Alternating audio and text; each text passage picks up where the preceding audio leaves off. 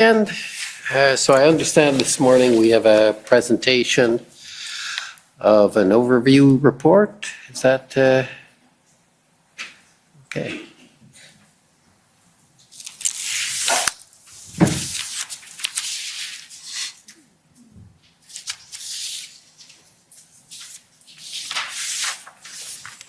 Good morning, Mr. Commissioner. Nasser Khan, Commission Counsel. I'll just wait for the PowerPoint to be pulled up on the screen there. Okay, perfect. So I'll be presenting the overview report titled Federal Government Entities Involved in a Decision to Invoke the Emergencies Act. This overview report is now available to the parties on the party database and will be posted on the Commission's website for the public very shortly. The document ID for this report is com.or 708. Next slide, please. So by way of introduction, this presentation focuses on the mandates of three key federal entities. That is the federal executive, the Prime Minister, Cabinet, and the Governor and Council, the Privy Council Office, and the Prime Minister's Office. Of course, there were many other departments and agencies implicated in the decision to declare a public order emergency, and the Commission will hear evidence from these witnesses in the coming 2 weeks. The purpose of this overview report is to contextualize and frame the anticipated evidence for the benefit of the parties, the public, and of course, the Commissioner. Next slide, please. So we'll begin with the definition. Section 17(1) of the Emergencies Act assigns the formal authority to declare the existence of a public order emergency to the Governor and Council. The term Governor and Council refers to the Governor General of Canada, acting on the advice of the King's Privy Council for Canada. The King's Privy Council, in turn, is a technical term that describes the full group of people who have the authority to advise the sovereign or the Governor General acting as the representative of the sovereign. In practical terms, however, references to the King's Privy Council are references to the federal cabinet. The federal cabinet is a committee of the Privy Council and is effectively its only operative branch. And by constitutional convention, the Governor General is required to follow the advice given by cabinet. This is, of course, a fundamental part of our system of responsible government. Next slide, please. So here we have an organizational chart depicting the structure of the federal executive branch. You'll see that while the formal authority to govern is vested in the Governor General, that authority is exercised on the advice of the Prime Minister and Cabinet. In turn, Prime Minister and Cabinet are supported by two central offices, the Privy Council Office and the Prime Minister's Office. So to put it into context, the four orders in council that were issued by the Governor and Council in the context of the public order emergency were issued on the advice of the Prime Minister and Cabinet. Next slide, thanks. The federal cabinet is a political decision-making body that consists of all federal ministers as well as the Prime Minister. The cabinet is sometimes referred to as the federal ministry. Cabinet is the forum wherein the government of the day sets its priorities and decides how to advance these priorities. The Prime Minister sets the agenda and will lead ministers to agreement in making cabinet decisions, but the final and ultimate decision-making authority rests with the Prime Minister. Cabinet members are governed by two related conventions, cabinet solidarity and cabinet confidentiality. Cabinet solidarity requires that ministers, as a group, be held accountable to Parliament for their government's actions. Cabinet confidentiality requires that ministers not disclose the substance of their cabinet discussions to the public. The two principles are, of course, intertwined because cabinet confidentiality allows ministers to frankly and vigorously discuss their views with their colleagues in private while remaining united in their decisions to the public. Ministers are also individually responsible for the federal departments they oversee. The powers and duties in respect of their departments are set out in their departmental statutes.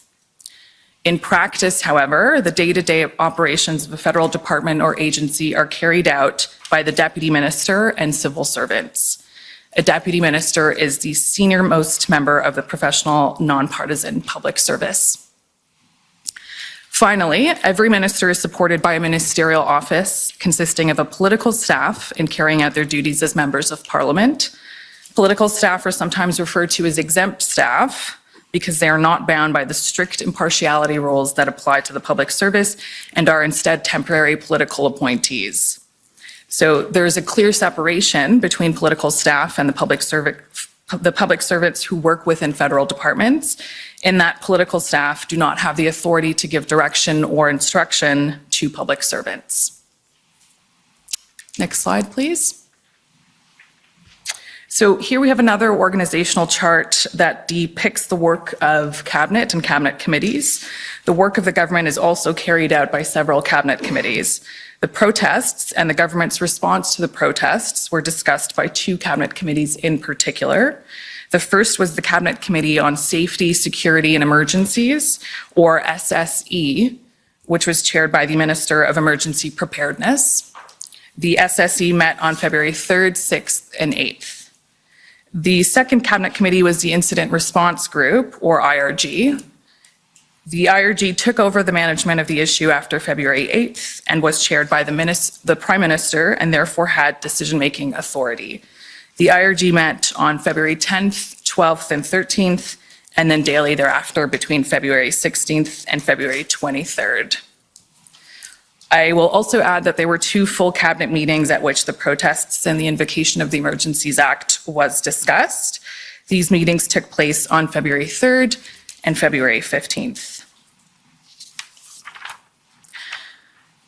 Turning now to the Prime Minister's office, the PMO is a central political agency supporting the Prime Minister in his three roles as the head of government, the leader of a political party, and a member of Parliament.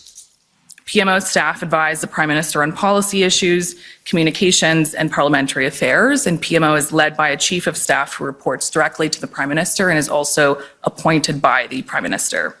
Like the staff at ministerial offices, all staff at the PMO are exempt staff in that they are temporary political appointees.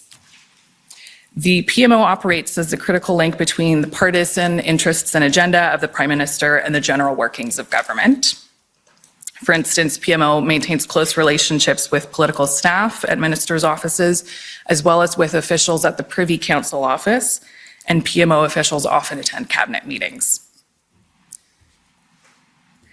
The Privy Council Office, or PCO, is the central coordinating agency within the federal government. And in contrast to PMO, the PCO provides nonpartisan advice to the Prime Minister and Cabinet and ensures that the government's agenda is implemented across all federal departments and agencies. And for this reason, PCO is sometimes referred to as the Prime Minister's Department.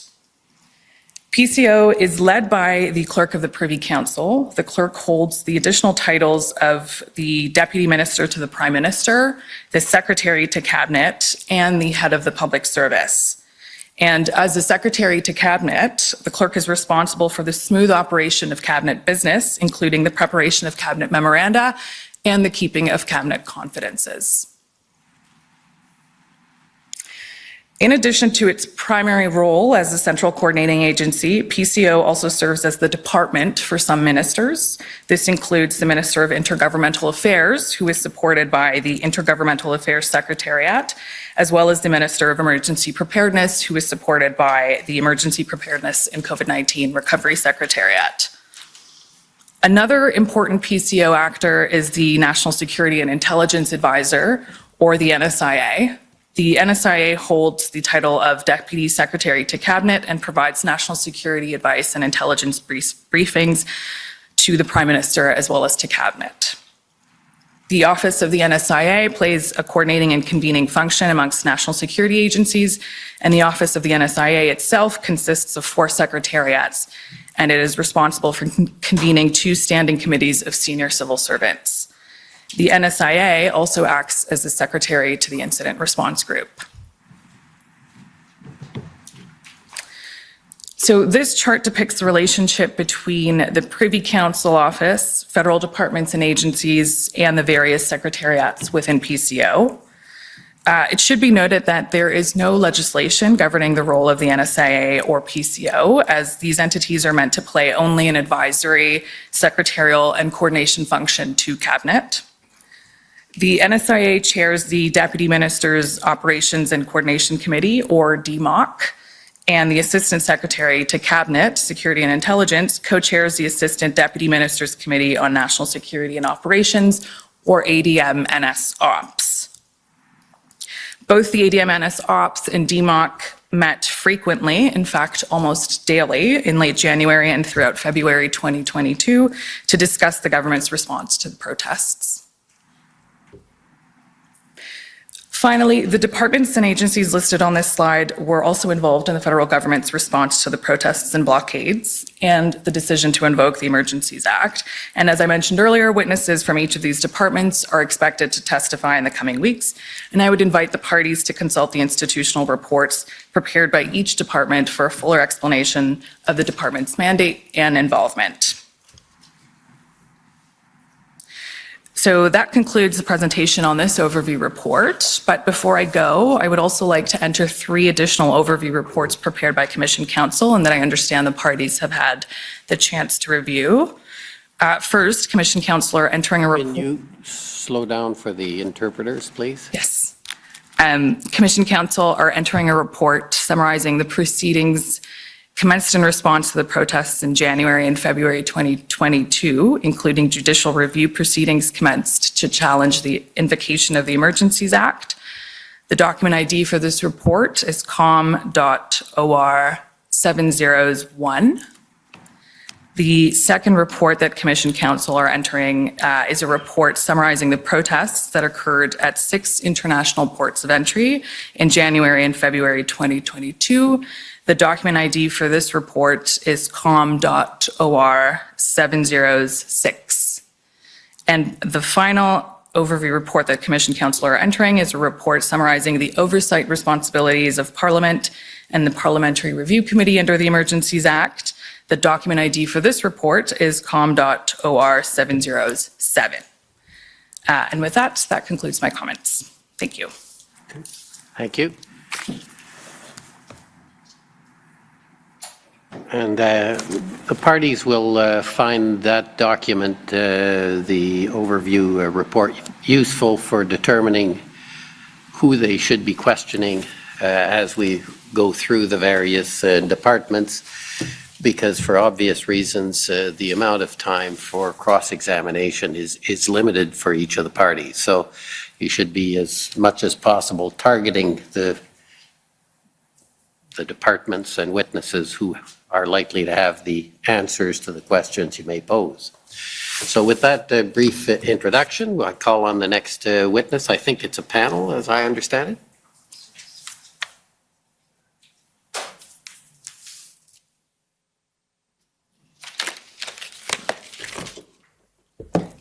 Thank you, Mr. Commissioner. My name is Shantona Chaudhary, co-lead Commission Counsel. I'd like to call Mr. Rob Stewart and Mr. Dominique Rochon to the stand.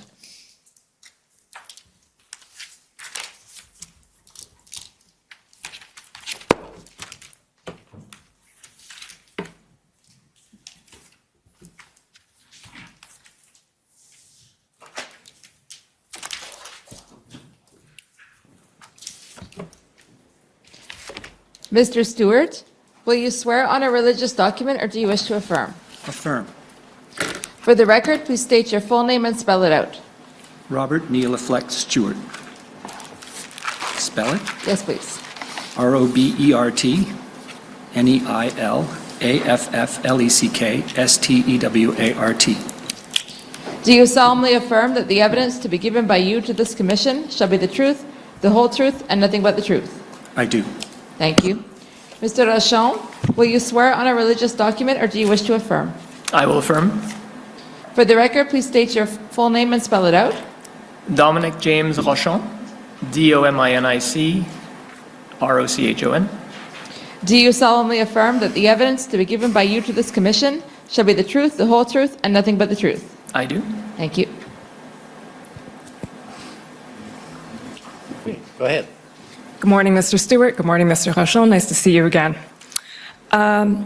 I'll just start by introducing your witness summary. So you'll recall sitting for an interview with Commission Counsel on September 1st, 2022.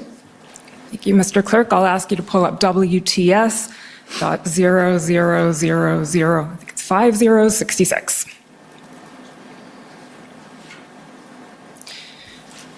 Okay, so Mr. Stewart and Mr. Rochon, you'll recall that some of your colleagues who are not with us today, were not called to testify, also sat for that interview, namely Mr. Talal Dakalbab, I'm not sure I'm pronouncing that right. Dakelbab. Pardon me? Dakelbab. Dakalbab, thank you. And Mr. Derek Treherne also participated in that interview. I'll just ask you to confirm that you've reviewed the summary of the interview, and if you have no changes to make, confirm that insofar as it contains your information, you adopt it, and insofar and it's accurate to the best of your knowledge and belief insofar as it contains the information of your colleagues, and you believe them to have accepted it as accurate. I accept it. I believe it's accurate. Thank you. Mr. Stewart, at the time of the Freedom Convoy events in January and February, you were the Deputy Minister of Public Safety, is that correct? That is correct. Okay, and you've since moved on to become the Deputy Minister of International Trade? That is correct. And when was that? Just recently, 17th of October. 17th of October, okay. Mr. Rochon, at the time of the events, you were the Senior Assistant Deputy Minister of Public Safety's National and Cybersecurity Branch, is that right? That's correct. And you've also since left public safety to take another position. Is that correct? That is correct. Okay, Associate Deputy Minister of Transport? Correct. And when was that? October 31st was my first day. Okay, so also very recent. The next thing, I'll just ask you to introduce the Public Safety's institutional report, despite the fact that neither of you are currently with Public Safety. Mr. Clerk, that's DOJ IR 608.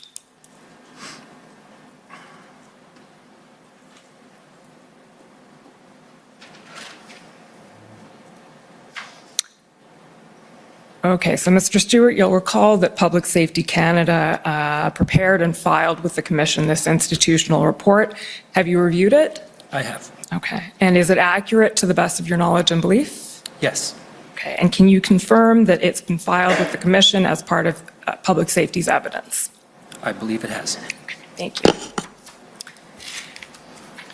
Okay, with those introductions out of the way, I'll just ask you to start by giving an overview of the structure of public safety. It's a slightly complicated department. It's, as we know, the Department of Public Safety and Emergency Preparedness. So, Mr. Stewart, can you walk us through public safety writ large?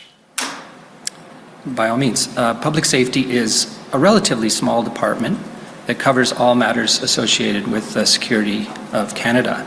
It has three main branches, which deal with national and cybersecurity, that's one branch, crime prevention, that's another, and emergency management, that's the third.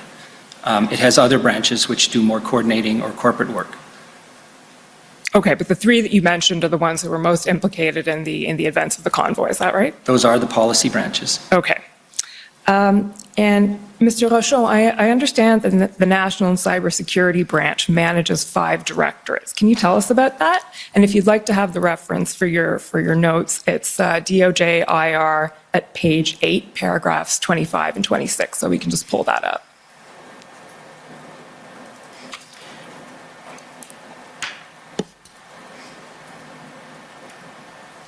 If you could just move up the page just slightly, but I can speak to them, yes. So the National Cybersecurity Branch has 5 divisions. Primarily, it is responsible for national security policy matters, national security operations matters, critical infrastructure, cybersecurity, and over the last 3 years, there was a special task force regarding economic security. Okay, and if we can just scroll down a little bit, Mr. Clerk. Under critical infrastructure and strategic coordination, it says this directorate supports the ministers in leading the national effort to enhance the resilience of critical infrastructure against a variety of hazards. Do those hazards include protest? They could. Essentially, that particular directorate oversees the critical infrastructure strategy that has been in place since 2010. We have been, over the last couple of years, in the midst of refreshing that strategy. That particular directorate engages with the 10 critical infrastructure sectors. There are private sector leads and public sector leads for each of those sectors, and they deal with matters of, we provide risk assessments when there are threats. They could be cyber-related threats, but any threats to any critical infrastructure across those 10 critical infrastructure sectors. Okay. And then the next, not bullet there, but the next line in the chart, the Task Force on Economic Security. Tell us a little bit about the work of that task force and whether or not it played into the convoy at all. It did not. That task force was stood up over the last 3 years, as I pointed out, in order to look at the broader framework that is economic security. Economic security is a term that can mean a lot of things. From a national security perspective, that task force was looking into, through various lenses, potential threats to Canada's economy stemming from threat actors, potentially hostile state actors.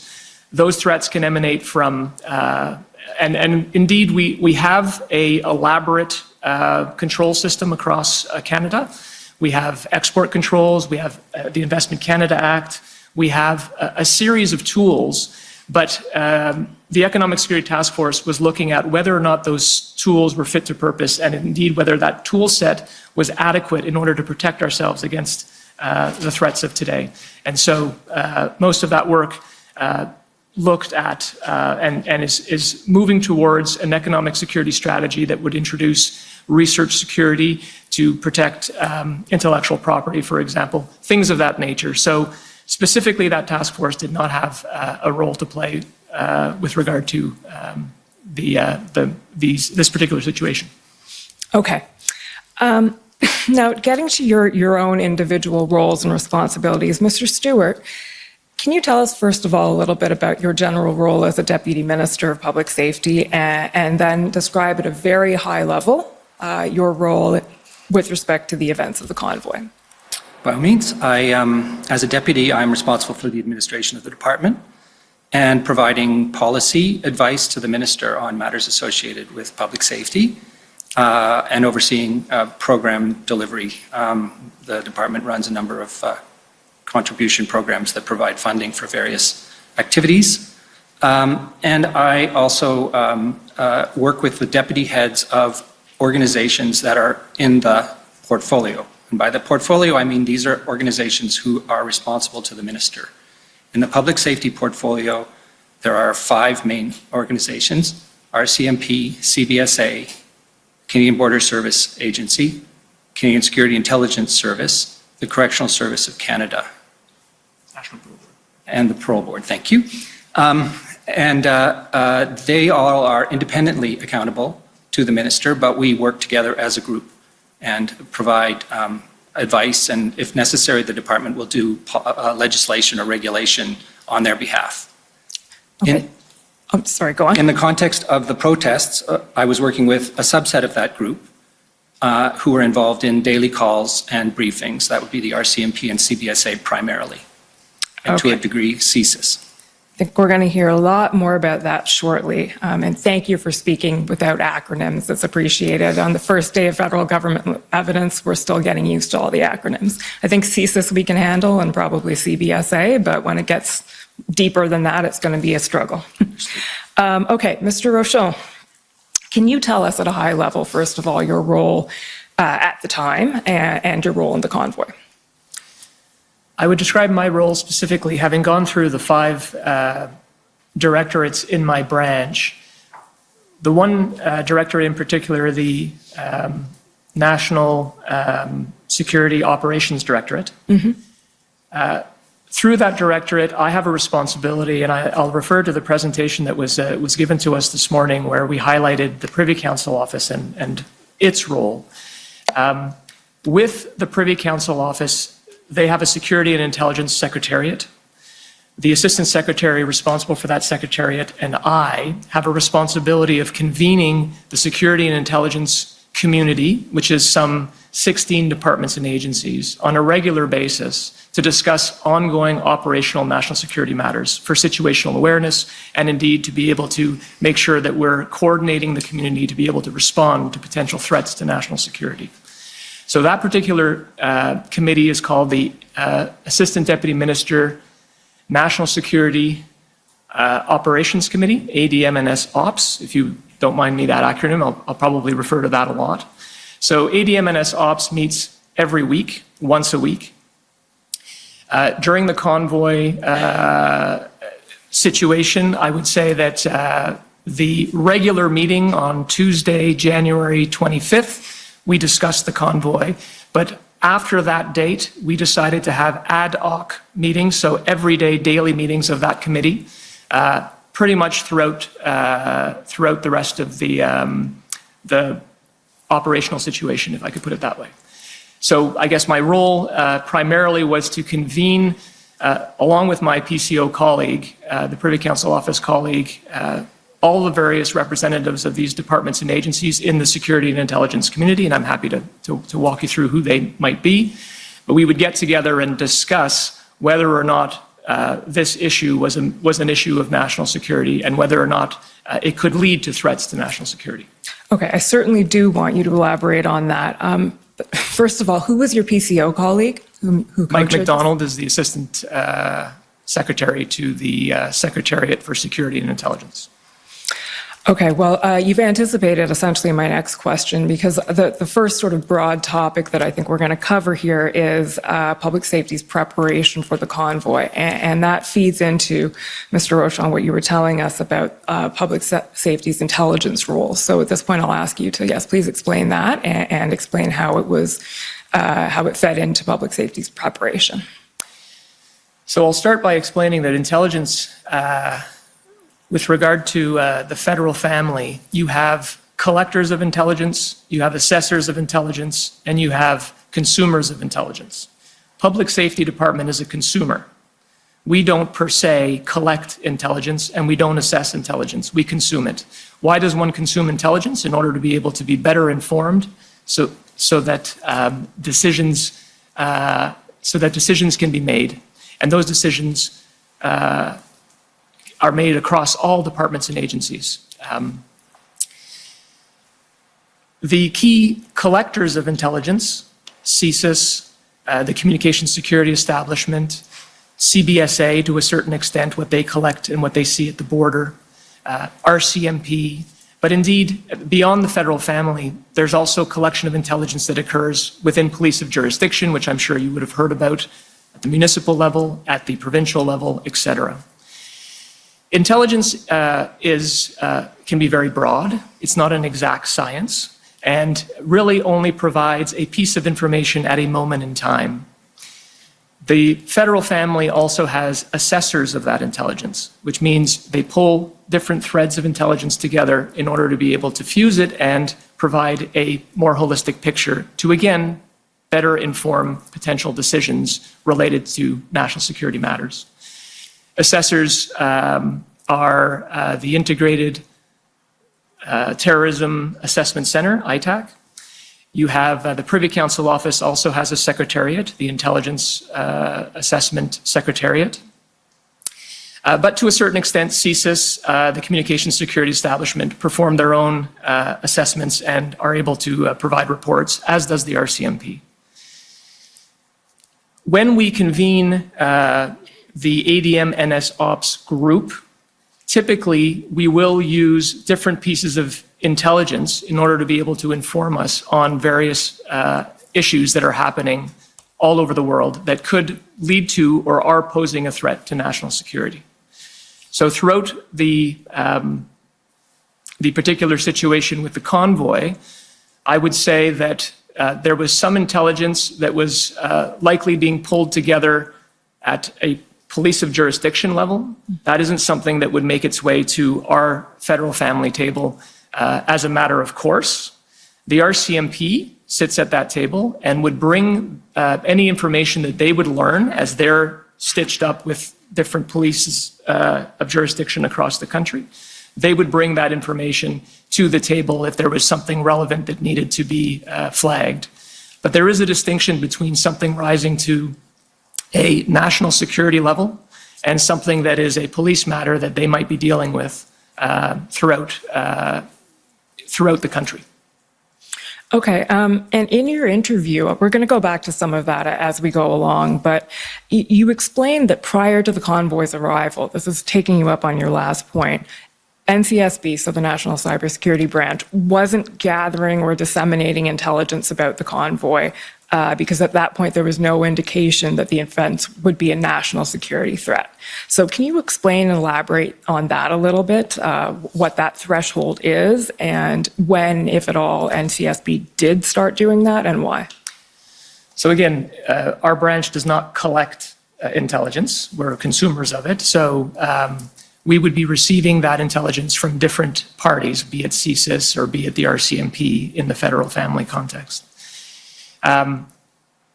The Government Operations Center is another element of public safety.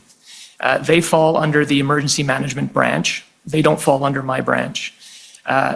Nevertheless, the Government Operations Center, otherwise known as the GOC, does have a role to play with regard to any potential emergency in terms of pulling together information and disseminating that information about a potential emergency. They're a 24/7 ops center at public safety. So the reason I mentioned them is obviously if there is a potential protest or, for example, on Canada Day, when there are provisions that need to be made in terms of securing a particular area or if there's a potential threat that may be arising, the Government Operations Center does start collecting open source information and sharing that information across the federal security and intelligence community in order for there to be situational awareness about a potential for social disruption or something that may be of concern. So I would say the GOC was aware, and within public safety would have been the first entity that would have started collecting information. I think that the weekend before the convoy decided to make its way to Ottawa, they would have started collecting some information and disseminating it.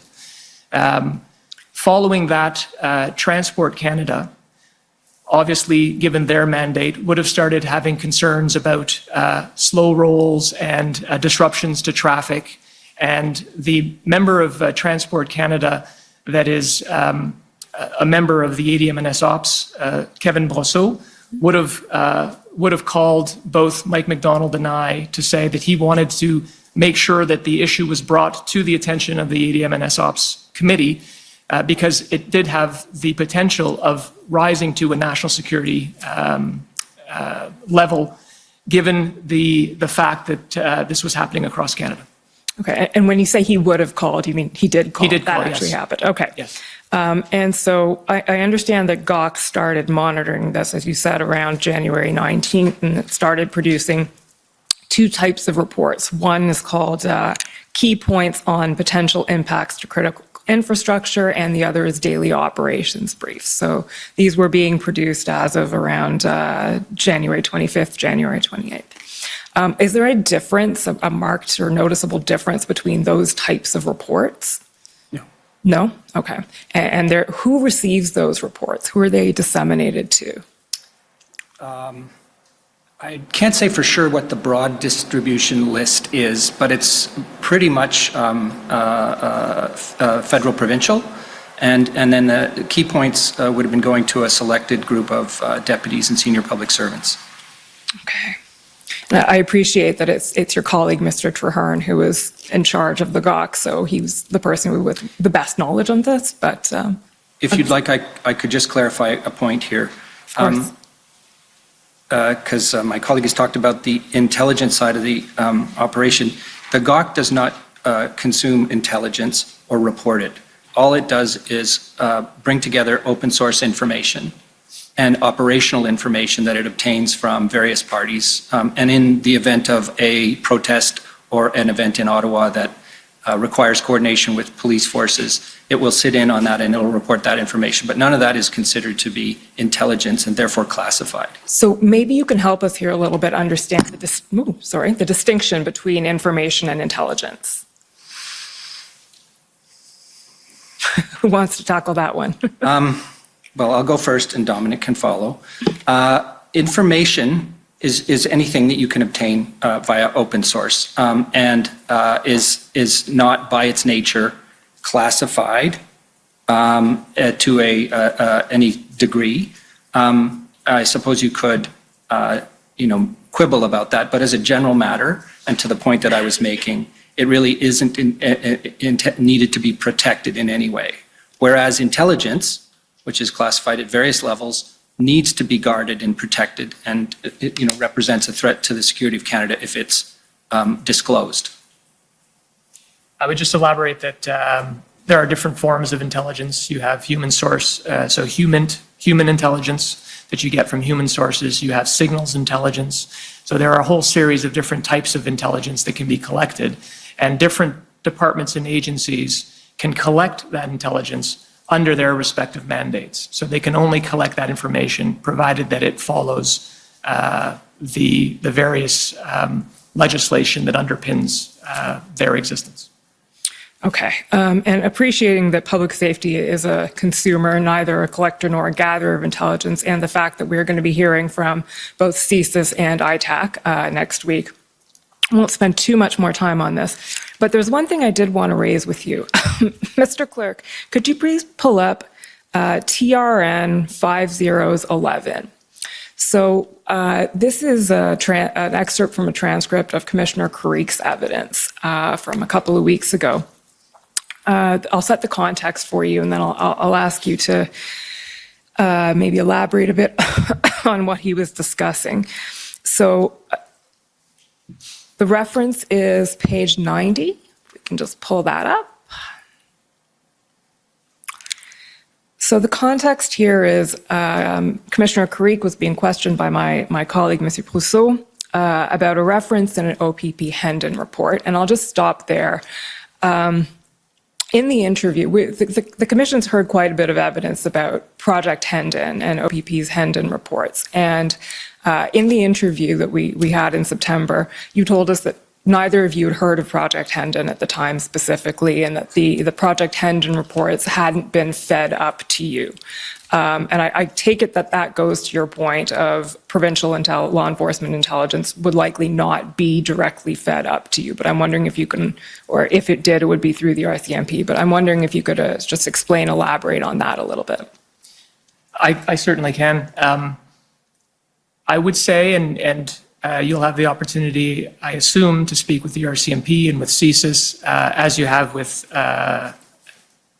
police of jurisdiction, whether it be provincial or municipal. At every level, I would assume, and I believe is the case, there are intelligence bodies that pull together intelligence on a wide variety of issues. And if there's a particular incident that is occurring, they will pull together a particular operation and start collecting information, intelligence about that particular issue. So I'm assuming here, in this case, that the Ontario Provincial Police would have started Operation Hendon. Now, police of jurisdiction will get together and liaise with the RCMP. So I'm quite certain that the RCMP would have been privy to anything coming out of Project Hendon, as they would have been privy to anything coming out of the Ottawa Police Service and other police of jurisdiction across Ontario or indeed across Canada. And for the purposes of our National Security Committee that looks at operational situations, the RCMP would be feeding us any relevant information, but they would not be referring to an Operation Hendon or an operation, whatever the various operations. They wouldn't tell us where the information would be coming from specifically. They would simply be flagging anything that would be of interest for the table. Okay, so if I can just summarize that, if the RCMP was privy to anything from Project Hendon that was relevant, you would expect to have knowledge of that through them. Yes. Okay, thank you, that's helpful. So just getting back to this little transcript excerpt here. So Commissioner Creek is being asked about a reference in an OBP Hendon report to a potential threat to Canada's sovereignty and national security. That's around line 19, I believe. And if we can just scroll down now to the next page, page 91. 97? 91. Oh, sorry, yes. No problem. Okay, so I'm just going to read through the first few paragraphs here. Commissioner Carrick says, what is required is further analysis of that threat. Hendon did have those conversations with the appropriate security partners to see if that potential threat rose to the point that would warrant them enacting their mandates for the items they're responsible for. And as we know, slow down, in the Emergencies Act, it says threat to the it says the security of Canada. It doesn't actually say national security. Public Safety Canada goes to a much broader context when describing national security. And one of the items in national security, if you look at the national security strategy and how it's described by Public Safety Canada, actually includes impact to economy, activities at critical infrastructures, international border crossings. So, Mr. Rochon or Mr. Stewart, whoever's best placed to answer this, can you explain and elaborate a little bit on what Commissioner Creek is referring to here, Public Safety Canada's national security strategy and definition? I'll give it a go. To be honest, the national security strategy dates back to 2004. And there are several academic institutions as of late that have recommended that the Government of Canada come out with a newer version, or at least refresh that strategy. I'll start by explaining what was meant in terms of CSIS and whether or not the threshold was met with regard to their act. What I think Commissioner Creek was referring to was the fact that, as I was mentioning earlier, CSIS has the ability to collect intelligence, but they can only collect intelligence if certain thresholds have been met. CSIS are only but one of a number of inputs into the national security landscape. And so they do have targets, whether it be, and I'll use a term here that I'm sure is going to come up, or probably already has come up, but will come up fairly frequently, that of ideologically motivated violent extremism. Public safety also has a counterterrorism strategy. We have a cybersecurity strategy. We're developing an economic security strategy, as I mentioned earlier. We're looking to create a hostile activities of state actors framework to deal with foreign interference. So the reason why we don't have perhaps an up-to-date national security strategy is because national security now permeates a whole host of things, all walks of life in terms of Canadian society. And I won't even get into threats posed by climate change, indeed the pandemic itself, the public health situation.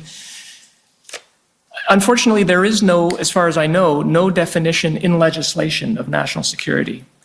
CSIS does have a definition of threats to the security of Canada. I believe the Security of Canada's Information Disclosure Act, SCIDA, also speaks to a definition of threats to the security of Canada. We have review bodies for the security and intelligence community. The National Security and Intelligence Review Agency, the National Security and Intelligence Committee of Parliamentarians, and CIRA and NSICOP. They have gone to great pains to sort of define what their purview is in terms of national security. And indeed, it covers, as I mentioned earlier, some 16 departments and agencies. So when it comes to national security, we're not necessarily looking at one specific threat, a terrorism threat, but rather the impact on Canada's ability to maintain the security of its institutions, its democracy, its people, its economy, the resilience of all of these things. Okay, so from public safety's perspective then, or in its modus operandi, there's a distinction between national security and threat to the security of Canada, as defined in the CSIS Act. Is that fair? Yes, absolutely. Okay. Okay, moving on from there, I just want to situate us in time here. With the information that public safety was receiving prior to the arrival of the convoy, so the information it was receiving from its various sources, and Mr. Clerk, I'll just ask you to pull up at this point PB Can 50703. This is the GOC key points from January 27th. But as that's being pulled up, feel free to already start in describing what your state of knowledge was at that point and what you anticipated happening when the convoy arrived.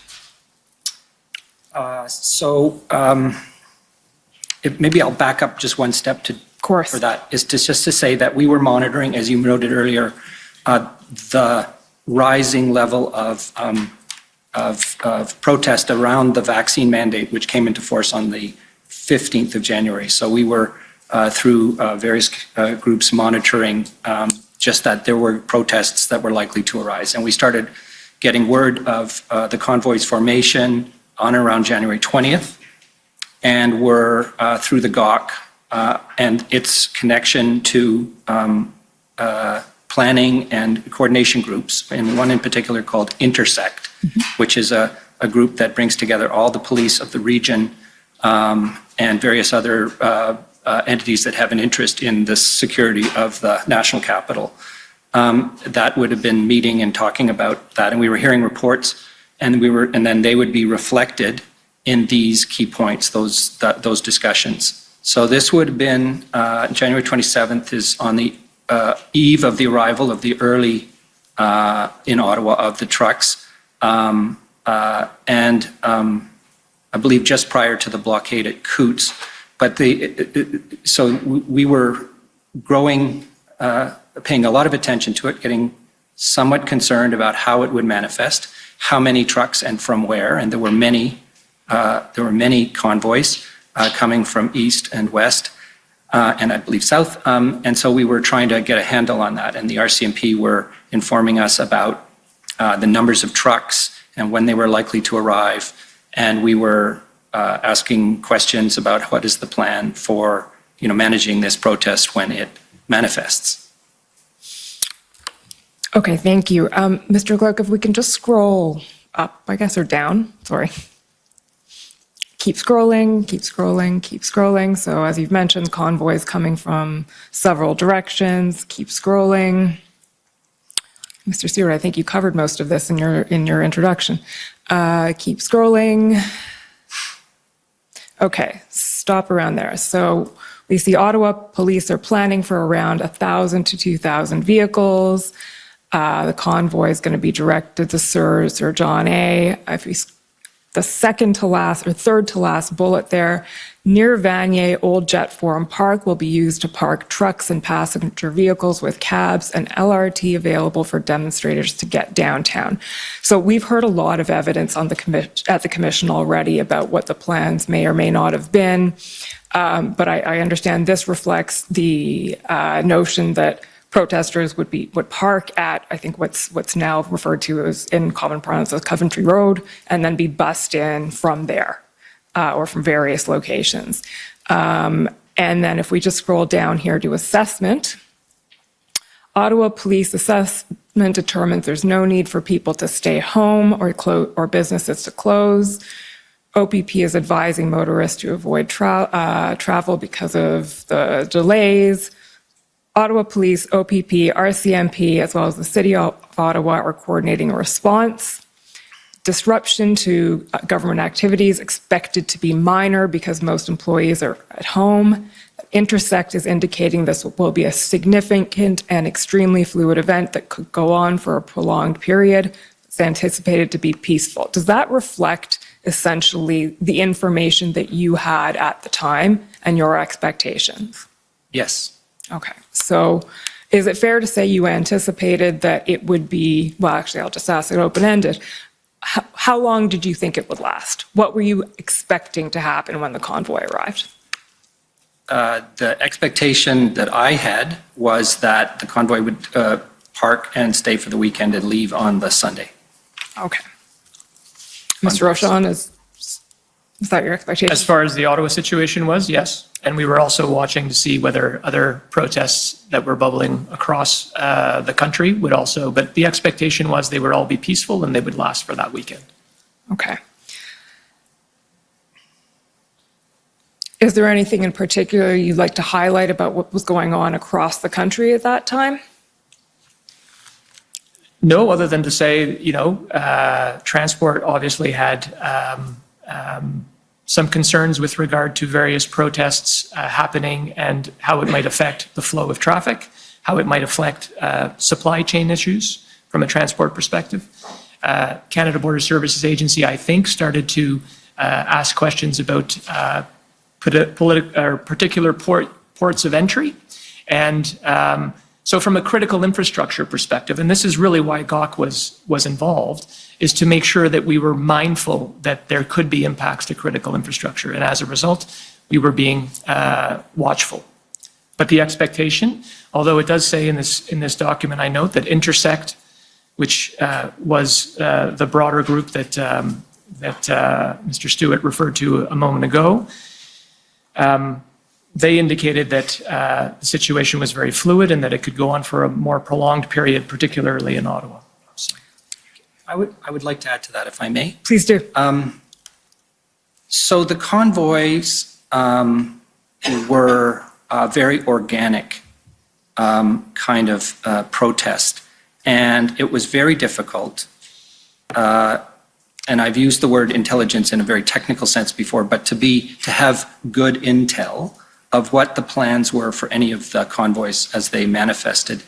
And we were starting to see slow roll convoys in other places in the country. And as Dominic has said, we were concerned that this movement would grow and it wouldn't be just a one-time only event, but this would in the end manifest across the country in various places. And I believe right by the end of January, we were starting to see the blockade in the Coutts port of entry. So therefore, we had evidence that it could in fact impair critical infrastructure and the economy and the lives of Canadians. Okay, so one eye open that this could develop into something, but essentially, with respect to Ottawa at least, the expectation was that it would end after the weekend. And as we know now, that didn't happen. And it didn't end after the weekend. Some trucks stayed, many protesters stayed. So the next sort of topic I want to address is very broadly, how did the federal government respond? And let's start by talking, we know that there were a variety of committees struck and calls and meetings taking place. So Mr. Stewart, I'll ask you to walk us through that, starting with the internal federal government response. So.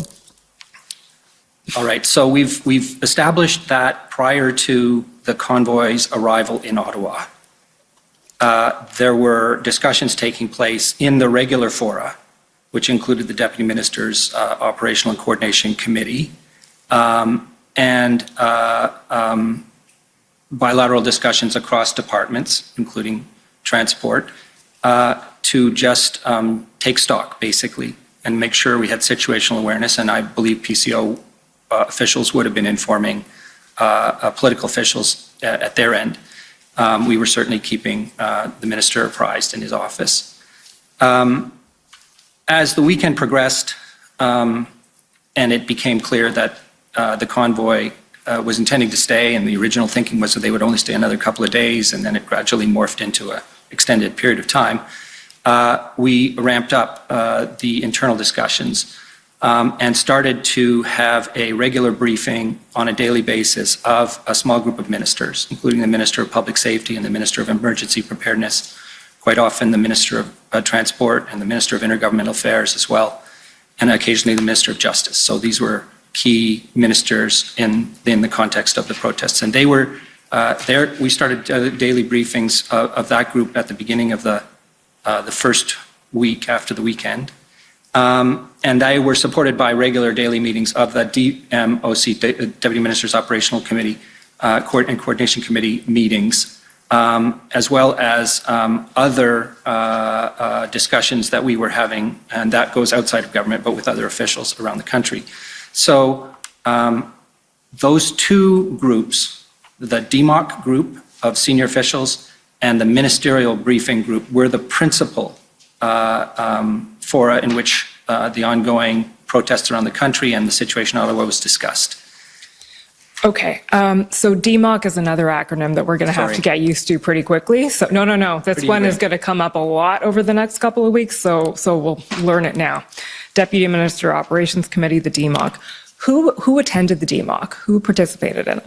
The standing membership would be Chair of National Security Intelligence Advisor, the intelligence agencies, the Canadian Security Establishments and CSIS, RCMP, Department of Transport, Deputy Minister of Transport, Deputy Minister of Public Safety, Deputy Minister of Global Affairs, Deputy Minister of Immigration and Citizenship. I'm going to miss one here. The Chief of Defense Staff. Sorry, I'm... CBSA? CBSA, yes, of course. FinTrack. Defense. Okay, and sorry, you referred just now to the Communication Security Establishment. Can you just explain what that is? It's one of the two primary intelligence agencies that does signals intelligence. Signals intelligence. Can you explain what signals intelligence is? Foreign signals intelligence, I should point out, the Communication Security Establishment is responsible for two things. One, collecting foreign signals intelligence on non-Canadians outside of Canada. It's a very strict mandate. But they also have the responsibility for the Canadian Cyber Centre. So they produce threat assessments, for example, for cyber incidents and things of that nature. Thank you. Okay, Mr. Stewart, sorry about that little interlude. So there was the DMOC, and then you said there was these daily ministerial briefings. And at a high level, can you explain what those daily ministerial briefings were about? They had multiple purposes. The first was, of course, situational awareness. So there was a briefing at the beginning of it, typically by the Commissioner of the RCMP, and as well by the President of the Canada Border Service Agency on the situation on the ground across the country. That would be supplemented by any information obtained from other sources. If I had conversations with other officials elsewhere, I would report on that. And then we would discuss, the federal government's ability to deal with the protests, what we were able to mobilize or what we were doing, such as the provision of RCMP officers to support the Ottawa Police Service. And we would also discuss, what ministers' messages would be for Canadians because they were making frequent public appearances. Okay. And you mentioned that the principal briefer was often Commissioner Lucky from the RCMP? Yes. Why was that? Well, the police of jurisdiction in Ottawa were connected to the RCMP and are on a regular basis. The RCMP coordinates because they have jurisdiction over some areas of the city, small areas that are federal. And so they work very closely together. And of course, the police were, including the OPP, they had an integrated command. Well, they had a national capital region crisis center that they were that they'd staffed, and that was where the RCMP was getting the information. But the OPP was not in these calls, nor was the Ottawa Police. So they were in a sense, the commissioner of the RCMP was in a sense the person who collected that information and brought it to the table. Okay, so these two things that we're talking about, the DMOC and the ministerial briefings, these are entirely internal to the federal government. That's what you asked for. It's exactly right. Okay, and before we move on to external, Mr. Rochon, I'll just ask you to explain, you touched on this before, but what the ADMNS Ops was doing at the time. So commensurate with those two meetings that Mr. Stewart just described, ADMNS Ops was also meeting daily and essentially feeding into those meetings.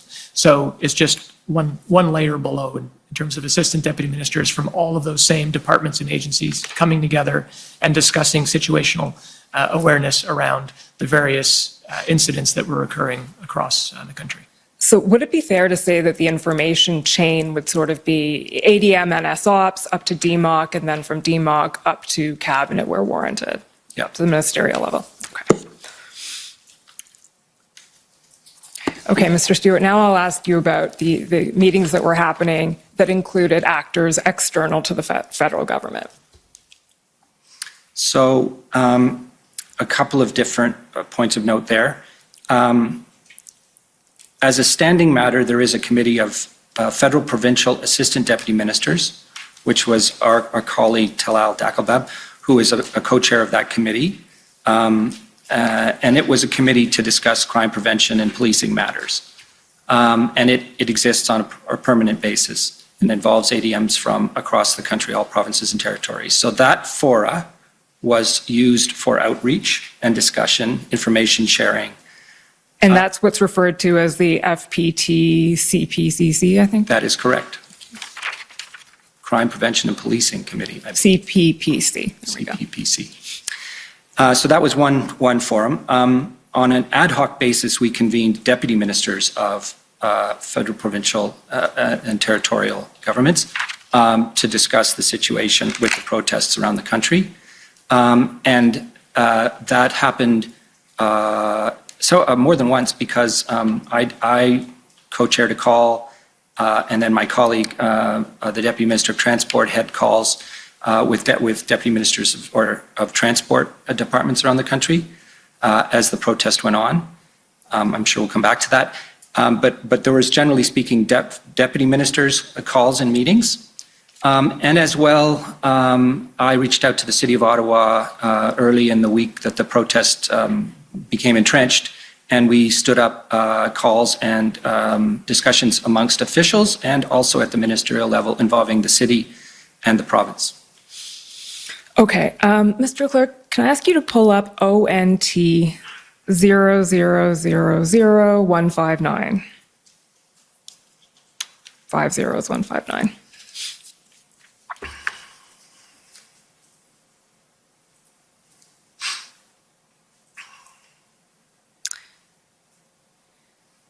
These are notes that we received from Ontario from a meeting on February 6th, which I understand was one of the situation in Ottawa meetings that you described, Mr. Stewart. And as you said, I believe you convened these meetings in order to have some input on what was going on in Ottawa and assist with that situation. Okay, so just want to take you to the various things that you're reported to have said in this meeting. So the first thing is you convened the meeting and you were looking to get a sense of what was going on the ground in Ottawa and steps to resolving the situation. First thing is you noted that some of your federal ministers were concerned and wanted a quick resolution to the matter. In addition, there continues to be concern from the federal ministers about coordination of activities federally and with other partners. Can you just elaborate on what you were reporting there?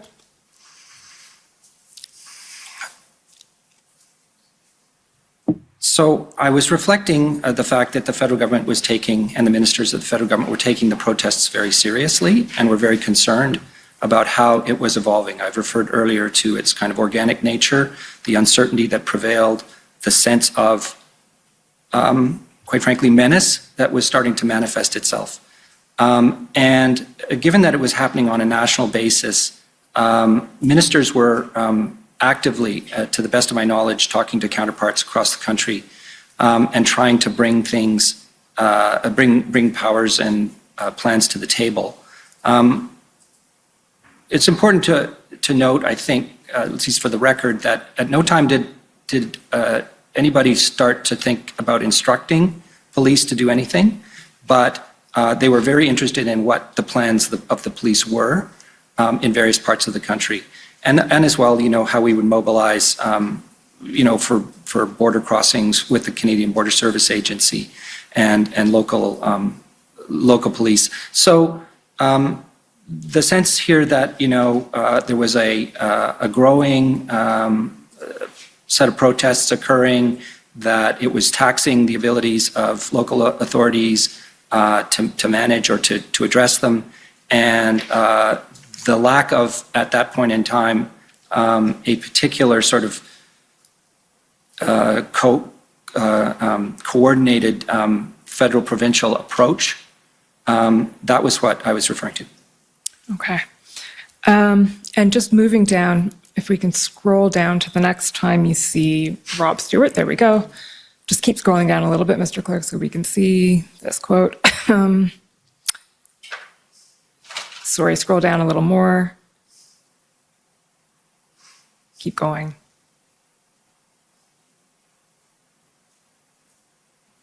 There we go. Rob Stewart posed the following question to Chief Peter Slowly. What is the nature of the support that Ottawa is likely going to ask for? And it says here, note, Rob Stewart was trying to understand in unsaid terms whether the OPS will directly request non-law enforcement assistance. Can you tell us a little bit about what was going on there?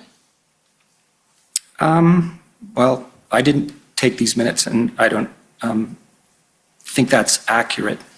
The Chief Slowly was saying very openly, almost right from the beginning, after the weekend, that he needed more resources. And fairly early on, the RCMP did add resources to help the Ottawa Police. And the number was quite a bit lower than Chief Slowly was asking for. So we weren't entirely clear as to what exactly he needed in terms of the type of resources. And here we're talking about policing resources. I had already spoken to the city, and here I mean City Manager Steve Kanellakos, and clarified that the federal government had no intention of mobilizing the Canadian Armed Forces to deal with the protests. And so it was not really, I think, a subject of discussion at that time. And the issue was more just the scope and nature of the policing resources that the city was calling for. Okay, and the next bullet point is, what are the obvious and visible successes that ministers can be told and can also see? What were you referring to there? What were you asking Chief Slowly about? Well, Chief Slowly, and I think the document does give some clarity to this, was reporting on what the Ottawa Police Service was trying to do to limit and contain the protests. And there had been, for instance, a kind of a shack erected in one of the parks, federal parks, which was causing quite a lot of heartburn, and that the police were successful in negotiating being taken down. It was storing gas and was actually, I think, a barbecue stand. But that was, as an example, one of the things that, Chief Slowly was reporting on the police having achieved. And he was projecting a sense of intention that they were going to continue, the Ottawa Police, to the best of their ability with the resources that they had, stretched as they were, to take steps to interdict and to disrupt the protest. And so this is what that question gets at, is what are your plans in the short run to do that kind of thing? This is not predicated on, at that point in time, the expectation that the Ottawa Police would be able to actually bring the protests to an end. Okay. And that, I suppose, reflects the fact that these meetings are sort of information sharing and aimed at sort of information sharing and attempting to sort of brainstorm solutions. That's That'd be right. fair? Okay. Now, if we can just keep scrolling down. Sorry, just stop right there. Nope, keep going. Until you see Jody Thomas, National Security Advisor.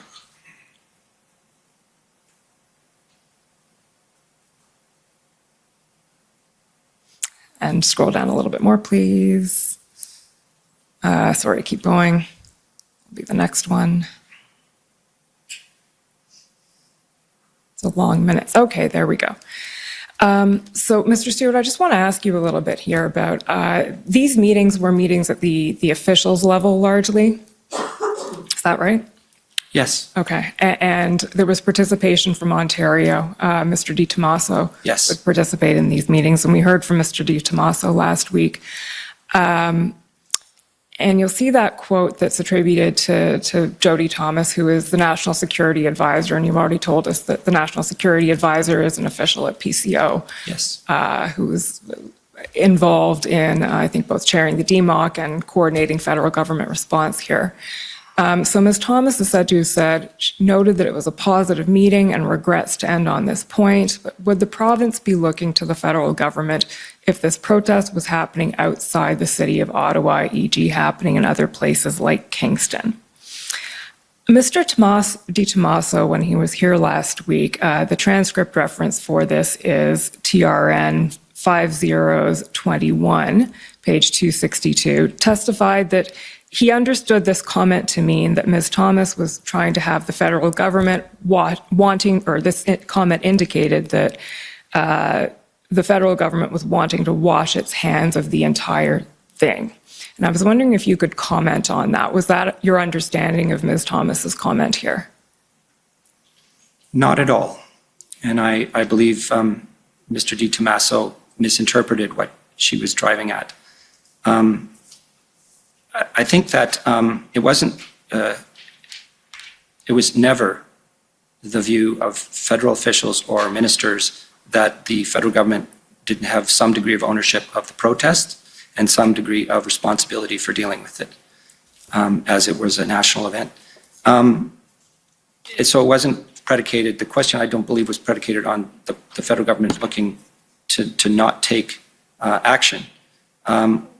In fact, it was the opposite. I believe that the concern here was that the province was not taking as much action as they might be taking. And I want to caveat that by saying that at no time did I think the OPP was not rising to deal with the event.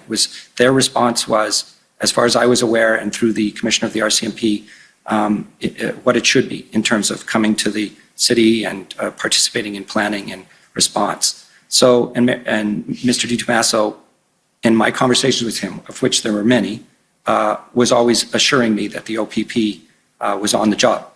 And this pertained to Ottawa, it pertained to Windsor, it pertained to other places in the province where slow roll protests occurred. So I think, I would interpret this exchange as being largely about whether or not provincial politicians would be coming to the table as federal ministers were coming to the table to discuss what tools and tactics they could contribute. Okay, and that leads into something I want to ask you about more specifically. I think you've already introduced it here, but which is Ontario's general position and attitude towards the Ottawa protests and what was going on in late January, early February. Mr. Clerk, can I just ask you to pull up WTS 5066? This is your witness summary.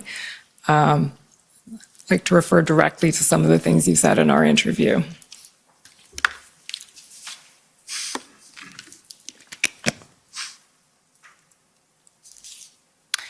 Okay, if we can go to page 17.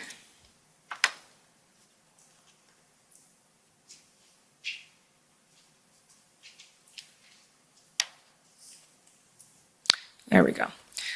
So in the interview, you said it was never clear whether the government of Ontario was willing to assist Ottawa. You noted that the mayor of Ottawa, in your recollection, was frustrated. And then you added there's a question about how quickly the provincial government would endorse the OPP, whether it would put its weight behind the OPP. And then I think you've just answered that the OPP was fully behind this. But then you noted there's a misconception that in the normal course, protests in Ottawa are not a provincial issue, but rather they're dealt with by a combination of federal and local police. As he explained it, he being you, they were treating Ottawa as Washington, D.C. Can you explain what you meant by that? They were treating Ottawa as Washington, D.C., and sort of walk us through what your viewpoint was in the early days in February of attempting to deal with this situation on behalf of the federal government and the response you were getting from Ontario. So in the normal course, the OPP does not come to Ottawa to deal with small-scale protests or Canada Day or any other major event.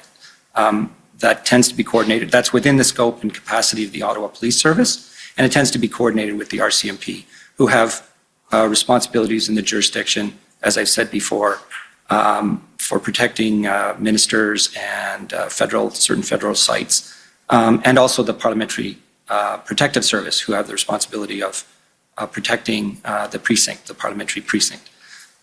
So those would be the people who would normally, coordinate around the kinds of events that have occurred in the past, where the scale of the protest is not major. Here, we were talking about a situation where it had clearly gotten out of control and had become illegal, and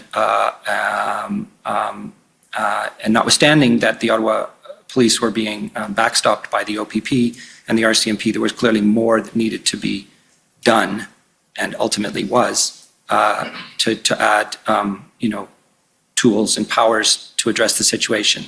And this was lurking in the background on all the calls that we had with ministers, as Where's Ontario?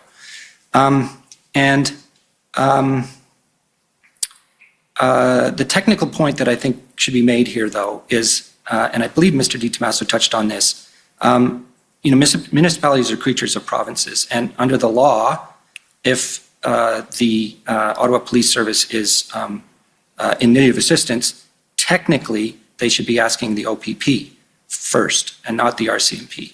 That's according to the law. This isn't normal course, and indeed it wouldn't be the RCMP's, I believe it would not be the RCMP's position that they wouldn't do anything if Ottawa needed help. Police come to the help of each other all the time. But this issue here of Ottawa turning to the federal government and asking for RCMP and not really articulating, how many more OPP they needed, I think was also kind of a question that was floating around in the background. When you say according to the law, they should go first to the OPP, what law are you talking about there? I can't tell you the specific law. It's the one that Mr. Di Tommaso cited. I believe that was the Police Services Act. I believe so. Okay. So in addition to the meetings that we've already talked about then, the DMOC meetings and the ministerial briefings, there were also a series of tripartites convened. Can you tell us a bit about those? So bootstrapping in the same way we did with DMOC and ministers, from the calls that we had with Ontario and the city manager, city police, OPP, Mr. Di Tommaso, we convened ministers and the mayor and invited provincial ministers to attend. In the end, only Mr. Di Tommaso attended those calls, but they were called tripartite because they were the city, the province, and the federal government. And they were of a very similar nature to the kinds of calls we were having with ministers internal to the federal government, a discussion of the situation, a discussion of what people's position and concerns were, a discussion of what we knew the plans to be at that stage, largely a sharing of information and concerns. Okay, and you noted that those calls were not attended by any politicians from Ontario. It did not have political representation from Ontario. Who convened the tripartites? I think the federal government did, although it was very much collective with the city. The city manager and I would agree that this needed to be done. And did you attend all of the tripartites? I did. Okay, I believe the dates of those would be February 7th, February 8th, and February 10th? Yes.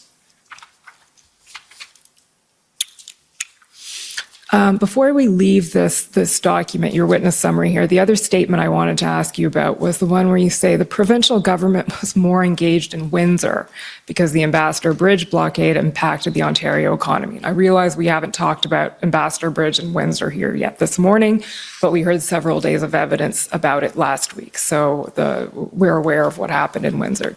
Can you speak to a little bit that viewpoint that you held or hold, that the Ontario was more engaged in Windsor than it was in Ottawa?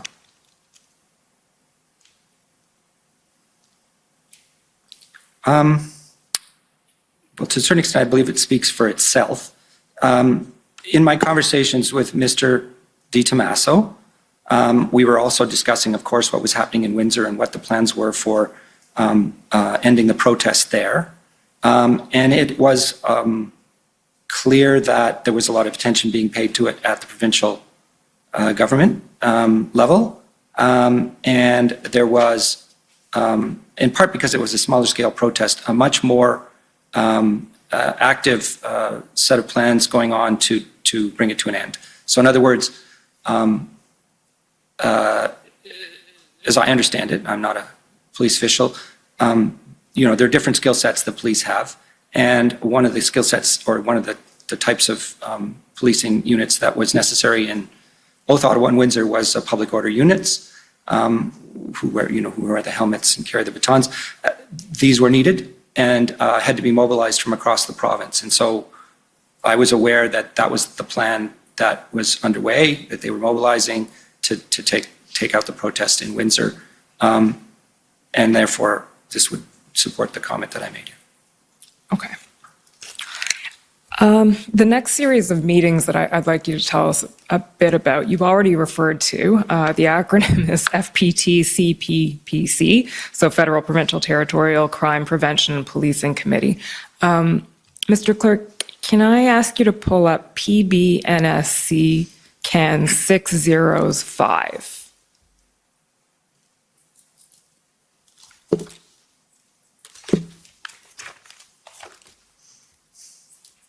Seven zeros, five. I see you nodding, so you know better than I do.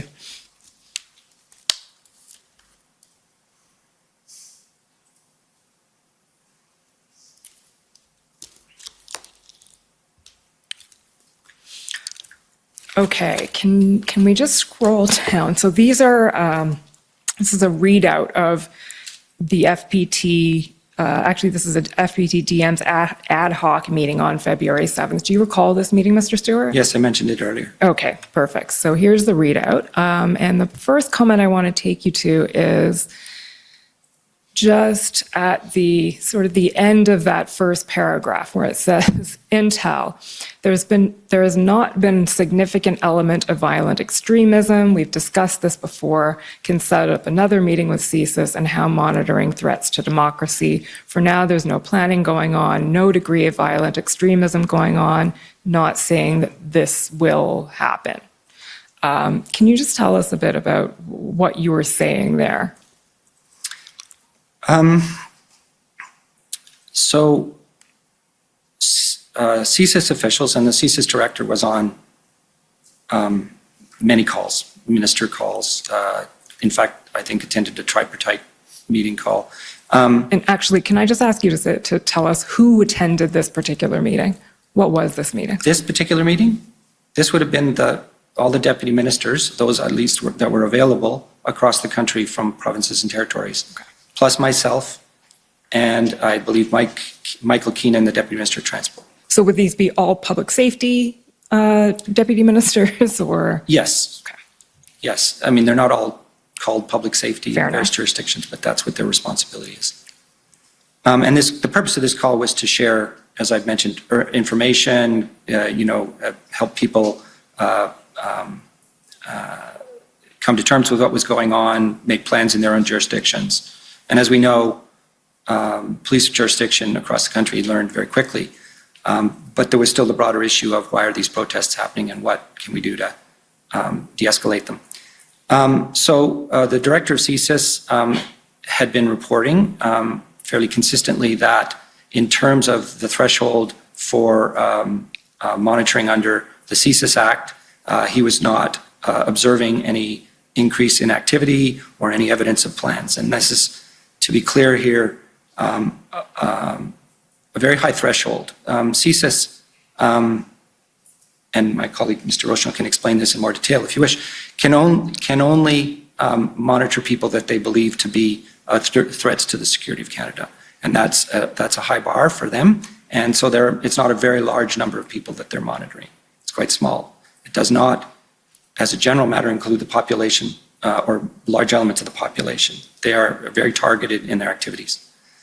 So in that context, given their targets, they were reporting they were not seeing any activity on the part of those targets. And that's what I was reporting there. And then the simple observation that on the ground in Ottawa, things were kind of chaotic. We didn't have any evidence of planning, weren't hearing about planning, and no sense of extremism in the violent sense, although there was plenty of criminality by that point. Okay, and we will be hearing from CSIS directly next week, but I think it might be useful if Monsieur Rochon, you can just elaborate briefly on what CSIS can and cannot do and what it was and was not monitoring here, following what Mr. Stewart said. Well, in this particular case, it again refers to extremist elements. So from a terrorism perspective, I had mentioned earlier the ideologically motivated violent extremism, which is something that CSIS is coming to grips with, and indeed have provided language in and around defining that. Because historically, I would say individuals are influenced by a singular definable belief system, and that's how we used to treat terrorism. There's been an evolution with regard to terrorism as of late. Now there is a confluence of a whole series of grievances that can come to bear, and it becomes a lot more difficult to track exactly how a particular threat can manifest itself in this IMVE environment. So there are xenophobic violence, anti-authority violence, gender-driven violence, other grievances that CSIS now have to wrap their minds around. How do we go after and collect information to protect Canadians against these emerging threats? When it can, as opposed to as I mentioned earlier, a belief system where there is a clear head and a org structure behind a particular organization. In today's world now, we're seeing more and more that a lone wolf, a lone actor, can actually perpetrate a particular extremist violent event.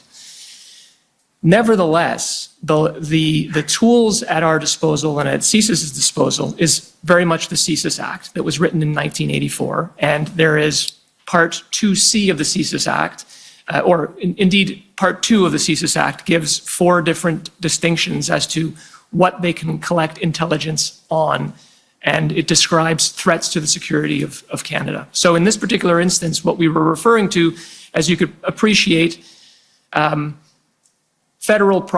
and territories, representatives would be under the impression that federal government is sitting on a treasure trove of classified intelligence. And based on that intelligence, they would want to know, are we seeing something from an intelligence perspective that would show that these protests are organized and that ultimately they constitute an extremist threat to overthrow the government or something to that effect. So specifically with regard to that extremist element, what we were saying here, or what the deputy was referring to here, is that as of yet, CSIS has not met a threshold to cause them to collect additional intelligence on a broader set of Canadians because they had not seen evidence of that.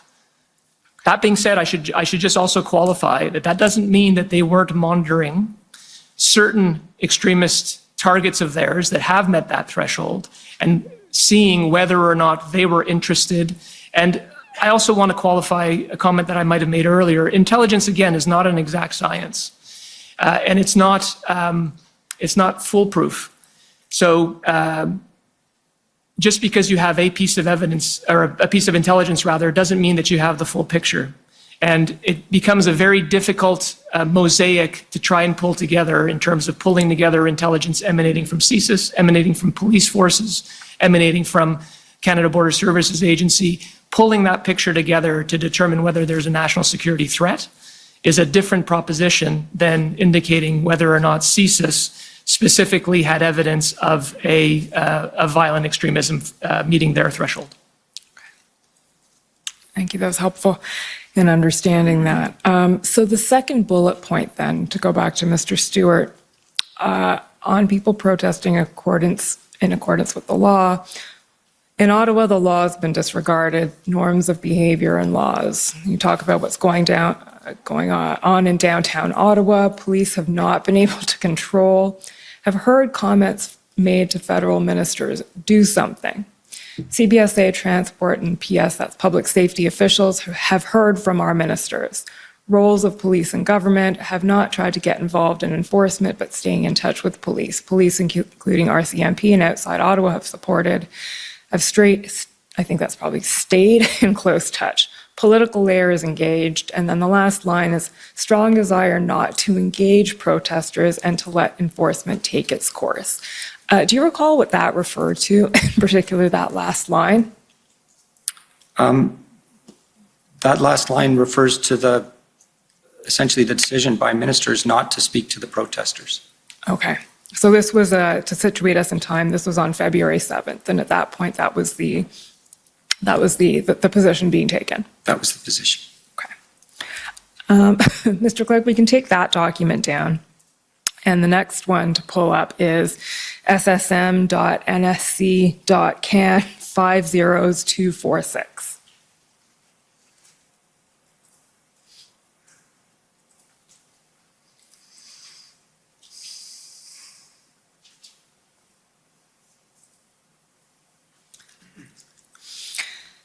So these are the NSIA's talking points on February 8th, and it looks like they're for a cabinet briefing. We're going to get into the specific cabinet meetings in a bit. But for now, we can go to page 4 of that document, Mr. Clerk. There's just a couple of specific points I'd like to ask you about. Sorry. Up a bit. Yesterday, an FPT table of DM of Public Safety and Transport met to discuss a national and coordinated strategy that's built upon quote-unquote maximum and strategic enforcement using any and all tools available at all 3 levels of government, and need to align all communications to protesters about maximum enforcement and the consequences. General support for approach, more to come. So the first question is that FPT table that happened the day before, is that the call that we just looked at? Yes. Okay. Now, I think we're going to hear a lot more about this in detail when your colleague, Deputy Minister Keenan from Transport Canada testifies, which is on Wednesday. But can you briefly explain to us what this idea of a maximum and strategic enforcement strategy was? The idea here was to use tools that would not normally be used in addition to the powers that the police have. So that would, in a sense, it would include enforcement of bylaws and traffic laws, but it would also involve, as a means of deterring people from joining protests or being party to protests, the use of regulations and other provincial authorities, which are related to trucking.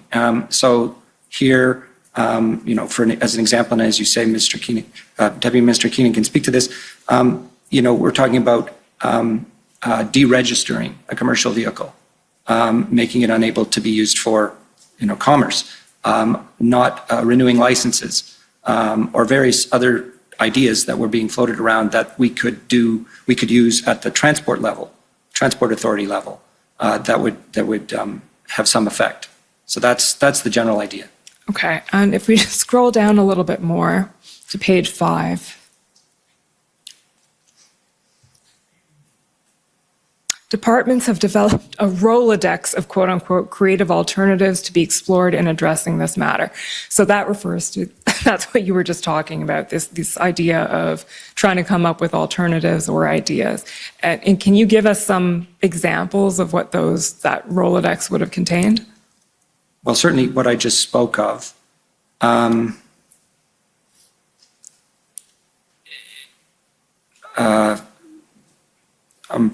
would really need to refer to the lists that we developed to be accurate, and there are lists in evidence. There are. Which come up or manifest a little bit later.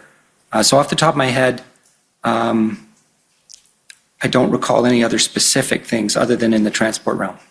Okay, well, again, I think Deputy Minister Keenan will be taking us through this in great detail, but sort of skipping to the conclusion.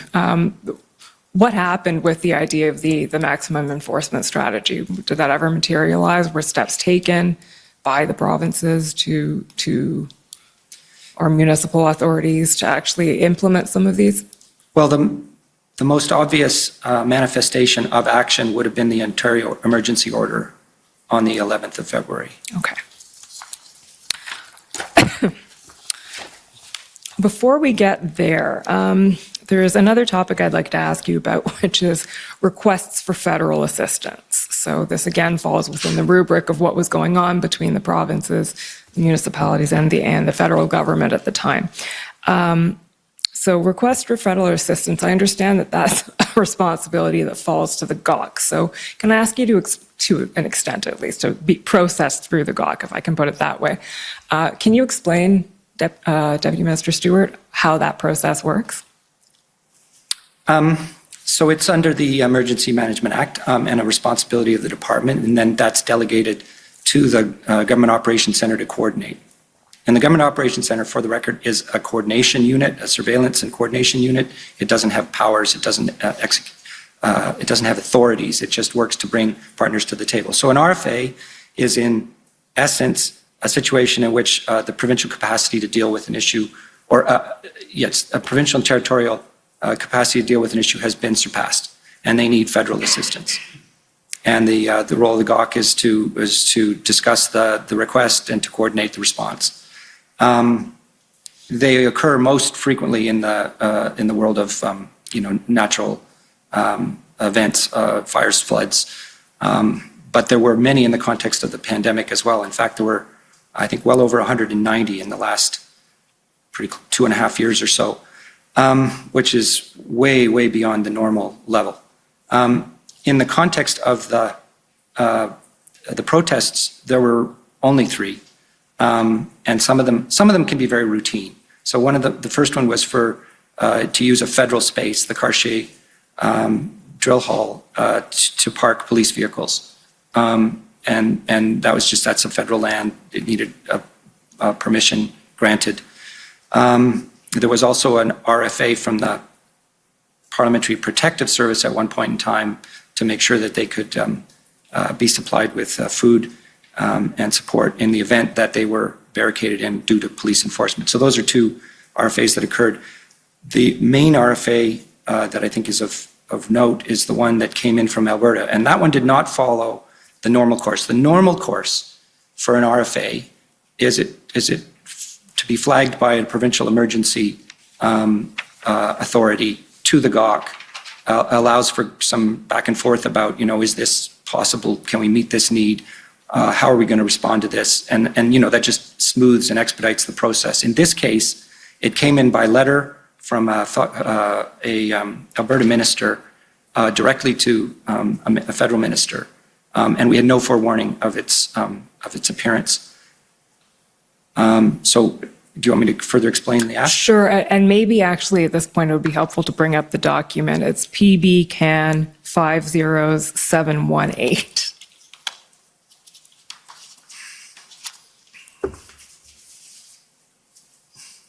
So this is the RFA, request for federal assistance from Minister McIver to Minister Blair. And the request here is for tow trucks and personnel, described largely. So I believe, Mr. Stewart, you were in the process of telling us how that RFA was dealt with in public safety. Yes, so background, this is with respect to the situation in Coots. The RCMP is police of jurisdiction, and we're faced with the problem of getting the trucks off the border crossing and the highway, and the absence of tow trucks. And in a general sense, it was a feature of these protests across the country, and particularly where they manifested as encampments, that the local tow truck industry would refuse to provide service. Ostensibly due to threats to their livelihood. So this letter came in. As I say, it came a bit out of the blue. It wasn't hard to understand why the request was being made. And the question became, is this a RFA that we can address? And, two issues surfaced. One was whether we had the resources, and that would be, in effect, the towing equipment of the armed forces. They have a base in Edmonton, quite a long way from the border, and it has equipment to tow heavy vehicles. However, there's a very limited number of those units, I understand, and moreover, they were not of the same type as heavy lift tow trucks, and would have, had they been used, likely damaged the trucks they towed. So the general conclusion was that the resources of the Canadian Armed Forces were not appropriate to the task. And of course, we didn't have any other tow trucks elsewhere. The other issue that surfaced was whether the province had exhausted its authorities. And here I note that the province had a Critical Infrastructure Defence Act, which gave them the power to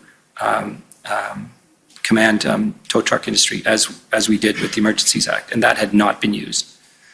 So for both of those reasons, we signaled that we would not be meeting this RFA. Although we bore it very, very much in mind is when we formulated the orders under the Emergencies Act. Okay, so just to make sure I understand that, on the one hand, it was determined that the Canadian Armed Forces did not have the appropriate equipment, that was not suited to task, and on the other hand, Alberta did have in its own powers the ability to compel tow trucks under its Critical Infrastructure Correct. Act. Okay.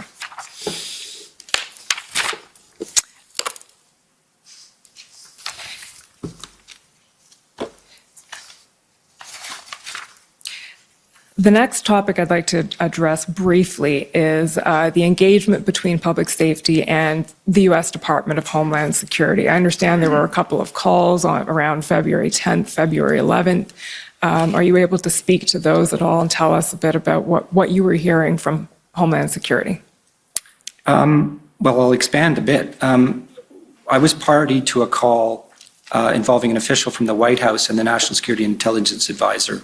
And the call was essentially to express the concerns that the U.S. had with the situation at the Windsor, at the Ambassador Bridge, and also what was going on generally in terms of public order. And that conversation was a situational update. We explained, and the National Security Intelligence Advisor provided some insight into the thinking in Canada around what we were doing and how we intended to address the protests. The White House official offered support, whatever they could think of, and in particular, say, tow trucks from Detroit. So that was that call. There were subsequent calls. That person was the White House person responsible for the Department of Homeland Security. What was her name? I think it's Elizabeth Sherwood Randall. That was the only call I was on. There was calls with the Department of Homeland Security officials, and I believe you did one. I did two. Two, there you go. So the Assistant Secretary responsible for counterterrorism and threat prevention, Samantha Vinograd, did reach out to my National Security Policy Directorate to ask about, for situational awareness about what was going on with regard to the protests and whether or not threats were manifesting themselves. And so I was brought in, I don't have the date off the top of my head, but I was brought in, I think the week of February 10th. During that week, I provided a brief to her and some of her officials in terms of the situation happening in Canada and whether or not we had any, how we were coping with the potential threat to national security. And similarly, obviously, on her side of the border, following the year prior with the January 6th Capitol event, they still had potential extremist elements, and there was also the possibility of convoys happening in and around various activities happening in Washington. So we were just comparing, and we agreed to keep each other in touch with regard to the threat situation from a counterterrorism perspective. Were they expressing concern about various convoys happening through the U.S. as well?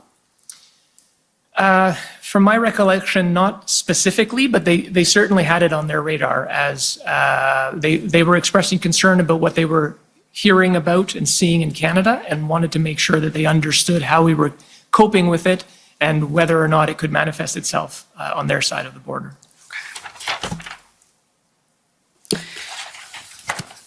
The next topic I want to get into is the inputs that you were providing to Cabinet over the course of the convoy. So, Mr. Commissioner, I don't know if you'd like me to start now or if this would be a good time for the break. If it's a good time for you, it's a good time for me. Always So a good time for me. We'll take a 15-minute break and come back in 15 minutes to continue. The commission is in recess for 15 minutes. La commission est levée pour 15 minutes.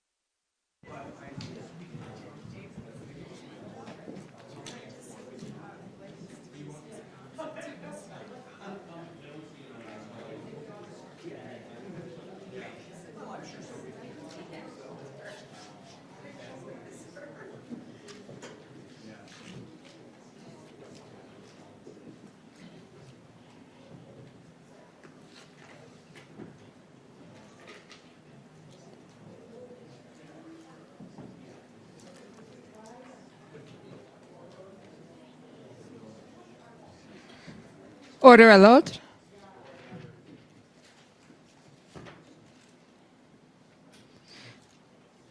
The commission is reconvened. La commission reprend. Go ahead.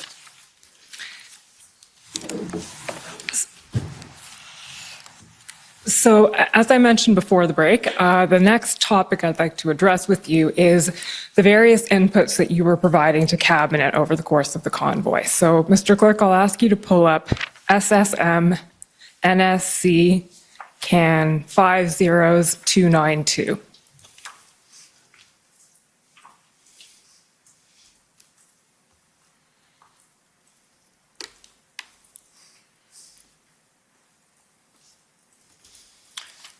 These are minutes from a Cabinet Committee on Safety, Security, and Emergencies on February 3rd. So, Mr. Stewart, the first thing I'll ask you to do is, can you tell us what the Committee on Safety, Security, and Emergencies, or SSE, is? It's a standing committee of Cabinet under the current government, created to provide a forum for discussion on issues associated with its title.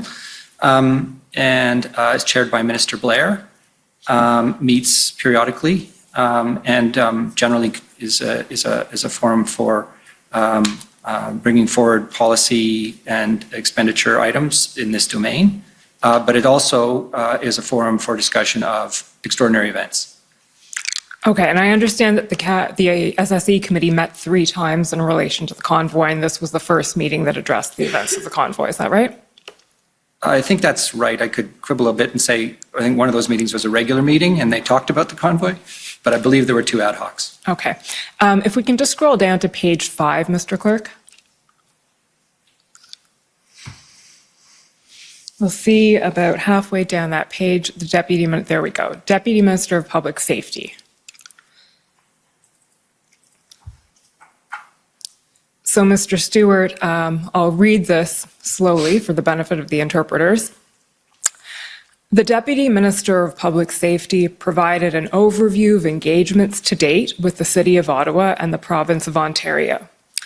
The Deputy Ministers stated that the view of the Ottawa Police is that they will not be able to bring the protest to a conclusion without the assistance of the federal government due to concerns for public safety.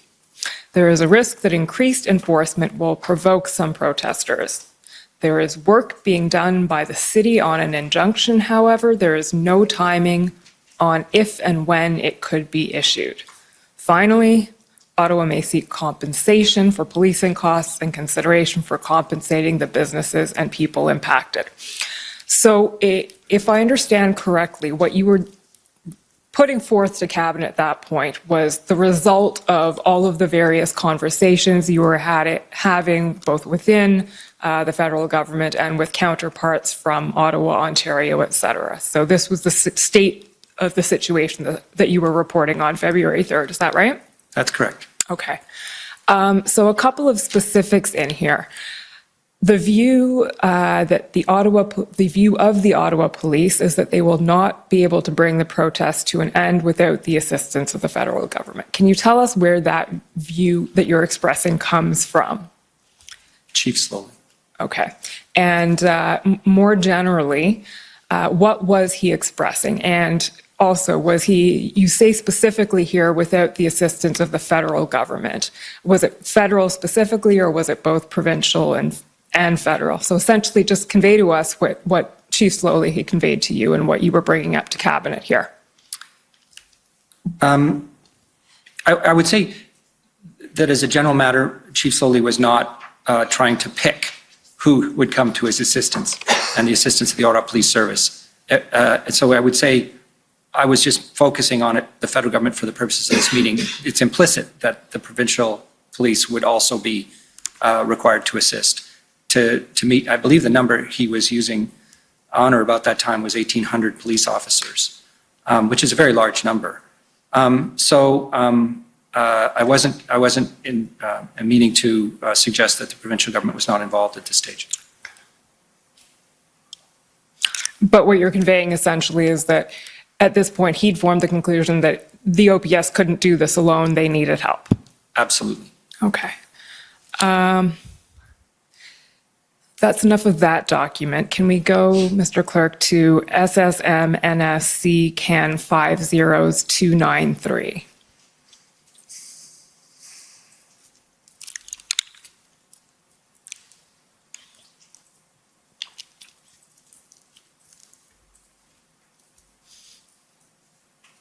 So this is the next SSE meeting, which was on February 6th. These are the minutes from that. And again, at page 5, please.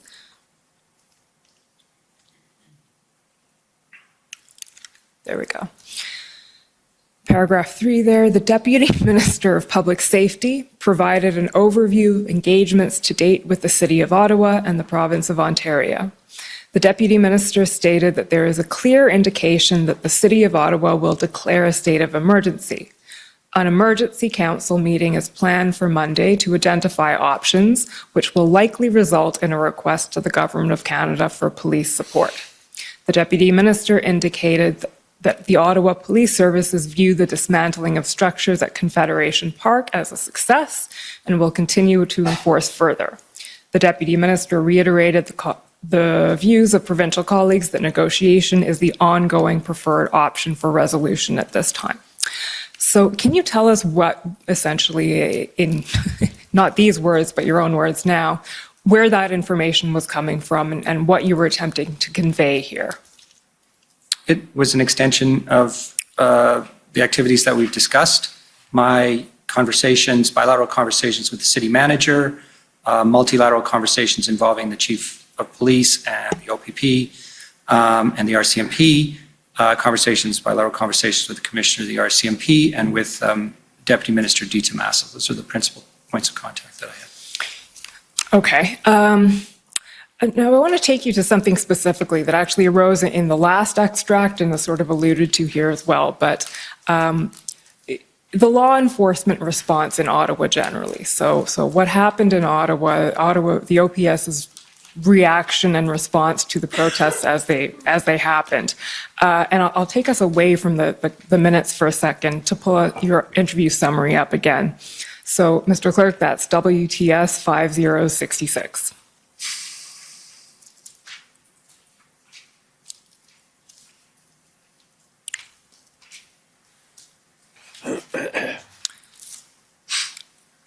If you can go to page 12, please, Mr. Clerk.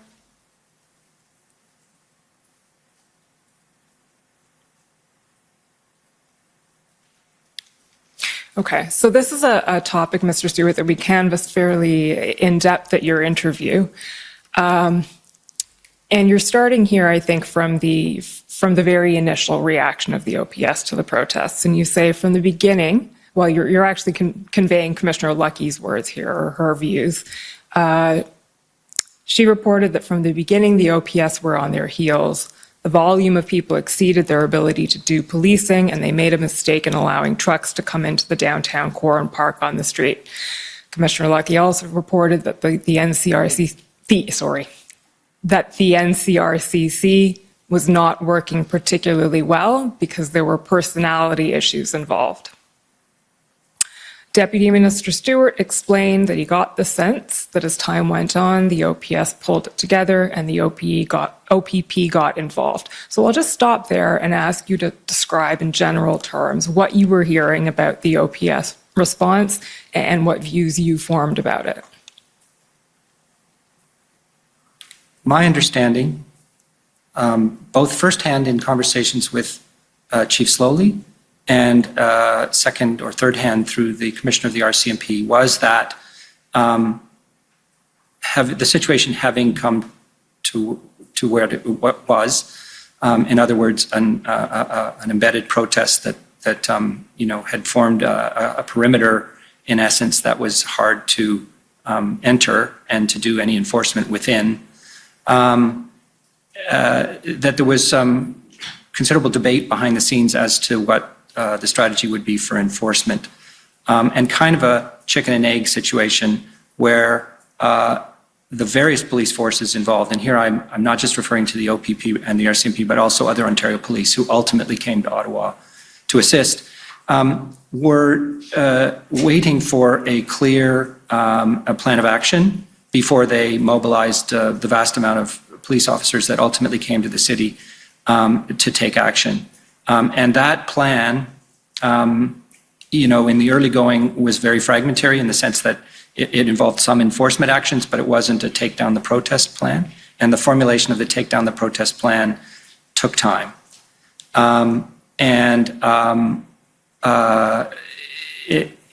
In general, I think there were differences, as far as I could tell, of view about what the right strategy would be, and it took a couple of weeks before the right chemistry in behind the scenes in the integrated command center was attained. That was my impression. Okay. And if we can just scroll down a little bit here to page 13.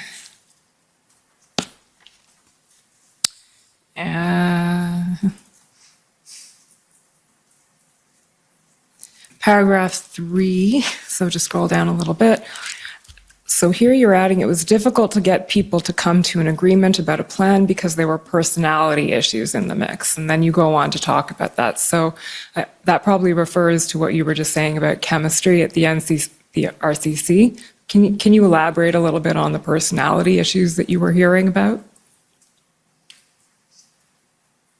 Not really. I mean, this, in a sense, what I said before is probably the main substance of this and what I knew and understood. And I would not want to lay this at the door of Chief Slowly, to be honest with you. I was hearing that he was very involved and that it was difficult, partly because everybody was stretched so thin to get to a landing zone on a plan, and that there were disagreements about what the right strategy was. My own firsthand experience with Chief Slowly was quite limited, and to the calls that we had with the city. I had seen him before in another context, but not met him. And I knew he had a strong personality. Okay. And then just scroll up again, sorry, the previous page. There we go. The RCMP's position was that the OPS should have asked the OPP for more resources, and it was the OPP's responsibility to come and serve. He explained, this is you explaining, that the RCMP felt pressed by the OPS, but that the OPP was the force that the OPS should look to pursuant to legislation. So that's what you were telling us about. It's according to that. So that information is information that you were being given by the RCMP. We're not the right people. The OPP are the first sort of call to action here. Is that right? I just want to correct the last part. Okay. The RCMP was always willing to come and assist and always wanted to, sort of play a role, and were willing to do so. But to get RCMP officers into Ontario is actually quite a significant logistical issue because they only have federal police in the province. They don't have contract police. Now, RCMP is contract police in a number of provinces and territories, which is your regular police and who are trained and equipped to do public order and enforce the law. And relatively speaking, they had very few federal police in Ontario. So to get RCMP officers into Ottawa required them to be mobilized outside the province, and that requires, some paperwork, an agreement and a request of the minister of the jurisdiction and an approval by the Minister of Public Safety. So they were concerned that they were being pressed to do this without a plan, and they wanted the OPP to be first in line to come and help, but they were always willing to help. That's fair.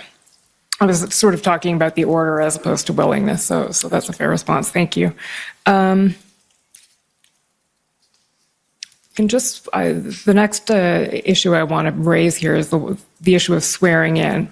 So if we can just scroll down a little bit, there we go. So there's also the obstacle, you say, of swearing in RCMP officers, so they would have the jurisdiction to enforce municipal and provincial laws. We've heard, again, evidence about this already in the commission. Mr. Clerk, if you can just scroll to page 13. Now, I appreciate here that it was your colleague, not you, speaking. But can you speak to the swearing-in process at all and how that may have played into difficulties on the ground? My understanding is essentially reflected in these comments, which was that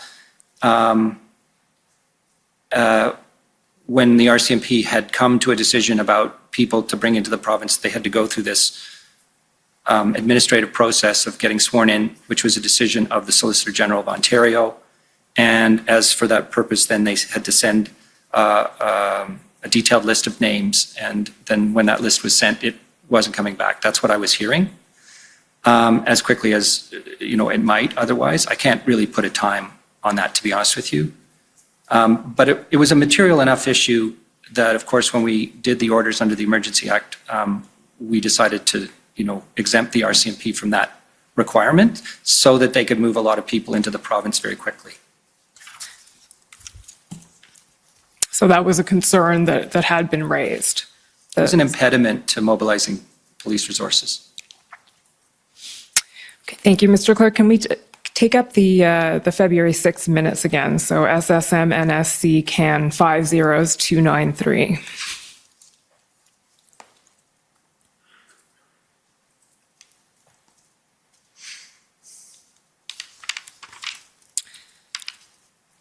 Page 5. So, Mr. Stewart, the last line in that little blurb of what you were saying says, the Deputy Minister reiterated the views of provincial colleagues that negotiation is the ongoing preferred option for resolution at this time. What were you referring to there? Well, two things in essence. One, it was my experience 2 years before when we had the Wet'suwet'en protests. And we had the situation in Tyendinaga where the trains were blocked. And my conversations with, again, Deputy Minister Di Tommaso at that time, where he was very clearly and strongly expressing the view, and this was based on history for the OPP, that de-escalation is very important to managing a protest, and enforcement can only lead to further trouble. And that was certainly seemed very likely in the context of the Wet'suwet'en protests.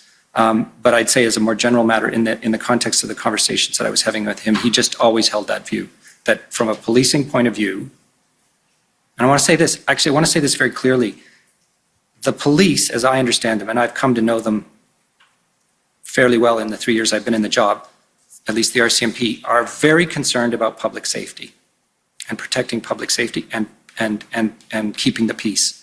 And they will always prefer, given the latitude to do so, to de-escalate and to find ways to stop protests and prevent violence from occurring without taking enforcement action, because it's safer for their members and it's safer for the public.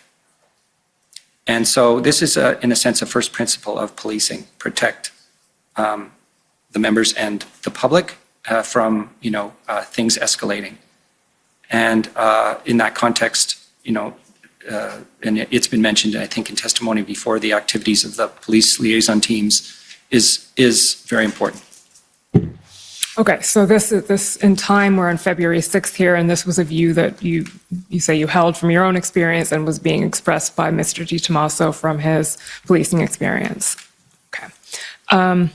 Mr. Clerk, can we now bring up February 8th minutes, which is SSM NSC CAN 50295.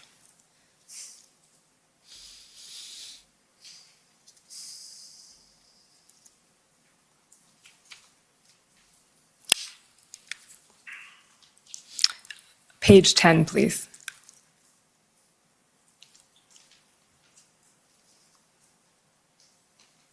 There we go. Paragraph 8. So here, the Deputy Minister provided an update on engagement with Ottawa, confirming that since the injunction has been in place, there have been no horns used in Ottawa by the protesters. The OPS is reporting that their staff are tired and need enforcements. It is evident that the protest is well organized and that the blockade at Ambassador Bridge is designed to divide the attention of the Ontario Provincial Police. The Deputy Minister confirmed that Ottawa has developed a plan that is being reviewed by the OPP and the RCMP, which includes 4 key elements: reliance on negotiation, ongoing enforcement, containing the demonstrations once an area is cleared, and gathering intelligence of various trucking companies. Okay. So a couple of things I want to ask you about here. First of all, just to situate us in time, this is now February 8th, and the blockade at Ambassador Bridge has happened and sort of coalesced on February 7th. So one thing you note here is that the Ambassador Bridge blockade is designed to divide the attention of the OPP, and that this is evidence that the protest is well organized. Can you comment on that and where that observation came from and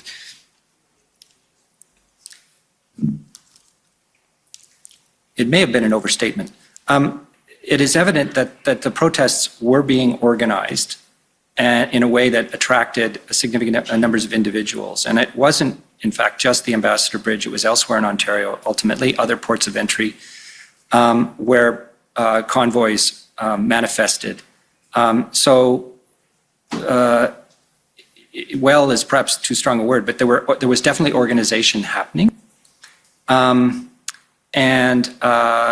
I want to be a little bit clear here that, we were not well cited when it came to how people were communicating with each other. They were using different social media platforms and maybe others as other tools. But we, in part going back to comments made by my colleague, weren't monitoring other than through open source what was going on. So we would not have felt, we did not feel well equipped to understand what plans were, and yet things were happening. So that's the genesis of that comment, and also just to flag that we were sensing that this was nationwide because convoys were happening across the country.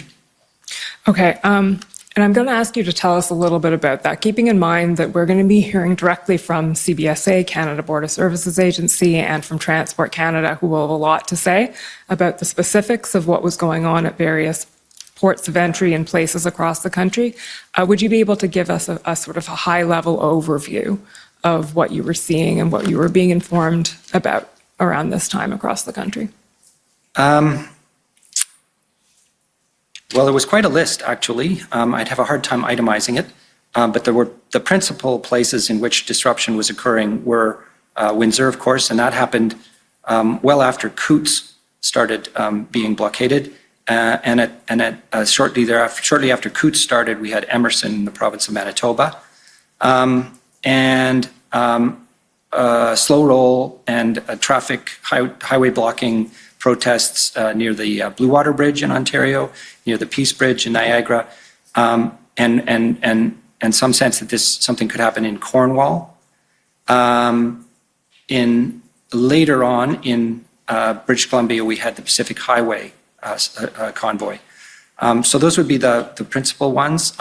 Every day in our calls with ministers, CBSA would be reporting across a whole set of ports of entry what they were observing, and they had taken steps to better equip themselves to see what was going on and to talk to local police authorities to see if it could be managed that if a trucking or a convoy manifested itself, it could be directed away from the port of entry and couldn't install itself in the port or on the bridge or whatever the case may be. Okay. So essentially, as you've said, you in your position as DM Public Safety were looking at not just what was happening in Ottawa, but what was happening across the country. And yes, the federal government was as a group. We were all conscious that this was not something which was limited to Ottawa. Ottawa is the most extreme example. But the general impression we had was that what had begun as a protest about vaccine mandates had become something more than that and was attracting various people from with various issues and causes, and had become a kind of a popular thing. And we're seeing it in other countries, by the way, too. Can you tell us a bit about that?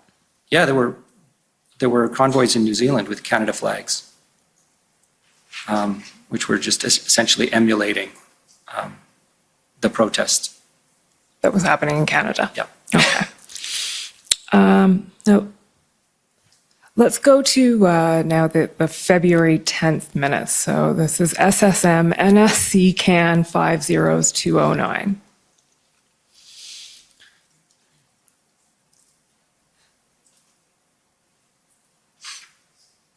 So these are now minutes from a different cabinet committee called the Incident Response Group. And we will be hearing from PCO later in the week and the details of what that is and how that transpired. But again, can you just give us a very brief definition of what the Incident Response Group is? Well, to begin with, I wouldn't call it a cabinet committee as such. Fair enough. Cabinet committees, in the normal course, are standing committees to deal with various, policy and policy matters. The Incident Response Group is an ad hoc committee that the Prime Minister convenes as and when required. And so it doesn't have regular meetings, and indeed it only meets when something extraordinary is happening. Okay, so, and an IRG, that's the acronym that we'll come to know and love over the next couple of weeks. The IRG was convened on February 10th. So this is the first meeting of the IRG. Is that right? That's correct. Okay. Can we go to page 6, please?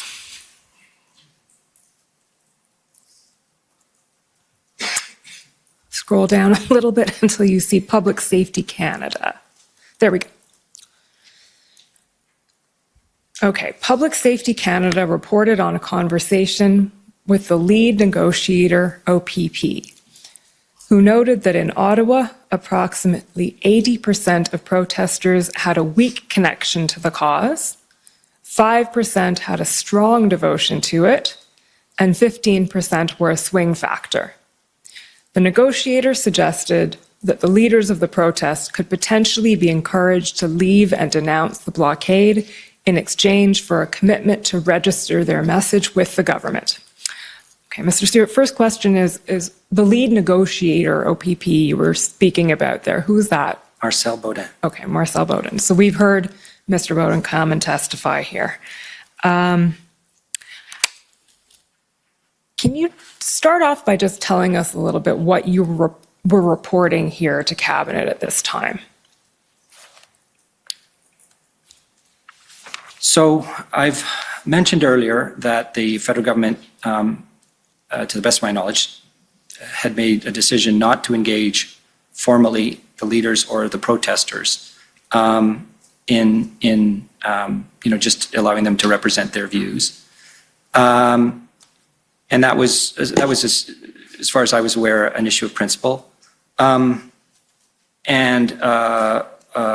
rooted in a sense that it was hard to know who to engage and also what that engagement would lead to. And there was definitely no desire to get into discussions around the federal public health policy, which was one of the original reasons the protests occurred. As time passed, the notion of engagement kind of morphed into more of what I've already mentioned as being kind of a police tactic and a potentially useful one. So shortly, the day before, in fact, this meeting occurred, we deputy ministers were meeting and agreed that we would pursue any ideas we could come up with from our list, which you have, I think, attached to this document, and see what it turned up by way of possible decisions, possible actions for the federal government.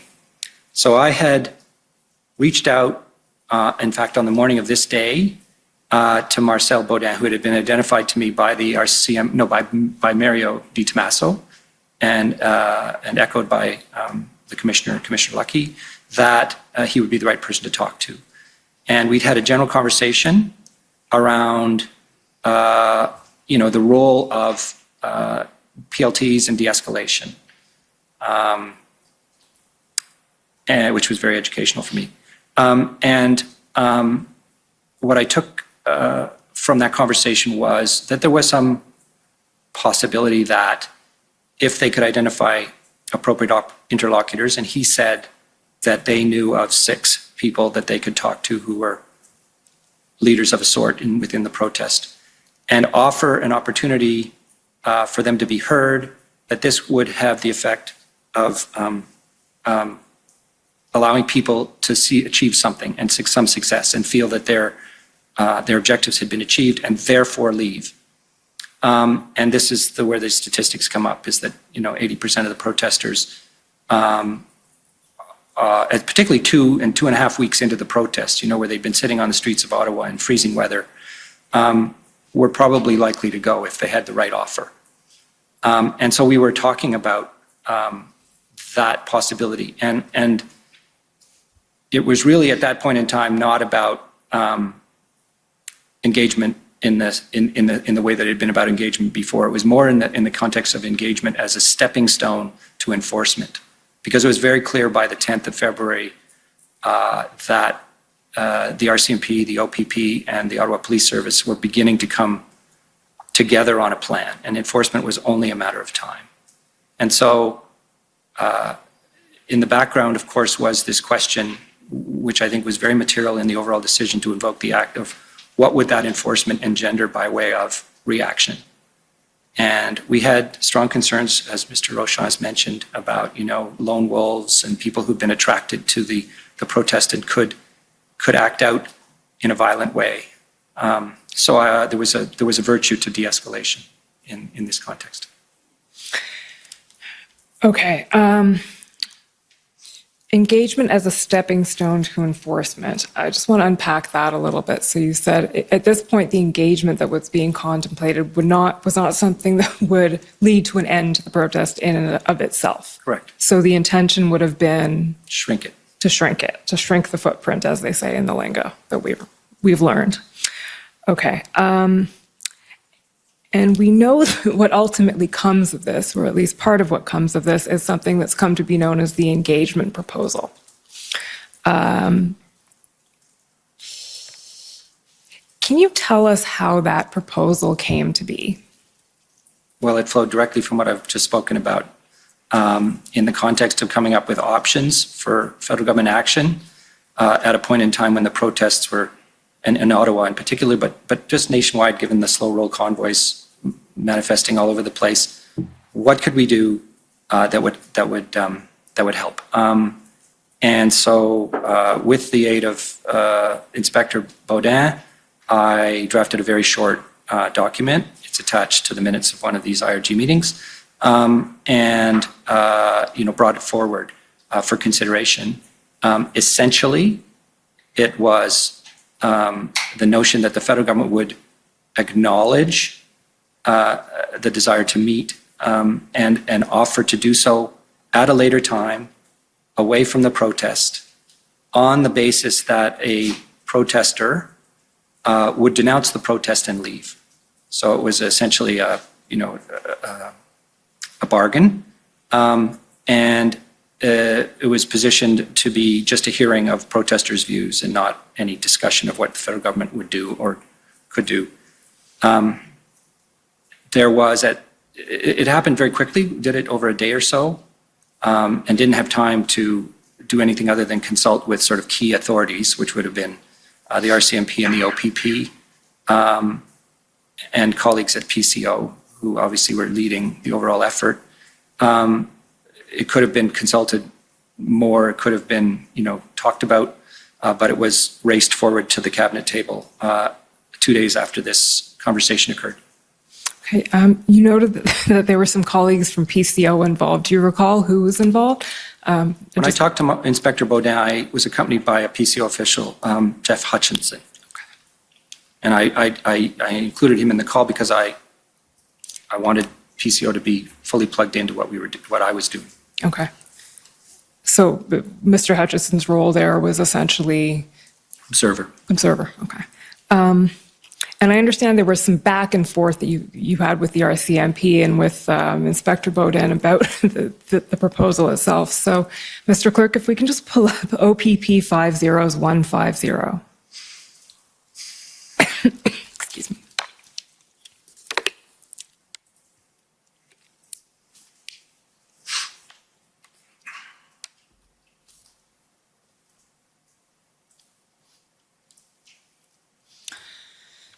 So this is an email that is not sent to you, so you may not have seen it before, but this is Commissioner Lucky speaking to Commissioner Carrique and Inspector Bowden, I believe.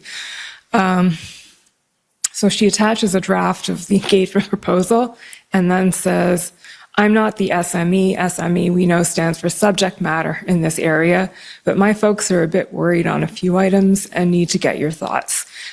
Do you know what Commissioner Lucky's concerns were at that time? And I'll just say two things. One, we're going to hear from her directly so we can ask her that question. And two, in the course of our interview, you mentioned that one of Commissioner Lucky's concerns may have been around the issue of police independence. So just to situate you a little bit. I believe that Commissioner Lucky's concerns were essentially A, in the issue of, if this came forward to a cabinet table and was decided upon, would it constitute some kind of direction to police to do it? And of course, police want to maintain operational independence and maximum flexibility. So she did not want it to be construed in that fashion. She may also have had concerns, she didn't express them to me, about how it played out. So were it to have been used as a strategy and failed, would the RCMP or the OPP, PLTs, the police liaison teams, be held accountable for that in some way? So I think the line we've heard expressed is there may have been some concern that it crossed the line between church and state. That would be the notion of police. Okay. One thing you noted when we were speaking in your interview is that the government could benefit from some clarity around where that line is in police independence. Is there anything you'd like to add or share about that in this context? I believe there is virtue in clarifying the RCMP Act on this basis.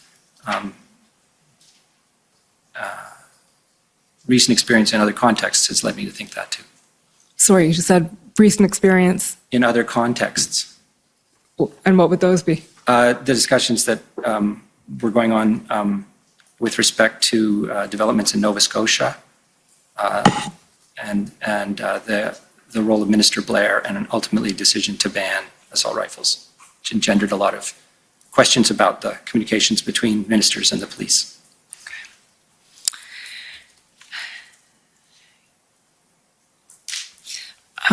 Mr. Clerk, can we bring up OPP 50171?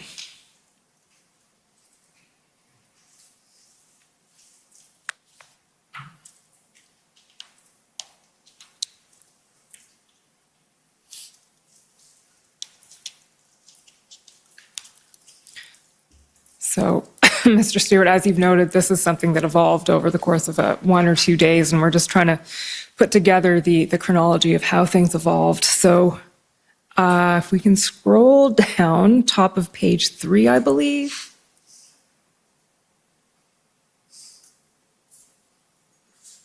Okay, and now, so in this email, you're raising some concerns about the engagement proposal, but to the very last bit of the email now, sorry. If I can manage to work through this process and the RCMP Commissioner will be privy to the discussion, I think I can assure you that the federal government's commitment will be solid, but we have to get there first. Thanks. So at this point in time, and this is Saturday, February 12th at 11:23 in the morning, what was your understanding of what levels of support there was? Heard from colleagues to bring it to the cabinet table for discussion. I couldn't tell you about the specific, views in terms of whether they thought it was a good or a bad idea. It was just in the option set. Okay. And the next document then that we want to look at is ssm.nsc.can 402958.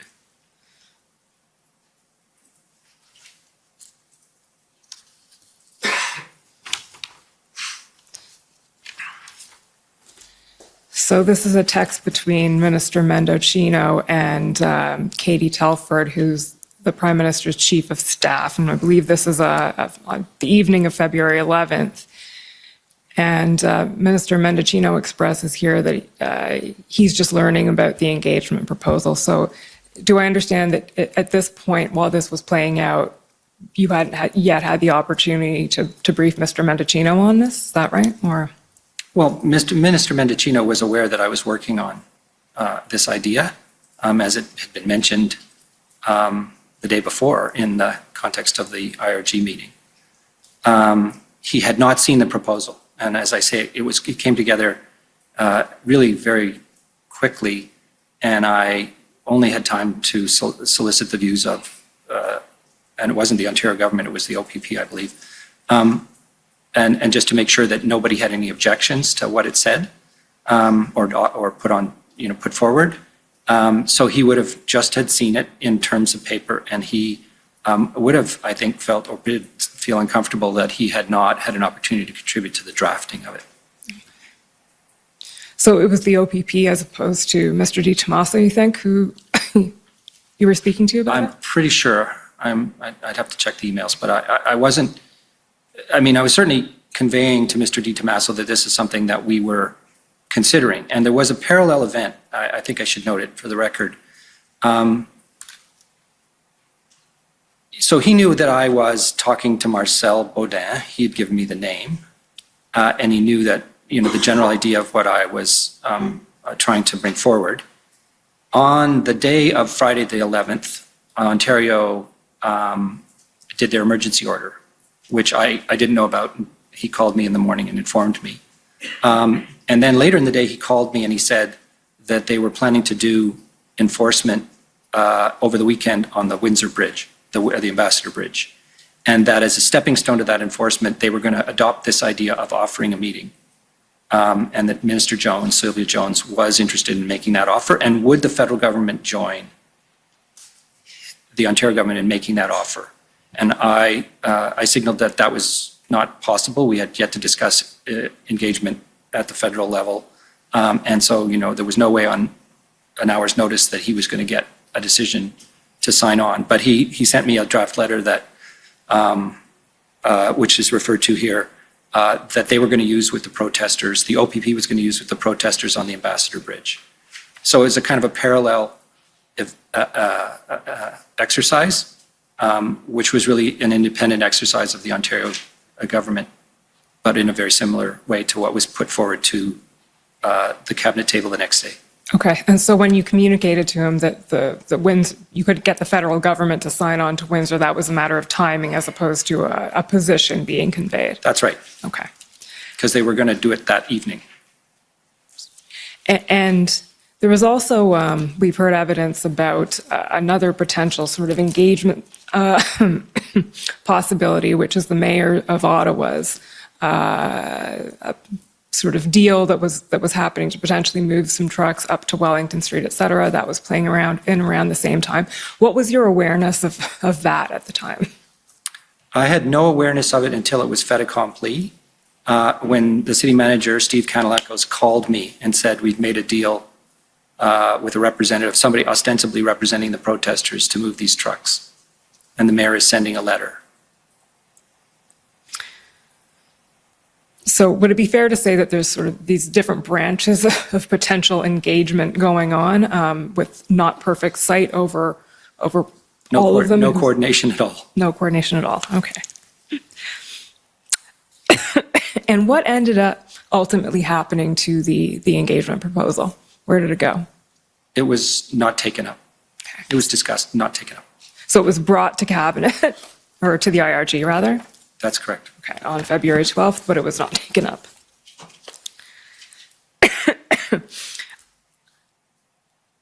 So with the benefit of hindsight, and this I'm going to ask you, although it's completely speculative, but what effect, if any, do you think that might have had, the engagement proposal? I only know what Inspector Baudin was telling me, which was that he believed it was worthy of consideration, and given the sense he has of the behavior of protests, that it might have effect. If I were to push it, I would say I had the feeling that it was a very low order of probability that it would have had a material effect because the protesters had been in Ottawa in a determined way for an extended period of time. I think the general view here is just it's part of the toolkit of policing, and you want to try and discourage people from staying in a protest if enforcement's going to occur, because it's going to get rough. So would it be fair to say it's an option worth considering, but not a deus ex machina? Right.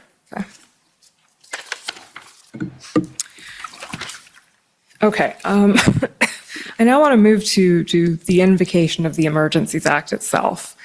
And appreciating that we'll be hearing from a lot of people on this topic, I'm going to target my questions quite specifically. You mentioned in our interview that the Emergencies Act started to be seriously considered around February 11th. Is that about right in your recollection? Yeah, I could go back a day, maybe to the 10th. Well, why don't you just tell us your recollection of how it sort of came onto the radar? Okay, so the Emergencies Act has a history in discussions and rooted in the pandemic, where at one point in the pandemic, the federal government conducted consultations on whether the Emergencies Act would be a useful tool to help address the pandemic. At the time, it was determined that that was not the case. So it was always sort of in the back of people's minds, and it came up in meetings along the way, and as something that we should bear in mind. Serious consideration of the use of the Emergencies Act began in the latter part of the week of February 6th or 7th, and then became, a matter for discussion and decision after that. Okay. And I understand that public safety was asked to provide its input on potential measures that could be helpful under the Emergencies Act. Is that right? All departments involved in managing the protests were asked for ideas that would provide additional tools to police and generally to deter protests and cause them to de-escalate. So public safety, we were using the information that we gained from our regular consultations and our calls with federal provincial colleagues. So an issue, for instance, of note there is the use of tow trucks. Other parts of the public safety portfolio, such as the RCMP, provided independent views in terms of what might be added to an emergency measure order, Emergencies Act order, and other departments did as well. So this would have been a topic of discussion at the DMOX happening around that time? That's correct. Okay. Mr. Clerk, can we pull up SSM CAN 50399, please?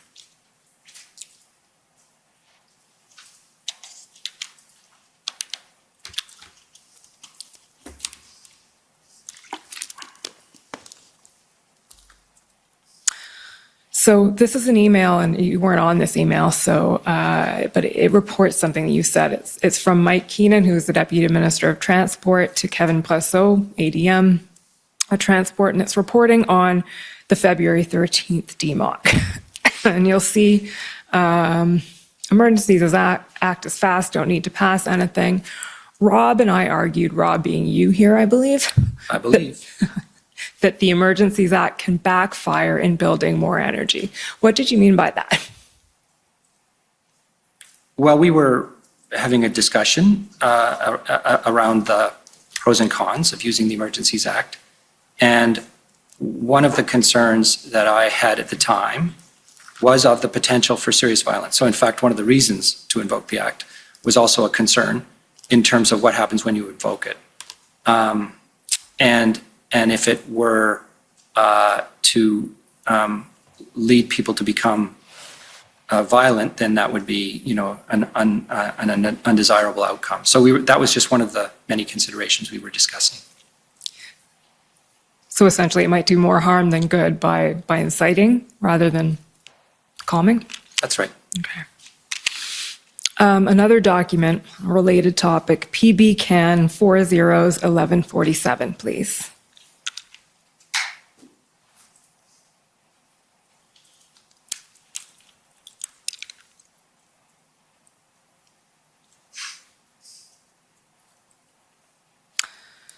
Okay, scroll down a little bit, please, until we see something that says, "These are okay," an email from Mr. Stewart.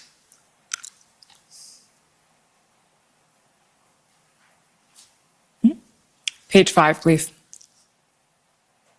Okay, there we go. So this is forward a bit in time, but it's on the same topic. This is in preparation for, as it says, some technical briefing remarks that Mr. Rochon was due to give on February 15th about the Emergencies Act once it had been invoked. And Mr. Stewart, your comments here are, these are okay, but will be duplicative, I expect, of what justice will say and rather short of substance. If possible, we need to weave in a few more for instances that suggest how law enforcement authorities and the CBSA, as relevant, will deploy the new powers, e.g. intercept and turn away attempted blockades from critical infrastructure, facilitate synthesis of local police and the RCMP. And then you say, I'm afraid I don't have a lot of great ideas because there aren't a lot of significant benefits. But we have to try to tout PS portfolio specifics as much as we can. So can you tell us what you were expressing here vis-a-vis the measures that were being implemented? Can I get the time stamp on that email, please? Sure. February 14th, 11:12 p.m. Okay.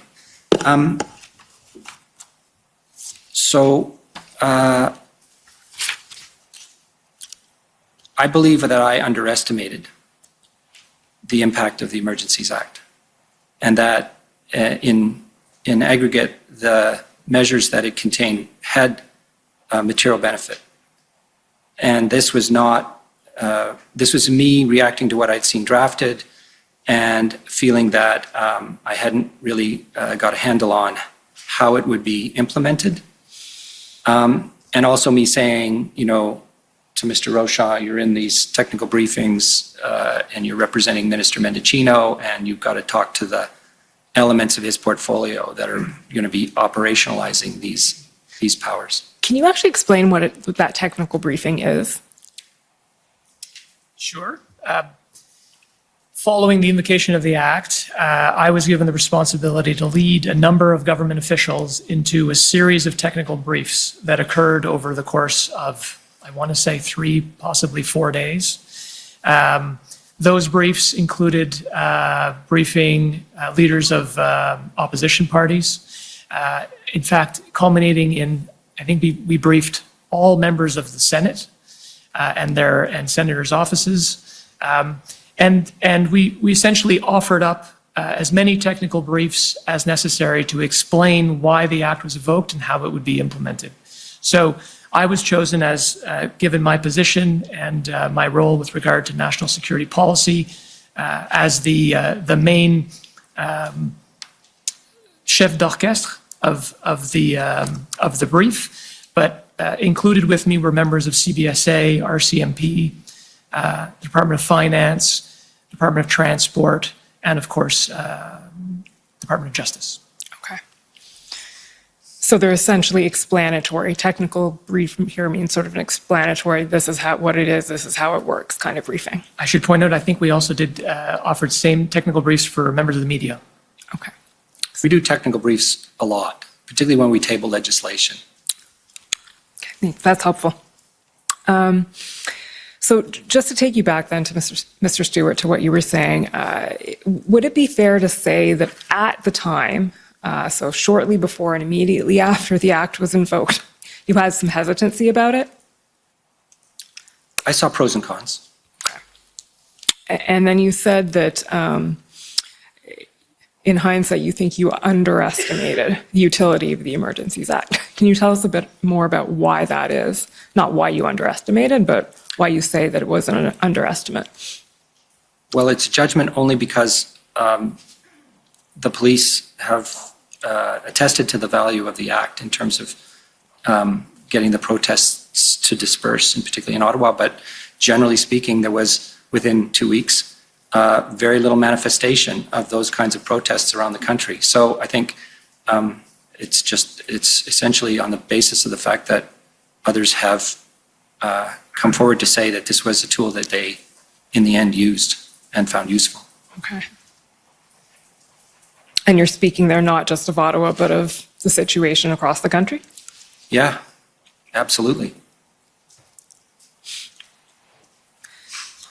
Okay, another topic I want to touch on briefly, and I appreciate the time is short, is something you noted in your interview was that consultation with the provinces. You said some of the consultation was discounted because it wasn't premised on whether the government was going to decide to invoke the act. What did you mean by that comment? I can pull up the reference if it's helpful. Well, I'm going to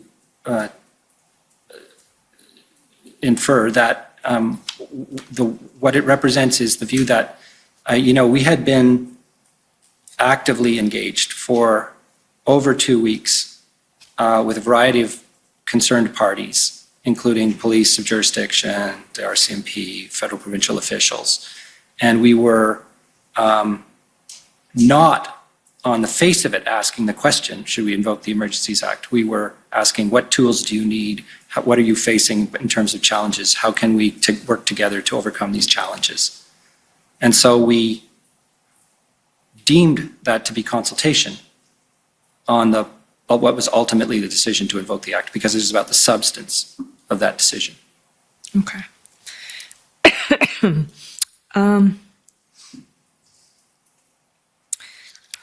So when Mr. DiTomaso testified last week, and I can bring up the references if we need them, but he noted that you spoke to him on February 13th and essentially gave him a heads up, if I could put it that way, told him or advised him that the federal government was considering invoking the Emergencies Act. Do you recall that conversation? Not in its detail, but yes, I would have talked to him, and I do accept that I would have said to him, it's on the table. Okay. Another thing, I'll come back to that in a second, but another thing he noted you said was that the provincial declaration of emergency that had come in on February 11th, quote unquote, had more teeth than the provisions in the Federal Emergency Act. Do you recall that and what you were speaking about then? Well, again, more by way of inference than by, kind of clear memory, I would say I was conveying to him that I would have been, let me back up and say, I would have been trying to be a good colleague with a provincial colleague, but not at the expense of betraying any federal decisions or kind of thinking in a political sense. I would just have been trying to keep him apprised of the state of affairs. And I would have said to him, I believe, that there are pros and cons of invoking the act, because that was my view. And one of the cons, which had been noted in other discussions, was the fact that the penalties under the Emergencies Act are not very big. It's like $5,000 on indictment, 6 months in jail.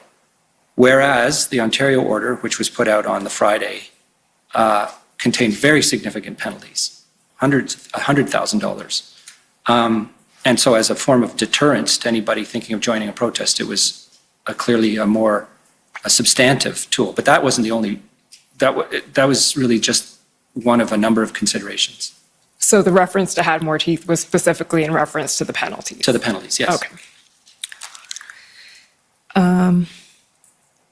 Are you aware of any other discussions with provincial officials on the 13th or before the invocation of the Emergencies Act in which they were notified that the act was under consideration? Not aware. So the other thing that Mr. DiTomaso mentioned was that you had a call with him the following morning, I believe, on February 14th. And on that call, he inquired as to whether the Emergencies Act was going to be invoked that day. And his comment in the notes was silence, exclamation mark. So I'm gathering that you said nothing at that point about whether it was going to be invoked. Can you just explain a little bit how that conversation went? Well, I can't really give you the blow-by-blow. This would have been a normal conversation to touch base on what's the status of things, where's enforcement, how are things going with the OPP. I would have been, because on that morning, I believe, the Prime Minister held a First Minister's call to formally consult on the invocation of the Act. And I was aware that that was going to take place. And I didn't want to do anything that would get in the way of that conversation. So I was not in a position, as I said before, to convey anything about what the state of federal thinking was at that time. Okay. We'll fast forward now to the issue of revocation. So, Mr. Clerk, if I can ask you to pull up SSM CAN 50429.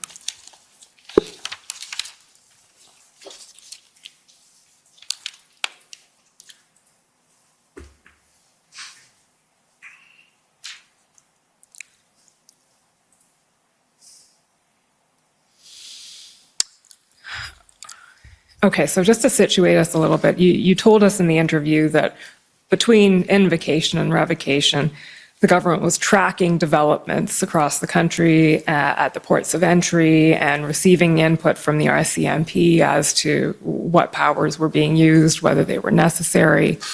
Mr. Clerk, can we just scroll down a bit here until we get to an email from Rob Stewart?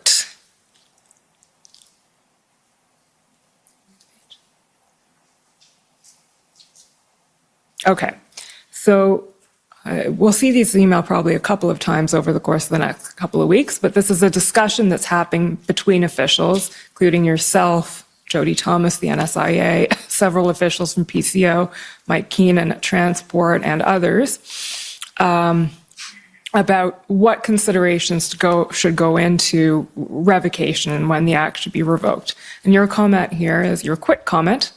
My quick comment is that while these are probably all worthy considerations, they focus too much on the utility of the act and not its proportionality.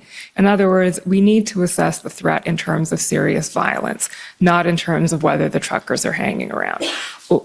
What were you attempting to convey here to your colleagues? Well, I think in the back of my mind was the grounds for invoking the act. That's a high bar, which ministers decided was met. And in that context, serious violence was an important element. There was economic impacts as well, but particularly from a public safety point of view, the uncertainty and risk of serious violence was an important consideration. And so given that that was the reason for invoking the act, I thought it should be the reason for considering revoking it. Okay. So essentially bring revocation right back to invocation, coming full circle. Same grounds.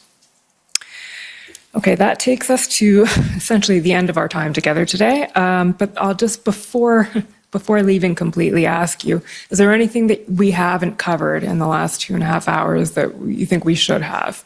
Or anything else you would like to say about the events? I'd just like to do a technical clarification on intel, if I may. Of course. For the record, because it's used in many different ways. And when we spoke about it earlier today, I conveyed the impression that it was all classified and very, kind of secretive. And in fact, intel is a vast spectrum of things. And one of the issues that has surfaced in this context, and more generally, frankly, is the compilation of intelligence in the general sense from not just, use of our intelligence agencies, but from open sources is a real challenge. And it's one that we are grappling with today. And so, intelligence is something that was underneath the rationale for invoking the act, was the lack of good intel as to what was going on. And when I say that, I don't mean top secret, I mean a compilation of information from any possible source.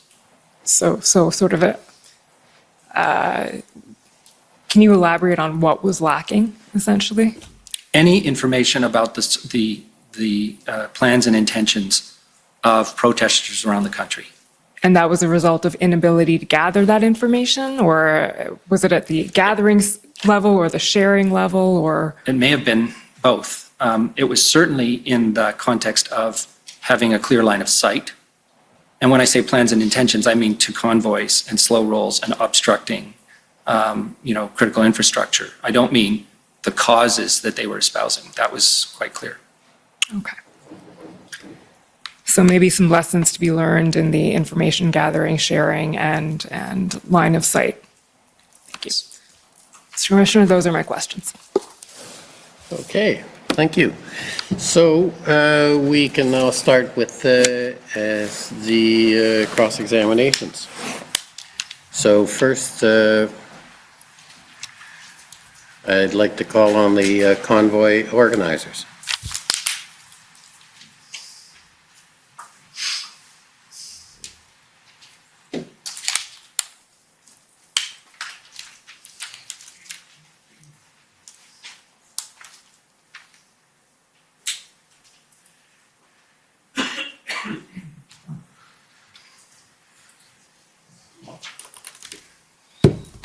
Morning.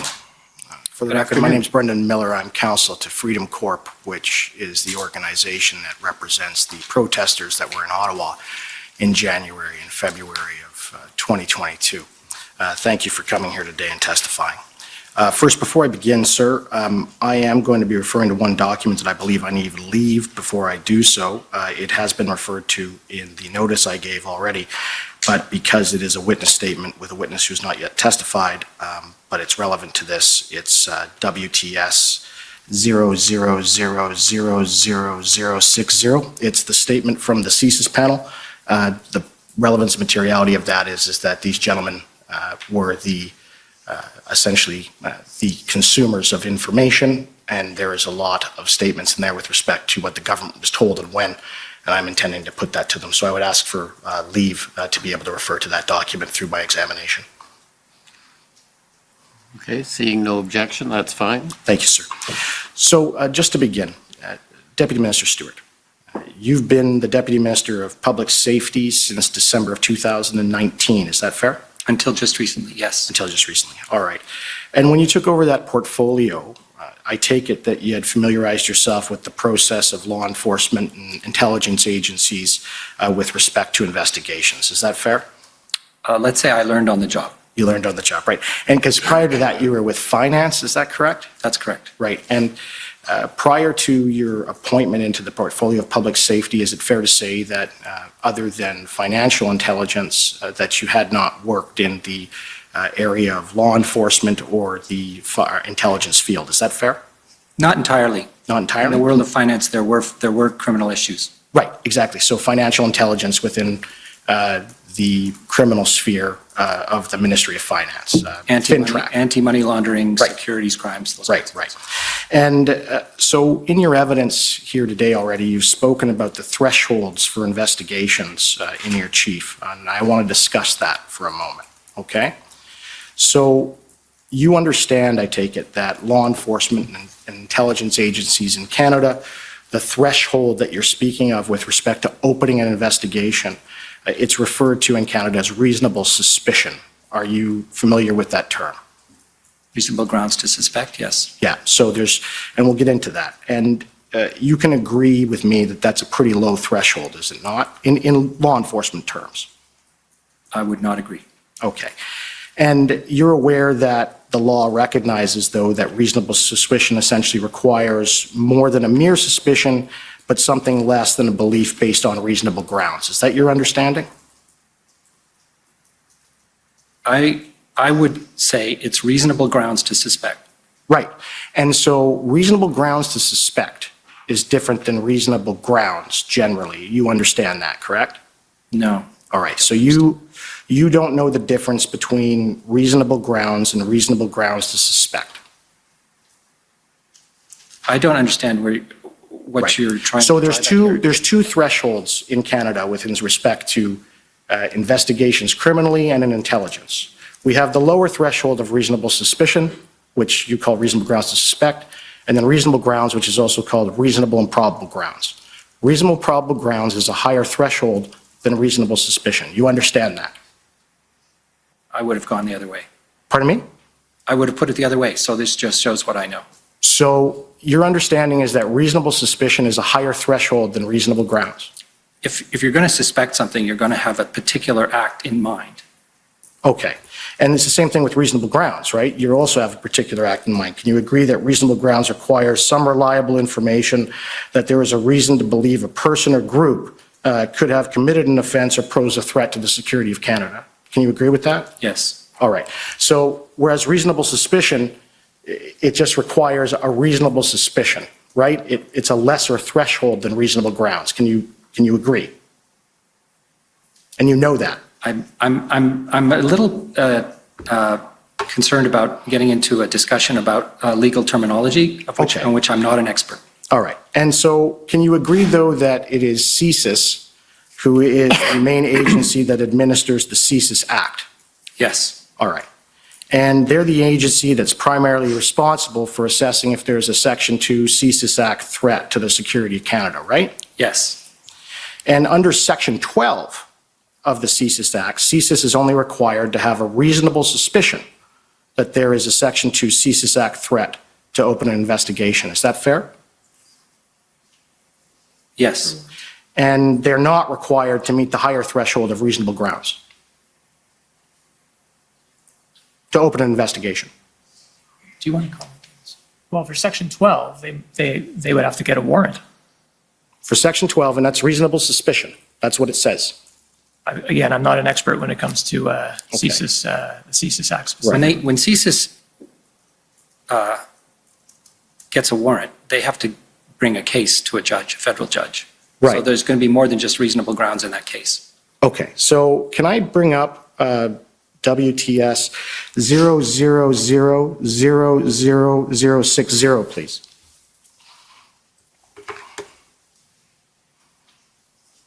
And can we scroll down to page 5?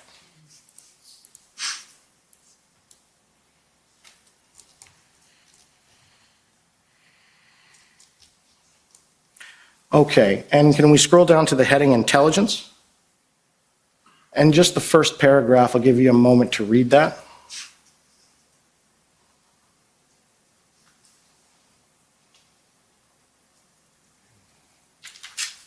Now, would you help me with the pronunciation of Minister David's last name? We've all been debating about how to pronounce it properly. Vigneault. Vigneault, all right. So David Vigneault, he stated that at no point did the service, being CSIS, assess the protests in Ottawa or elsewhere, those referred to as the Freedom Convoy and related protests and blockades in January and February 2022, constituted a threat to the security of Canada as defined in Section 2 of the CSIS Act, and that CSIS cannot investigate activities constituting lawful protests. And I take it you were advised of this, correct? Correct. All right. And can we scroll down then to page 7? And go to the heading Foreign Interference.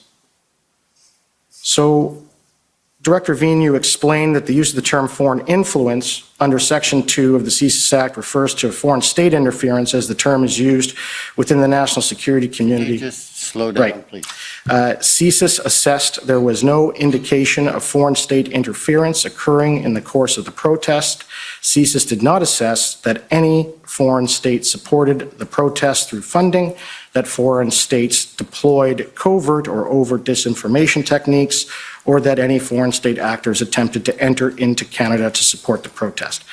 And I take it that you were advised of that by CSIS and Director Vigneault. Is that correct? That is correct. All right. And if we can go down to page number 8 and the heading Recommendation to Cabinet. There, Director Vigneault states that he learned that the EA referenced the threat definitions set out in Section 2 of the CSIS Act once the federal government began to seriously consider invoking the EA between February 10th and 13th. He requested that the service prepare a threat assessment on the risks associated with the invocation of the EA. He felt an obligation to clearly convey the service's position that there did not exist a threat to the security of Canada as defined by the service's legal mandate. The threat assessment prepared by the service was that the invocation of the emergencies legislation risked further inflaming IMV rhetoric and individuals holding accelerationist or anti-government views. You were told that, is that correct? That is correct. All right. So can we now please bring up document number ts.nsc.can.001 000-00206 underscore rel underscore 0001. So in this document, which is already actually in evidence, I just want to scroll down to page 5, please.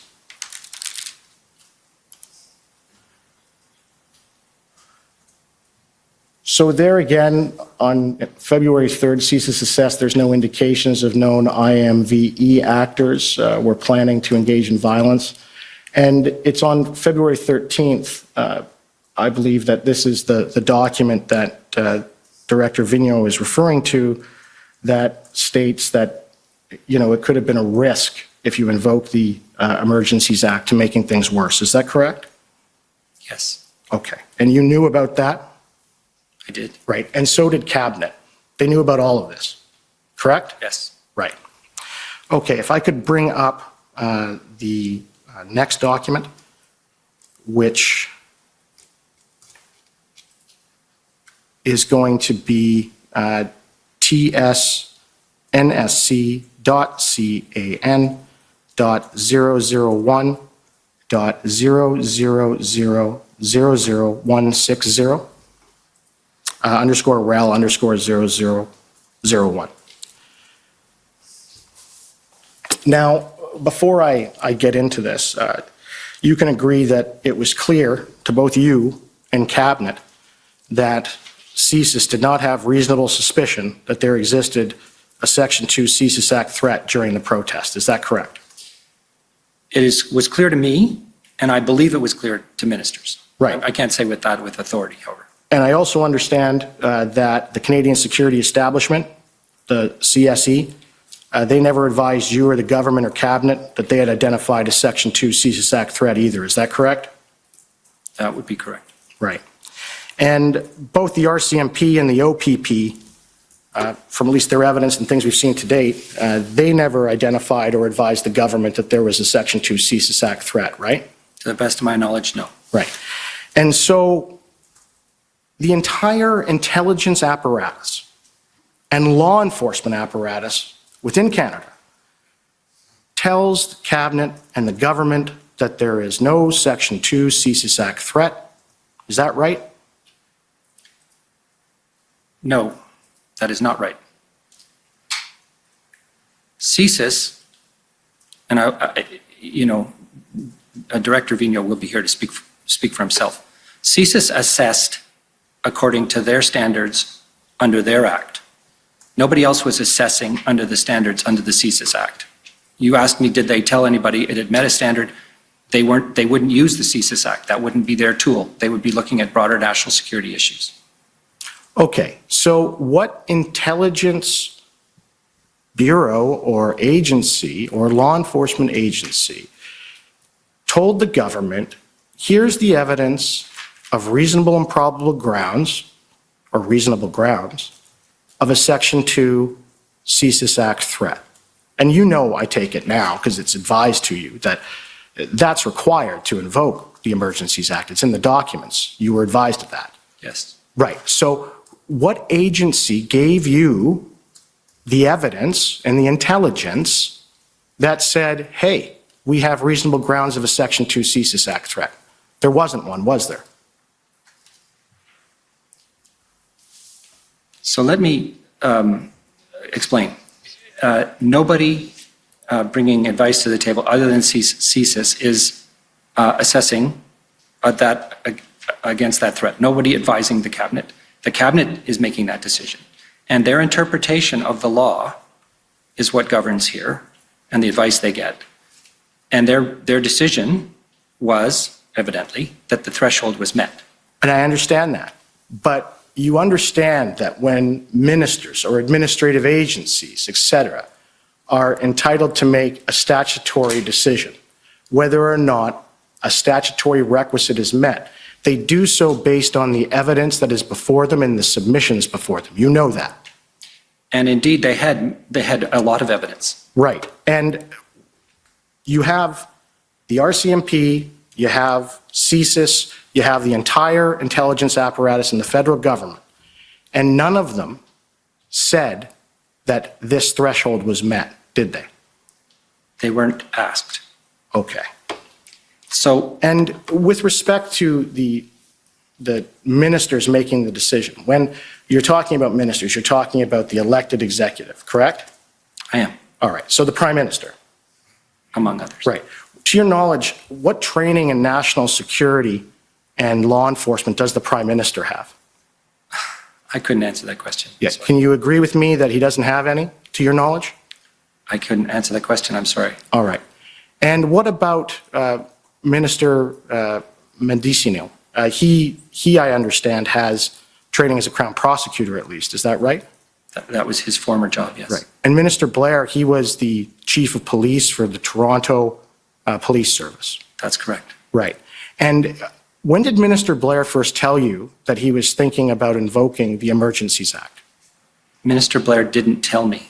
It came up in discussions Okay. at the officials level, and then it came up in discussions at the ministerial level. There's a record not yet in evidence that states that Minister Blair's strategy was from February 4th on to invoke the Emergencies Act. Were you aware of that? No. Okay. Can you please bring up the next document, which is, we have the input, and I'll just ask you about these. These are if you can scroll up to the top, please. I take it that this is the input that CSIS gave to your ministry, public safety, with respect to the key messages they thought should be put out with respect to the convoy. Is that right? Presumably, I don't have a date on this document, so I'm not really sure where it falls into the overall scheme of things. Okay, so I'm just going to go through it with you then. You're out of time, so you're going to have to do it very quickly. Right. I'll be quick. This document, you agree that none of the messaging from this document was actually incorporated into the messaging from public safety, was it? Really, I wasn't the spokesperson for public safety. My colleague may be. Right. And I have to be quick, so I just want to bring up one last document. And that's ssm.can.00001079 REL.0001.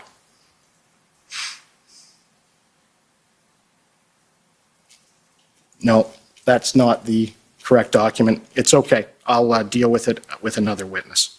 So thank you very much for answering my questions. You're welcome.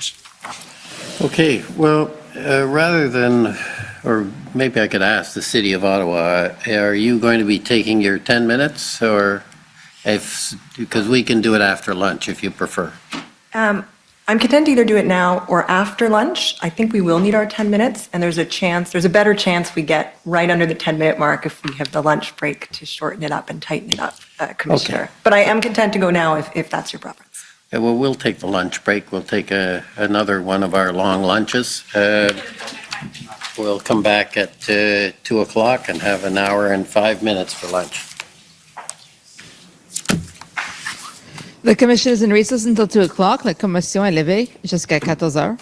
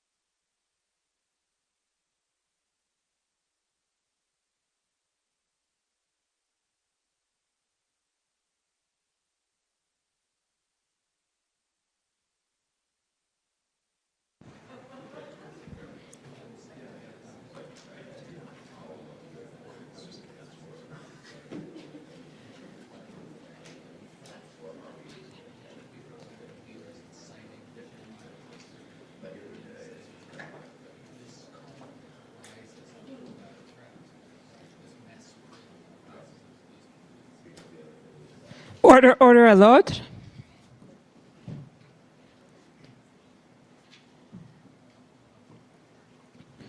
The commission is reconvened. La commission reprend.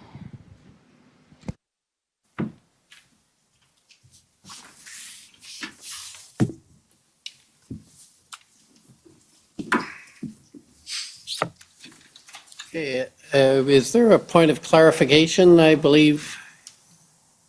Yes, thank you, Mr. Commissioner. Yes. Just a small clarification coming out of the overview report that was presented this morning. The first cabinet meeting of full cabinet in relation to the convoy was held on February 13th and not February 3rd. Thanks. Okay, thank you. So with that clarification, City of Ottawa, please. Ready, you're okay to go? Ahead? Yes, oui. D'accord. See.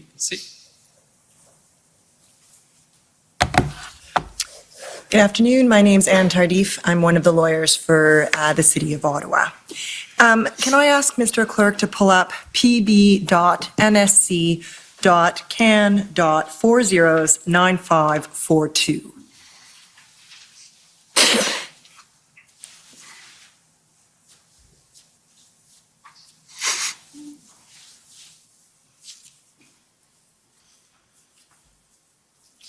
And this is an email chain, and if we could, well, you're not on it, gentlemen, but Mr. Dackelbab, have I got that correct? Thank you, you're both nodding, is on the chain, and I understand he was interviewed along with you and some of your other colleagues by the commission in this case, right? And we'll need an audible answer, sorry. Yes. And he is at public safety as well, correct? Yes. And if we scroll down to the top of page 2, Mr. Clerk, and actually just scroll up a little bit just so we get that email. Up a little bit higher. There we go. This is an email from an individual with the Solicitor General's office in Ontario to your colleague, Mr. Treherne, among others, at Public Safety, correct? Yes. And he says, hi, Trevor and Derek, your colleagues. I was hoping for some clarity on a few RFA, meaning request for assistance, process-related item based on some references I have been seeing in recent media coverage for Ottawa. Scrolling down to number 2, which is the one that interests me. It's titled Request for Law Enforcement Support under Ontario Police Services Act. This article, and there's a link that we can't access, says that the feds approved a request from Ottawa for RCMP support. I would have assumed such a request would have required a provincial minister request, but clearly it didn't, as in did not. I am fine with that, but want to check on process. Was that a political decision that bypassed process, or this type of request could be made by either a municipal or provincial police service? So scrolling back up, Mr. Clerk, this is a question, as we've seen, that the Solicitor General's office is putting to your colleagues, and I believe the date is February 4th. If we could scroll up, Mr. Clerk. Yeah, February 4th. And if we scroll all the way up to the top, you'll see there's an internal email chain within public safety, and your colleague, Mr. Dackelbab, says, this is far from being solved. Still discussions on their way to clarify question 2, which is the one I just read. You see that there? Yes?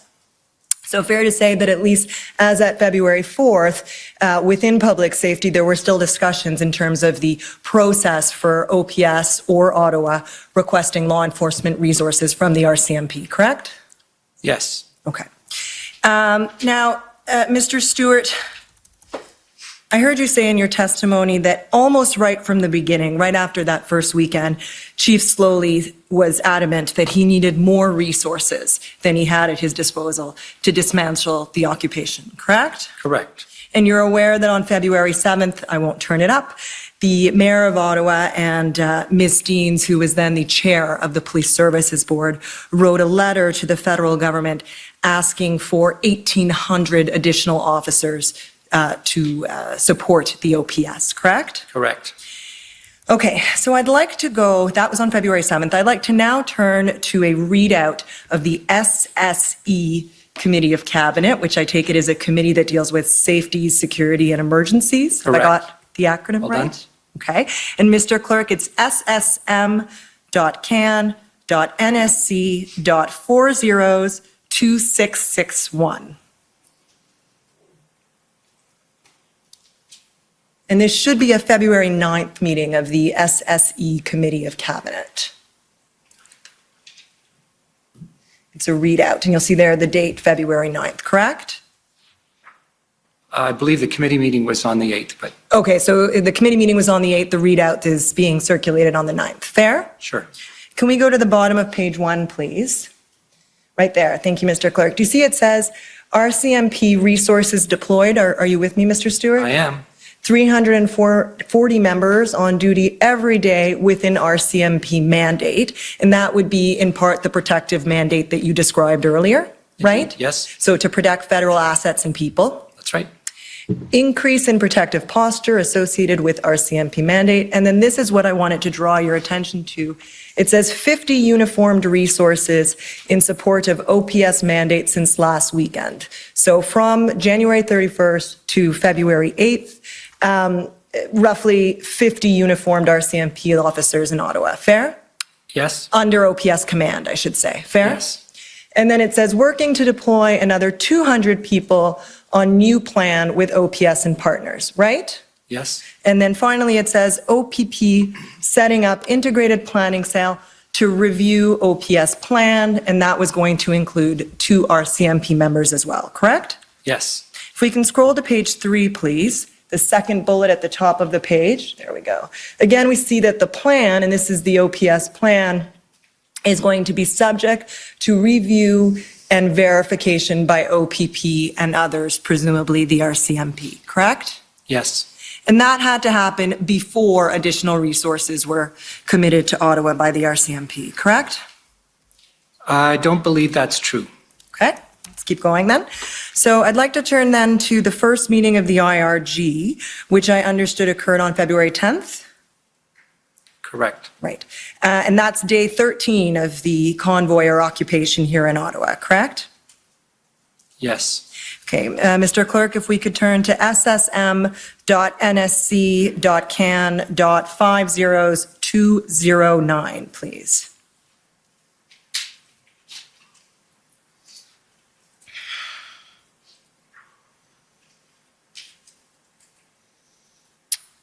Okay, and if we could turn then to page 5, please, halfway through the first complete paragraph, yeah. So you'll see there it says the RCMP, it's about 6 lines down, do you see that? Thank you, Mr. Clerk. The RCMP has provided all recourses requested by the OPS, do you see that there? I do. But I think we can agree that the 1,800 or any significant portion thereof requested on February 7th was not yet in Ottawa by this date, February 10th, correct? Correct. Right. And then if we scroll to page 6, please, halfway through the page. Right there, the commissioner of the RCMP, do you see that, Mr. Stewart? I do. Indicated that Windsor remains the #1 priority. And I don't think that's quite contentious. This is February 10th. But that was what the commissioner indicated on that date, right? Right. And I put it to you that that's the reason that the IRG was not convened until this date. That is, until Windsor had occurred, the blockade at Windsor. I would not agree. Okay? And then why did it take 13 days for the situation in Ottawa before the IRG to be convened? That's not a question that I can answer, other than to say that there was extensive involvement at the federal officials and political level right from the start. So when the Prime Minister chose to convene the IRG is a decision that you should ask either him or colleagues at PCO about. Okay, will do. Okay, so I guess we'll jump ahead now to the second IRG meeting. I only have a few minutes left. We can turn it up. It's SSM NSC CAN 50214, Mr. Clerk.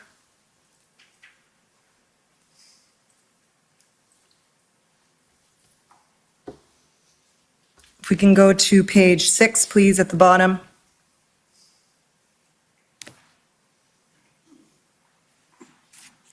In the last 2 sentences, there continue to be challenges, and I should say the date, it's February 12th. This is the second meeting of the IRG. There continue to be challenges working with the integrated planning team in Ottawa around communication, and I think that word should be decisiveness of the OPS chief. Every request made by the OPS has been fulfilled, with RCMP personnel exceeding the 250 agreed upon in the MOU? And maybe this comes back to what you were saying earlier, Mr. Stewart, that you thought more had been provided than that 200 even before the plan had been finalized. But I take it we can agree that the large number requested, the number that was eventually needed in order to dismantle the occupation, was still not in Ottawa by this date on February 12th. To the best of my knowledge, that is true. Right. And that was the number that had been requested on February 7th, correct? The 1,800 from both levels of government. That's not here yet at this point in time, correct? Yes, that's correct. Right. And you mentioned, and pardon me, Commissioner, if I could just have 1 minute, I think I'm out, but I'm wrapping up. Thank you. You said earlier that it took several weeks. But on condition you speak slower. Okay. Understood. I heard you say earlier, Mr. Stewart, that it took several weeks for the right chemistry to be achieved at the Integrated Command Center. Recall saying that? I do. And I take it the ICC established unified command over the operation to dismantle the convoy, right? That's my understanding. Between all three police forces, OPS, OPP, and RCMP, right? Right. And you described Chief Slowly as a strong personality, right? I did. You had heard it was challenging to get him to relinquish his authority. That's what I had heard. And I expect we will hear evidence that Commissioner Lucky of the RCMP told her counterpart at the OPP on February 5th, so during that first week, that the federal government was either losing or had lost confidence in the OPS. Did you share that view? No. Did you hear of any such concerns, either from the commissioner or from ministers? I heard concerns about the ability of the OPS to manage the situation, definitely. Now, you've said that the OPS should have looked to the OPP first, right, to fulfill its needs? Technically speaking, although I want to be clear on this point, this is not a situation in which you go by the book. Fair enough. I think you also said the RCMP was always ready and willing to assist. I did. And I appreciate there were logistical concerns, paperwork, swearing them in, getting them to Ottawa if they're deployed elsewhere, right? Right. But fair to say the real issue was what was perceived, at least, as the OPS lack of a plan, right? That was a major impediment. And what you understood to be Chief Slowly's reticence to relinquish authority, because he was controlling the approval of the plan. That's what you understood. You can put the 2 points together. I'm not sure that I can testify in any direct way that that was the case. I mean, two things seem to be facts that I was hearing. Okay. The relationship between the two you can't put together. That's correct. And the reason I said put to you that the OPS, or that the Government of Canada wanted the OPS to look to the OPP first, was that it hoped the OPP could resolve the issues around leadership and the plan. I don't know that. Thank you. Okay, next, if I could call on the Ottawa Police Service, please.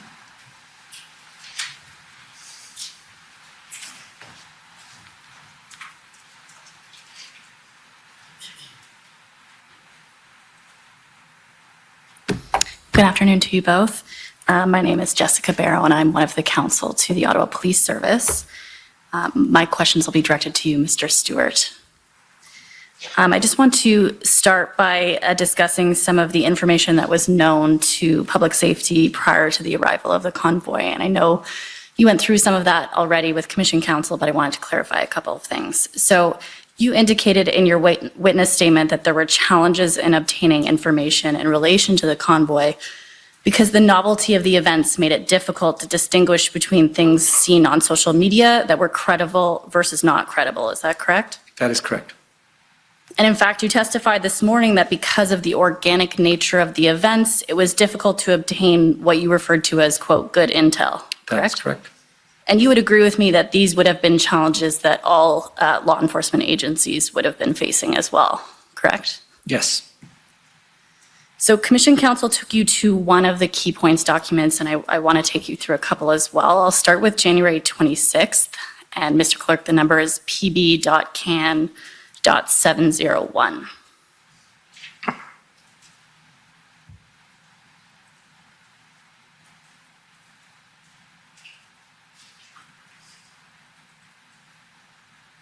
And if we could scroll down to page 2, towards the bottom of the page. in the third to bottom bullet, it says, some supporters suggested they would not leave Ottawa until vaccine mandates for public servants, Canadian travelers, and cross-border truckers are lifted. Do you recall seeing that? I do. And so this suggests that there was at least some information available to you and others to the effect that some protesters may not leave Ottawa, correct? Yes. But again, as you've indicated, with open source information, it's difficult to know whether that information was credible or not, correct? Correct. And so from your perspective, this information was not enough to raise any kind of alarm bells that this was going to be the 3-week occupation that we ultimately saw here in Ottawa, correct? Correct. And the RCMP was presumably privy to this same information as well? I would believe so, yes. And you indicated in your witness statement at page 10, and I'm happy to turn it up if necessary, but I suspect you'll recall saying this, that if the RCMP had intelligence that the convoy was planning on becoming entrenched in Ottawa and failed to report that information up to public safety, that you would have considered that to be problematic, correct? Yes. And notwithstanding the fact that we see that there's at least some information to suggest that protesters might stay, the RCMP was similarly not raising any kind of alarm bells around that, correct? That is correct. And if we scroll to the top of the document, if you go down, yes, the first sentence there, the following relates to a planned peaceful demonstration in Ottawa on 29 January. So even with that information in mind, you're still planning for, a couple of days, That's correct? Okay. So I want to turn back to the one on the 27th, which you did speak about briefly with Commission Counsel. That number, Mr. Clerk, is PB.CAN 703.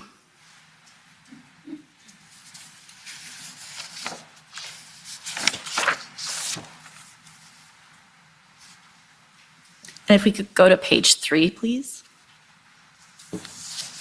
That's perfect, thank you. My friend took you to one of the bullets in the bolded section that we see here, but I want to turn to some of the bullets that precede that one bullet. So what we can see here is a number of directions that appear to have been provided by OPS in relation to where the trucks could park when they arrive, right? Right. And is it your understanding that this information was coming from Intersect? That would be my understanding. Okay. And so what we see is a number of different options. The first one we see is from the west, they're being directed to Sir John A. Macdonald Parkway, correct? Yes. And then following this, Kent and Metcalfe exits can be used. The George Etienne Parkway can be used.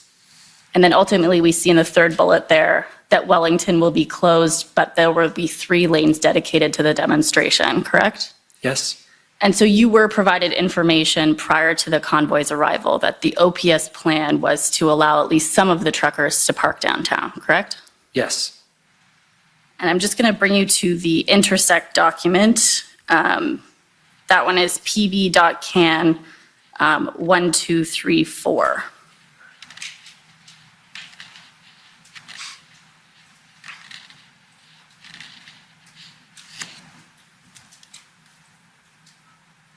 If you could scroll down a little bit, please. So this is presumably then the Intersect information that ultimately we see coming through that key points document. Is that fair? I believe so. And so again, we see here that there is information to suggest that OPS's plan involved having some truckers park on Wellington, correct? Correct. And so, again, this didn't raise any kind of alarm bells from your perspective that this was the plan for OPS, right? No alarm bells. And again, this information would have been available to RCMP. Yes. And similarly, RCMP didn't raise any concerns with you in relation to the plan. Not with me. And you understood at this point, and I'm happy to turn back to the previous document if necessary, but I think you would agree that this was a group at this point that was cooperative and from your perspective was exercising their democratic right to peaceful protest, correct? Correct. Mr. Clerk, could we turn to SAS 12, please?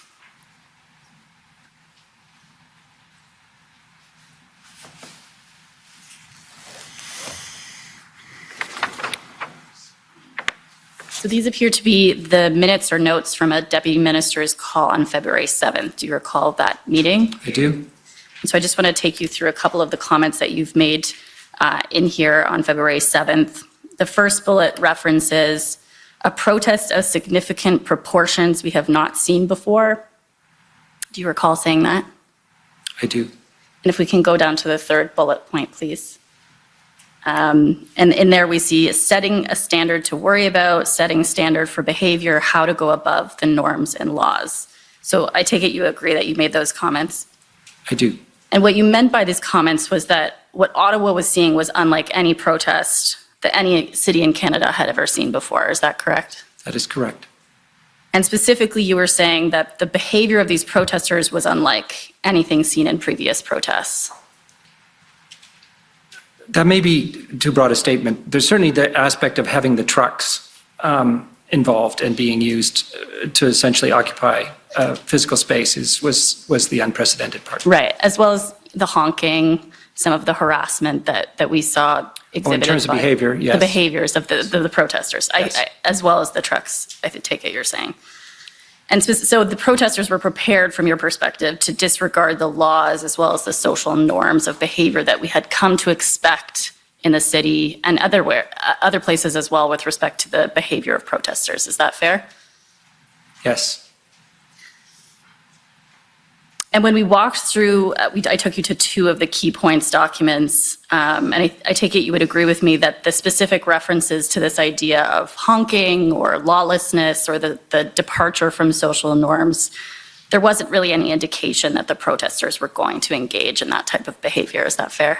That is fair. And in fact, they, as far as you're aware, they weren't engaging in that type of behavior before they arrived in Ottawa. Well, there was quite a bit of honking on the highway, but we did not assume that they would do anything other than peacefully protest. Fair enough.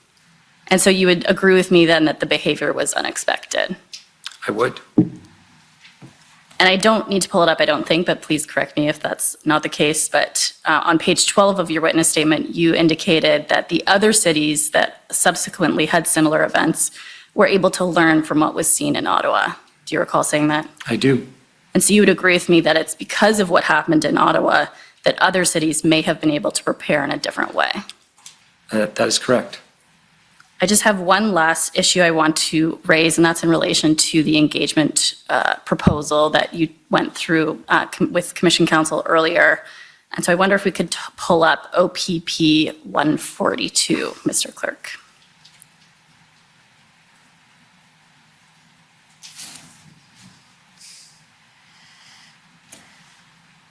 And if we could scroll down to page 2, we'll see an email between yourself and Inspector Bowden. And that's setting out some considerations in relation to the proposal. If we can, I think it might be up a little bit. Yes, there. Do you recall seeing this email with all the considerations? Yes, indeed. And what we see from Inspector Bowden is that he was of the view that this could constitute a win of sorts for protesters in terms of providing an exit strategy. Do you recall that? Yes.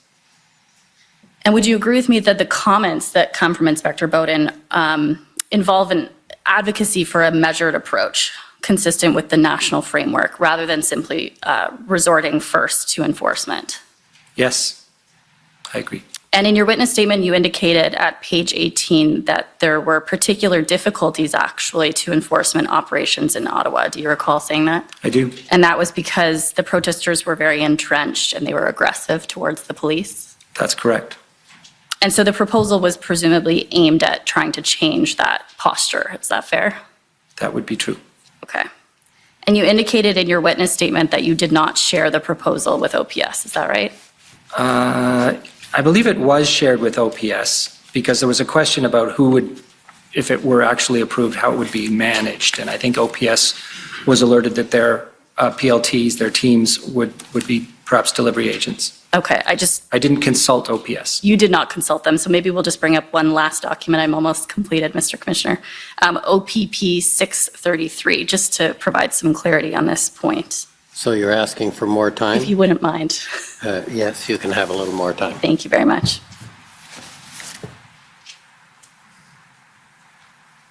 And so it's just that first email we see from Inspector Bowden, and he's indicating that it's the opinion of Deputy Chief Ferguson that the letter go to her, and she will ensure the letter is disseminated to the proper people. So you would agree with me that Deputy Chief Ferguson was both aware and approved this, correct? I would infer that, yes. Yes, okay, thank you. Those are my questions, and thank you, Mr. Commissioner. Okay, thank you.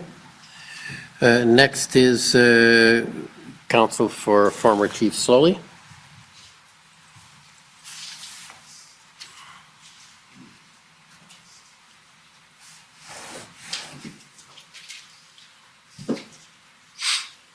Thank you, Commissioner.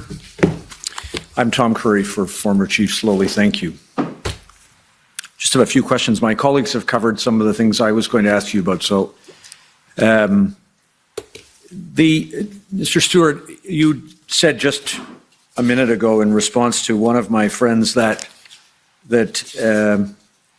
you don't go by the book in a situation like this. You recall saying that? I do. And does that capture the idea that what you were dealing with during the time that we are speaking about, with the protests in different locations across the country, was completely without precedent, and there is therefore no playbook that you can follow? I would agree with you that we were in unprecedented and unanticipated circumstances, absolutely. One of the things that that you have spoken to us about in your statement and today was the role of various of the federal government entities that concern national security. Recall that? Yes. And did the events, in your opinion, become a national security threat? They were decided to be and adjudicated to be a national security threat, yes. Was that your own view? I was very concerned about the possibility of physical and serious violence. Mr. Rochon? I would agree, yes. Same opinion? Yes. And as a consequence of, and of course, as you've described to, I think, one of my friends, it was not thought to be a national security threat at the time that the convoys began to organize and come to Ottawa. No. You agree? It was not. I agree. Now, I want to ask you, if I can, about one more thing. I think you've probably covered this, but former Chief Slowly has described these events as representing a paradigm shift in protest in Canada, probably for the reasons that you've given, Mr. Stewart, concerning the use of heavy vehicles. Do you share that view? Yes, I do. Mr. Rochon? I would agree, yes. Now,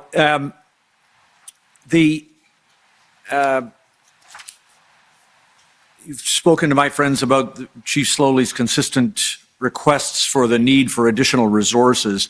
Do you agree that those came in two forms? First, there was a request for resources to maintain the safety of the citizens, the protesters, and police service members who were policing the areas in Ottawa that were the subject of protest. Yes.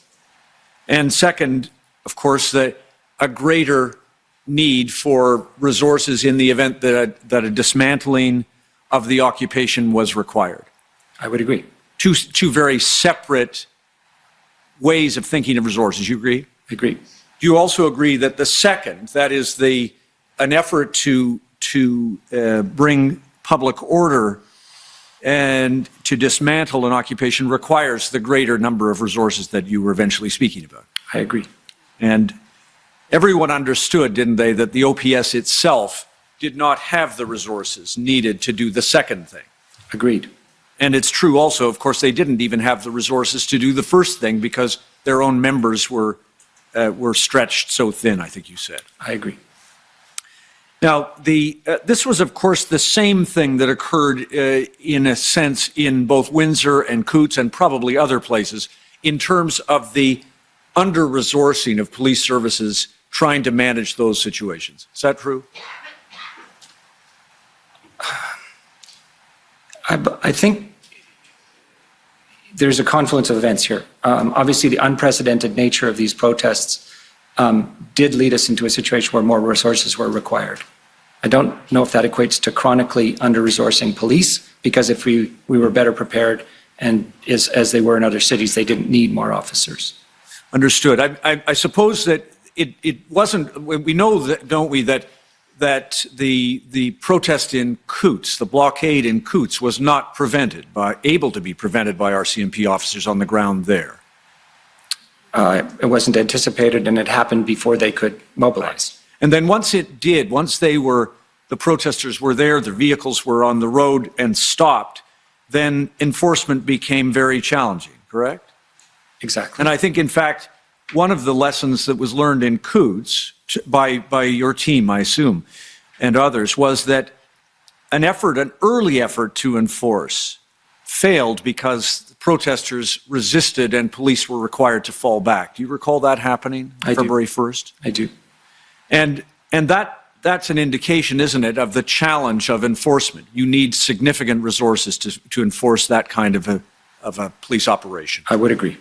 Now, in terms quickly about Windsor, do you understand that the Windsor, that resources that were requested by the Windsor Police Service and by the OPP were pledged by the RCMP prior to the completion of a plan by the Windsor Police Service?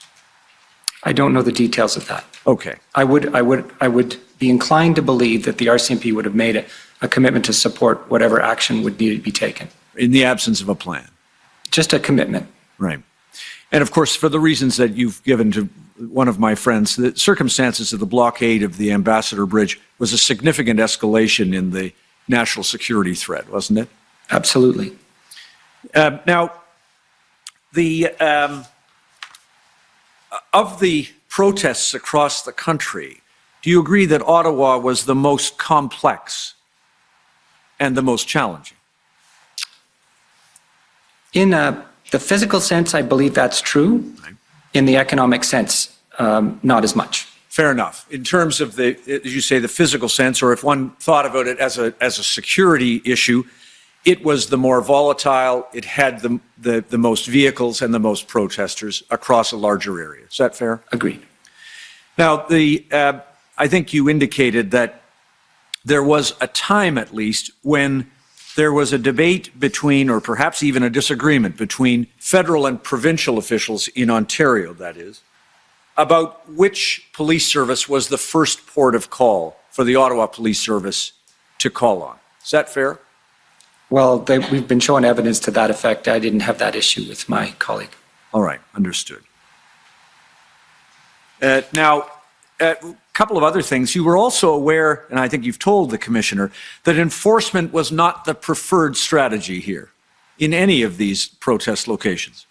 Negotiation, de-escalation was the preferred strategy. That is always the preferred strategy. And yet the ministers, the federal government ministers with whom you were interacting, were demanding some kind of action. Is that fair? The ministers we were briefing wanted the situation to be resolved. There is no question about that. And the same was true, to your observation, of municipal officials here in Ottawa.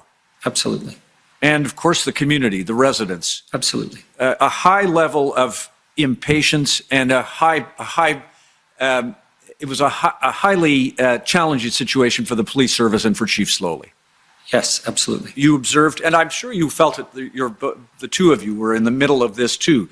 Can you tell the Commissioner, did you yourselves feel enormous pressure to try to do something to solve this problem? I did. Mr. Rochon? That would be fair, yeah. And you observed it across the spectrum of police services and other government agents. Is that fair? That would be fair. You agree that Chief Slowly, during the time that you were dealing with him, was a passionate defender of the city's residents and of the police service in trying to find a solution? I would agree. And acted in good faith in the performance of his duties? I would agree. Now, one last area, if I may.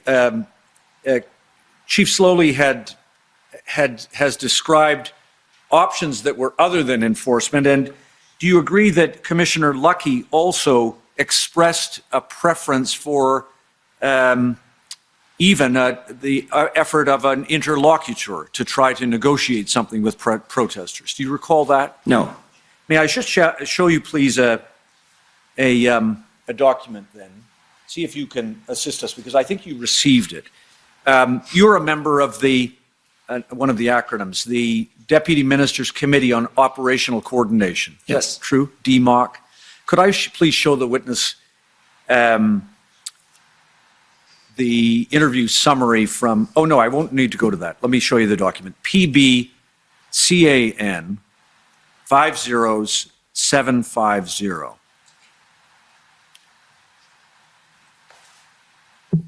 See if this assists your recollection, if you would, please, Mr. Stewart.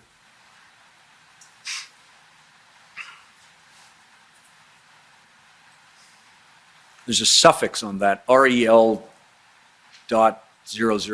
I don't know if that's important to the registrar. There we go, thank you. Do you recognize this document, Truckers Convoy and Protective Services Key Messages for DMOC, February 3rd at 2:30 p.m.? Well, these would be speaking points for the commissioner. I would not have received her speaking points. All right. Can you confirm for the commissioner, for this commissioner, that you were at this meeting?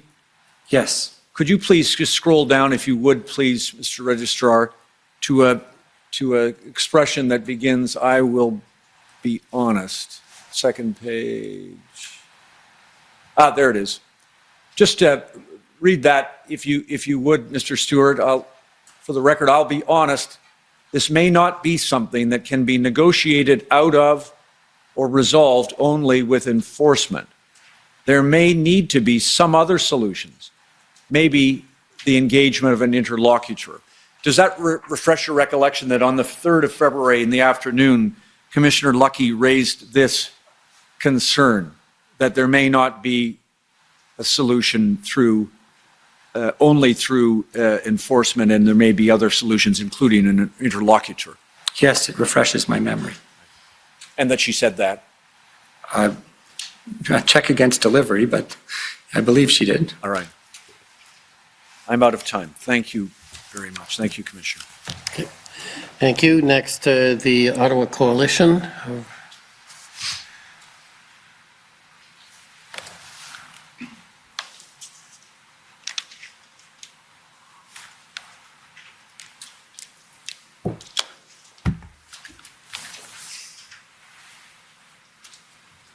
Good afternoon, Commissioner. Mr. Stewart, Monsieur Rochon, my name is Emily Tamman.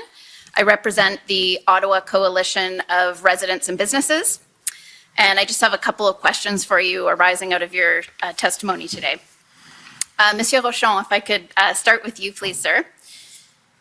You explained that within the broader intelligence matrix in Canada, that public safety is a consumer of intelligence, right? Correct. And you indicated this morning that the government had determined prior even to the Freedom Convoy that there is a need for a refresh of the national security strategy. Is that right? Not technically speaking. The government is always looking at policy matters, and it'll be a decision for the sitting government of the day whether or not to publish an update to that strategy. But subset to the national security strategy, there are a series of other strategies like a cybersecurity strategy, a critical infrastructure strategy. So we're always working on those, yes. Okay, and the current strategy, I believe you said, dates back to 2004? The national security one, yes. And at that time, I think you explained that threats to Canada's national security were understood to be different than they are today. Is that fair? Indeed, I would say post 9/11, the very creation of our department at public safety followed, and indeed, I think that was the impetus for Canada's national security strategy at the time in 2004. Okay. And so in pursuing a refresh or in continually, considering and reconsidering the government's approach, it's a recognition that the current strategy may not be optimal, because it could miss certain kinds of threats from groups oriented around certain radical ideologies, or even, as you said, I think this morning, individuals acting alone on the basis of a broader range of grievances than the current strategy might have otherwise been built for. Is that fair? I would even go so far as to highlight the counterterrorism strategy, which I think dates back to 2012, if I'm not mistaken. And we're in the process of refreshing that. A parliamentary committee in the House of Commons for National Security, SECU, has recently done a study on ideologically motivated violent extremism, which came out with 33 recommendations. We recently tabled, I believe, the government response to that study, and we're in the process of updating our counterterrorism strategy that will deal with what you referred to, yes. Okay. And you testified this morning that in the lead up to the Freedom Convoy's occupation of Ottawa, there was no reason to see the convoy as a national security threat, right? Based on the intelligence that had been produced for you. That would be correct. But ultimately, a national security threat was, as Mr. Stewart articulated, I think, adjudicated to exist, at least from the perspective of the federal government, which ultimately led to the invocation of the Emergencies Act, right? Correct.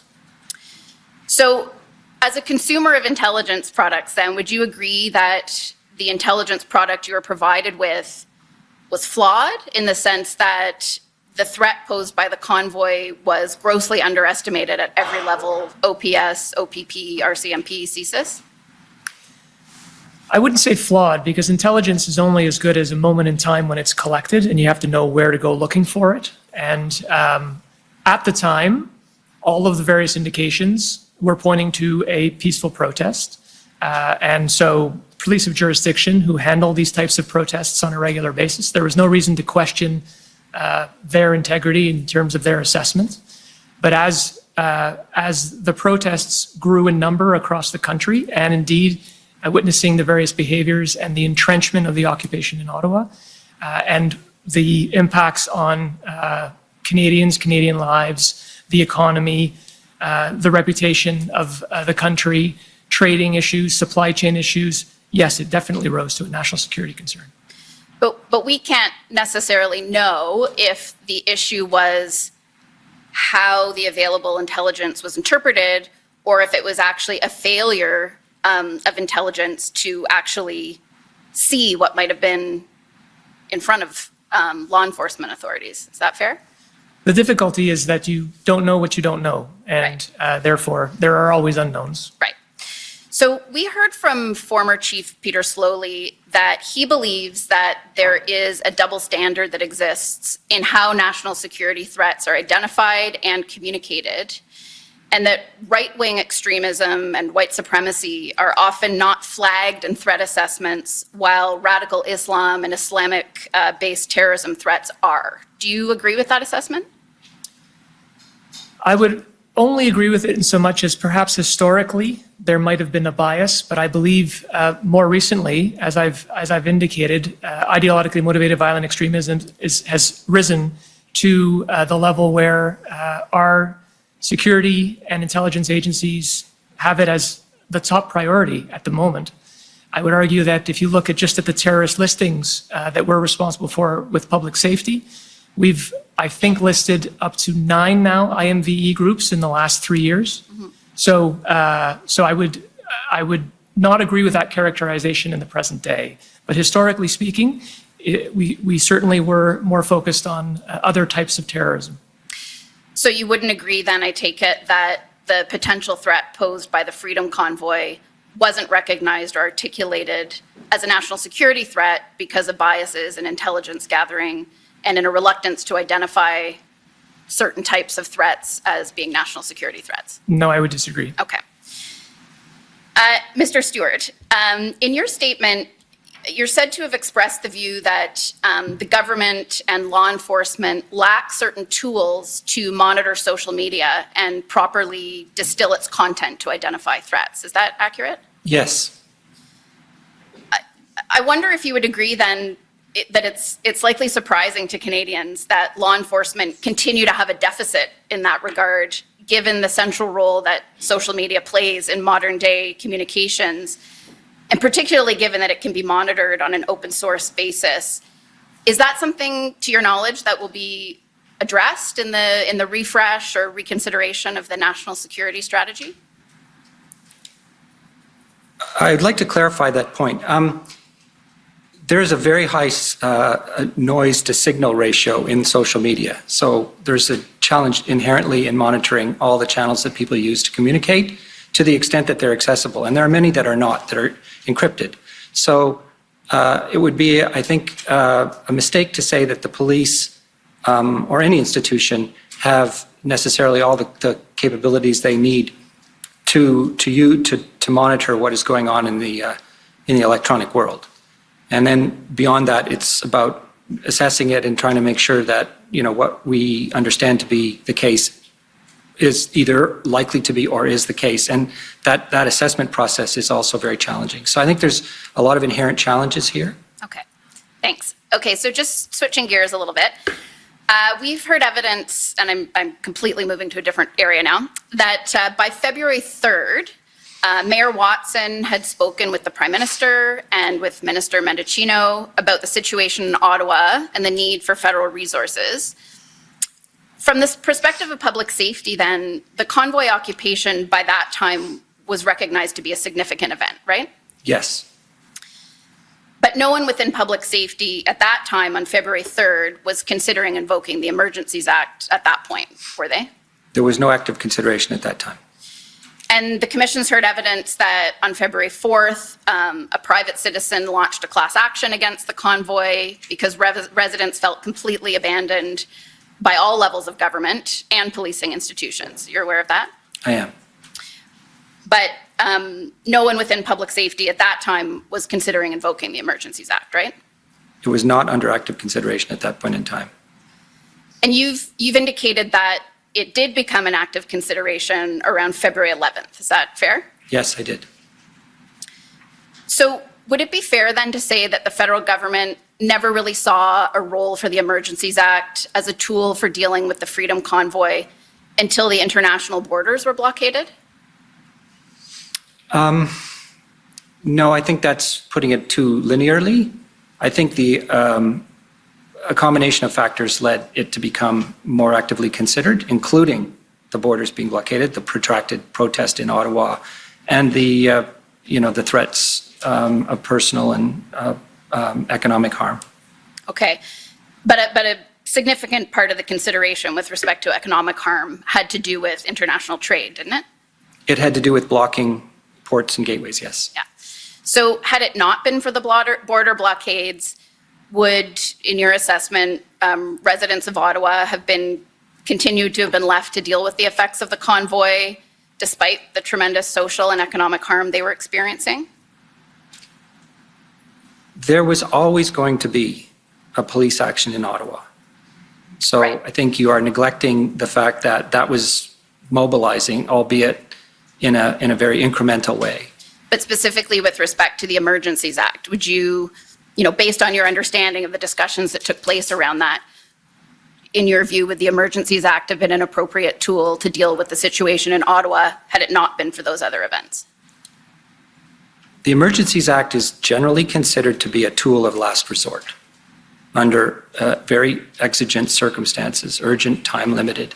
So there were many other tools in the toolkit. Indeed, Ontario used one, and it was not used until quite a bit later in time. So I would say, we were all conscious of it as being a tool, but in the minds of those who were, discussing it with counterparts, there were other tools as well. Okay, thank you. Those are my questions. Okay. Next, I'd like to call on the Ontario Provincial Police.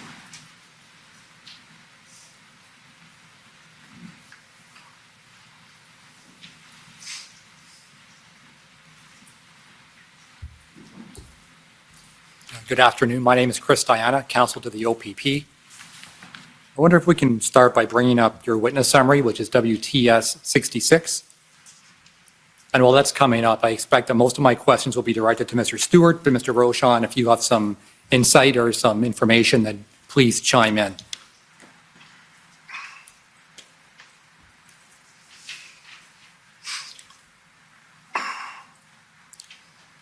All right, so this is your witness summary. Can we go to page 21?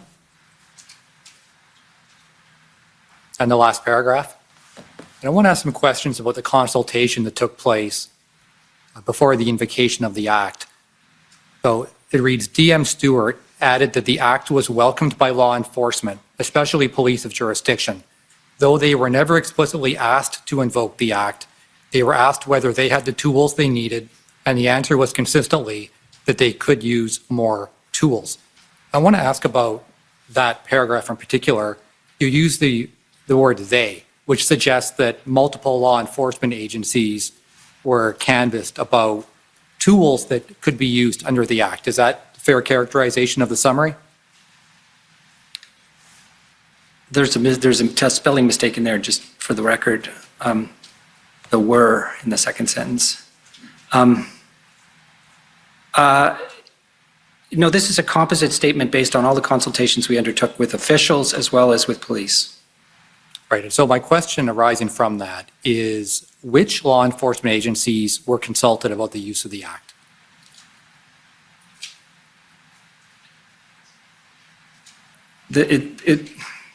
What I was saying in this witness summary, and what I would say to you, is that no police agency was asked about the Act itself. They were always asked, do you need more tools?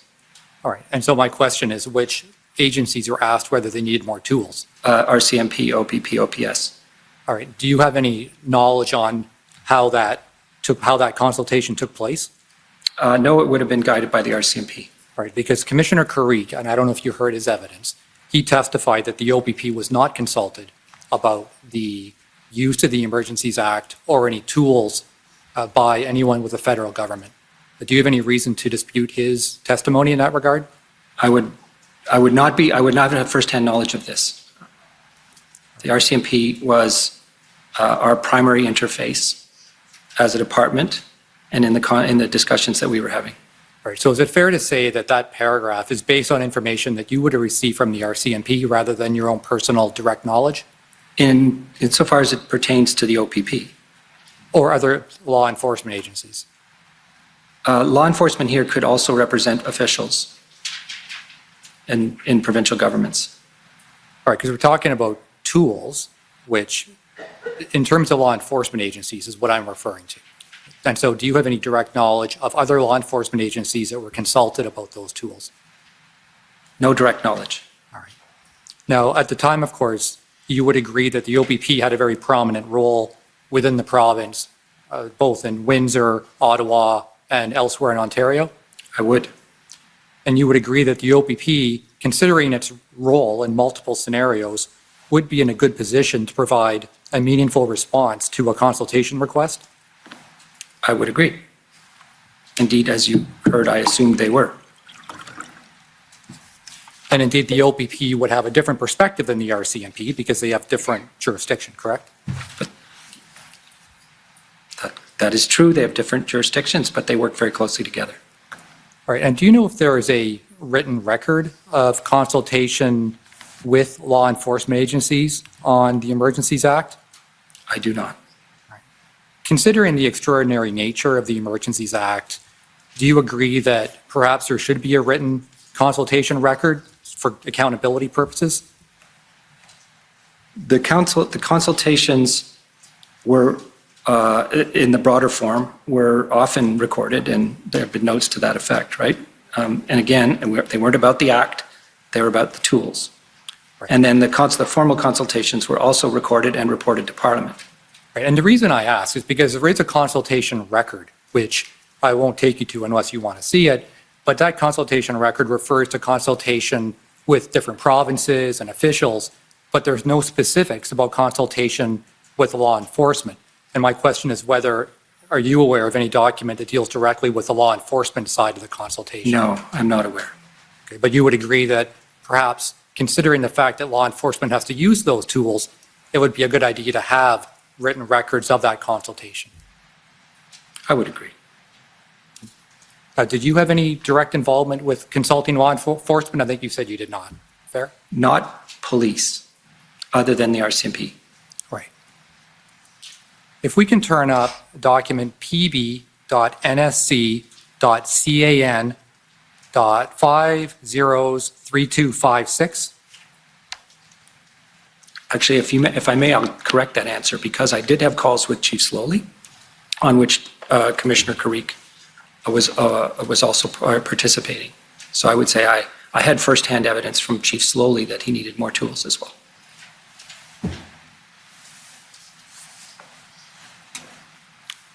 All right, now, I don't know if you don't appear to have been copied on this document. This appears to be an exchange of emails between Commissioner Lucky and Mike Jones. Do you recognize this email? I do. Now, Patrick Vezina is counsel, I believe. Who are Alison Whalen and Dennis Daly? They are RCMP. One's a civilian member, the other's a regular member. Okay, did you see this document at the time that it was generated or around the time it was generated? I do not recall seeing this document. Okay, now At that Mike time. Jones, as I understand it, was Chief of Staff for Minister Minichino, is that correct? That is correct. And if you scroll down to the bottom, it starts with an email request made on February 13th from Mike Jones to Brenda Lucky.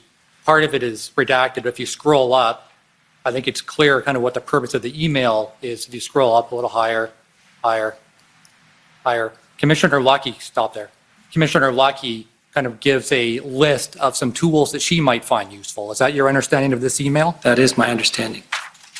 Now, I note that this exchange... And for the record, that is what I assumed the RCMP would have consulted with colleagues about. Okay.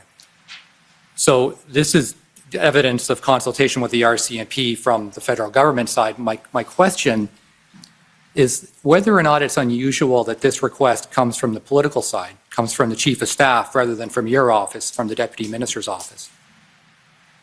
Under the circumstances, I wouldn't say it was unusual. Because typically, and I know the way it works provincially, of course, because that's my area, but Commissioner Carrick testified that almost all his dealings were directly with Deputy Di Tommaso, and the communication went through the level of the Deputy Minister. But the Commissioner of the RCMP is a direct report to the Minister of Public Safety. Right. And so it's more common then for the political side to engage directly with the Commissioner of the RCMP? It is. And I wanted to follow up on a comment, because this is an opportunity for us to look at all these issues, all these kind of broader systemic issues. You raised it yourself earlier in your evidence about Nova Scotia, and maybe taking another look at what is the appropriate role of the political side as opposed to your side of the House. Do you have any thoughts on how, from the federal side, that can be improved from where it's at now? That's a very open-ended question, and I don't think my opinion is here or there. I would observe, however, and this is why I raised it this morning, that this has become an issue in a number of domains where people have asked what's the division between requests for information and advice, which this, I think, constitutes, versus what are, sort of interference or, engagement in police operations. And so I would certainly agree with the proposal that could be clarified. Yeah, and I guess one of the reasons I ask, you're not copied on this. And as Deputy Minister, if there is going to be direct engagement with the political side, don't you expect you to at least be copied on it for your informational awareness? At 1 a.m, it probably wouldn't matter. Right. No, I think it would have made sense for her to copy me. She copied her subordinates. Right. And I guess, again, we're in this context where we can look at these issues. These opportunities don't come across very well. And you've got a lot of experience in your role, as do you, Mr. Rochon. So you can weigh into this question as well. But is there any merit in having clearer lines or more clearly defined lines about how the interaction between the political side and the RCMP commissioner to avoid any kind of misunderstandings? There is merit. And do you have any recommendations on how those lines should be drawn? No. Do you have any thoughts, Mr. Rochon? No, I'm afraid not. All right. And just finishing up on the question about intelligence, you were asked a question by my friend who was up before me about whether or not there was essentially a failure of intelligence. Now, your evidence earlier was that you're in a position where you're only receiving, or you're consuming the intelligence, correct? Correct. That is correct, yeah. But you only know what's provided to you, correct? Correct. So, for example, you didn't even know about Hendon what you're looking at is what other people are synthesizing, putting together, and letting you know, correct? Correct. So really, you wouldn't be in a position, especially at the time, to know whether you had reviewed all the intelligence or whether what had been provided to you was an accurate reflection of what was out there, correct? I would argue that the reason why we have an ADM National Security Operations Committee table every week is to have subject matter experts across 16 departments and agencies bring forward information that would be relevant for that table, and then we ask questions and try to anticipate threats to national security. And in this particular instance, we would have all been aware of convoys, and we would have been deferring to the RCMP or transport or indeed CSIS, ITAC, and others to flag for us if there was something more to bring to our attention. And at the early stages, that wasn't the case. Right. And so if the RCMP or whoever's reviewing this information decides that information such as there's no exit strategy, an intention to make the working to government more difficult, if that doesn't get included, then obviously you would never know. So there's a lot that's put on the shoulders of those who are providing the information to you. Would you agree? Yes and no. I mean, there's enough experience around that ADM National Security Operations table to ask those types of questions. Intelligence fusion is always a challenge. And so bringing together all of the various pieces of intelligence to get an accurate picture at a moment in time is something that we have experience with. And at that point in time, we had no reason to believe that this was going to be anything more than a peaceful protest. Thank you, gentlemen. Much appreciated. Thank you. Next up is the Windsor Police Service. Thank you, Mr. Commissioner. This is Tom McRae for Windsor Police Service. I have no questions. Thank you. Next is the Government of Alberta.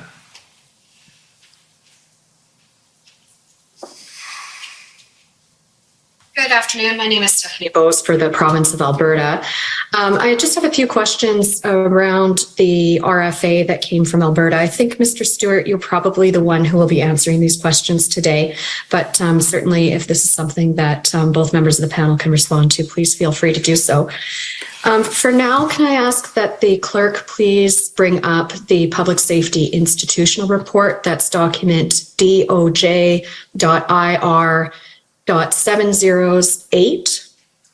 And while that's happening, Mr. Stewart, I believe you mentioned in your evidence that the RFA that came from Alberta didn't follow the usual course, namely that there wasn't discussion before it was submitted. Is that correct? That is correct. Do you know if there had been discussion ahead of the RFA, would that have changed the response by the federal government in this case? In all likelihood, it would not. Okay. And then on that institutional report, Mr. Clerk, can you please scroll down to page 22 and look at paragraph 75, please? And this is referring to the February 5th RFA from the Minister of Municipal Affairs for Alberta. And it says, upon reviewing the request, it was determined that the RFA process was not the correct mechanism for addressing the issue of additional law enforcement personnel. Requests for additional RCMP officers must be made under sub-article 9 of the Provincial Police Services Agreement and not through an RFA. So is it true that the RFA from Alberta was interpreted to be a request for RCMP officer deployment? No, it was perceived to largely be a request for tow trucks. Okay. There is a mention of personnel in the RFA. I'll just take you to that as well. That's document PB.can.50718.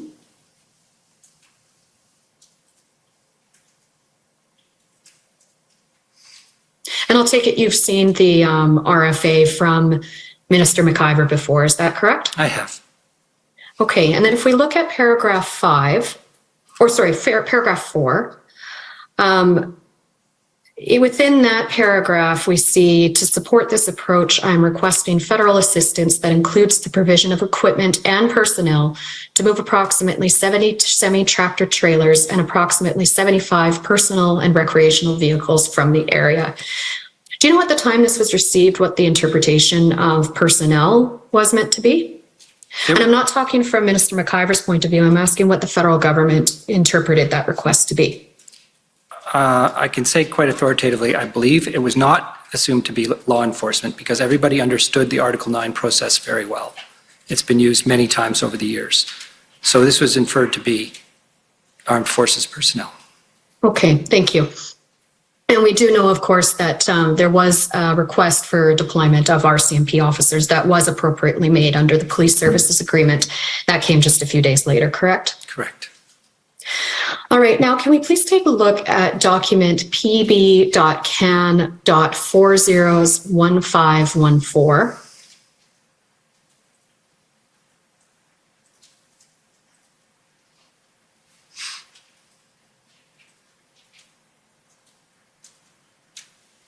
And this is an email from Mr. Dackelbab to yourself on February 13. And it outlines a meeting that Transportation Canada individuals had with colleagues from Alberta, Manitoba, and Ontario. And if we scroll down to the bullet points that begin with Alberta, we can see those there. Alberta requests for CAF support have been denied, but they are surprised that the request to access reservists with operational skills needed to drive towing trucks was not accepted. This part of the request is news to us, and we committed to follow up on this specific point. Do you know if there was any follow-up on that point? I do not. All right. Now, ultimately, the Government of Canada was going to deny Alberta's request for assistance, correct? Actually, what happened was that we evaluated the initial request and determined that the CAF equipment would not be appropriate. And as this indicates, it was not my understanding that there was another dimension to the personnel request. However, we did not formally notify Alberta that the RFA would be turned down on the basis of the fact that we were still having discussions about the federal toolkit and ultimately addressed the tow truck issue via the Emergencies Act. Okay, now I'd like to take you to some draft letters that were in Canada's production for this, beginning with pb.nsc.can 409547.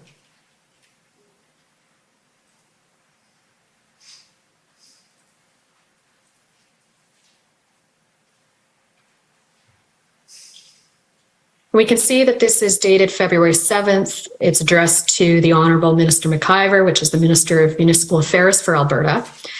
And if we scroll down to the last paragraph on the first page, it says, further, I understand that Alberta has the required authorities necessary to enforce compliance as a highway is considered essential infrastructure, and it is unlawful to willfully obstruct, interrupt, or interfere with the construction, maintenance, use, or operation of any essential infrastructure in a manner that renders the essential infrastructure dangerous, useless, inoperative, or ineffective as per the Critical Infrastructure Defence Act of Alberta. And this letter is unsigned. Do you know why it was unsigned and unsent at this time? For the reasons I just explained. Okay, but you would agree that on February 7th, the Government of Canada's position was that Alberta had the required authorities to deal with the illegal protests around Coutts, Alberta? We determined that the full suite of provincial tools had not been exhausted, which is sort of a first principle of the RFA. All right. And then there are a number of other follow-up draft letters that contain essentially the same language in it. Just for the record, I will take you to ssm.can.nsc 402745.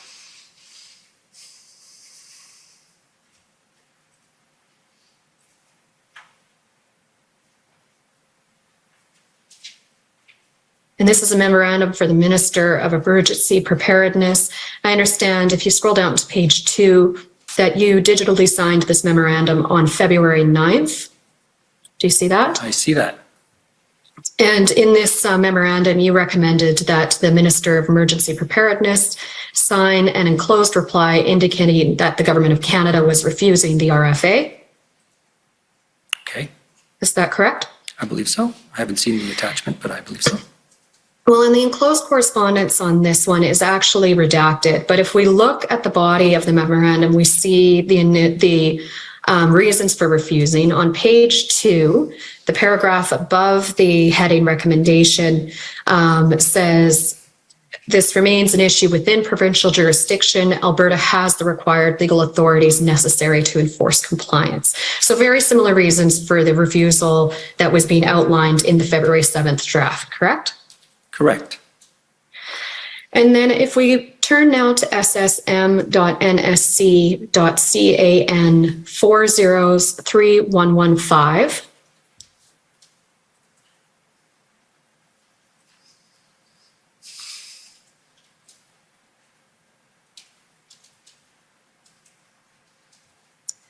this is a series of emails from February 11th. And in the email from Rowdy Barrack to Minister Bill Blair, it says, here is the latest draft in reply to Alberta's RFA. And again, going to page 2, we see a paragraph starting with further, I understand. And it says Alberta has the required legal authorities necessary to enforce compliance, and then refers to the Critical Infrastructure Defence Act. So again, here we are, February 11th, very similar reasons to those expressed on February 9th and February 7th, correct? Correct. And if we scroll to the very top of this, we see that Minister Blair approved the response. Were you aware that he had approved such a response? I was. Okay. And I told a provincial official, although I cannot remember who that was. Do you know the level of provincial official you told? Or the meeting in which you told them that? A deputy minister called me and asked if we were going to approve it sometime within 24 to 48 hours of the original request. And I said, my expectation is we would not. Okay, so very early on, the decision was made it would be refused. The reasons for refusing it seem to not really have changed throughout the course of the time when the draft response was being considered. Is that fair to say? Yes. And then I'm going to take you to one last draft, and that is on pb.can.nsc. I believe it's 50690.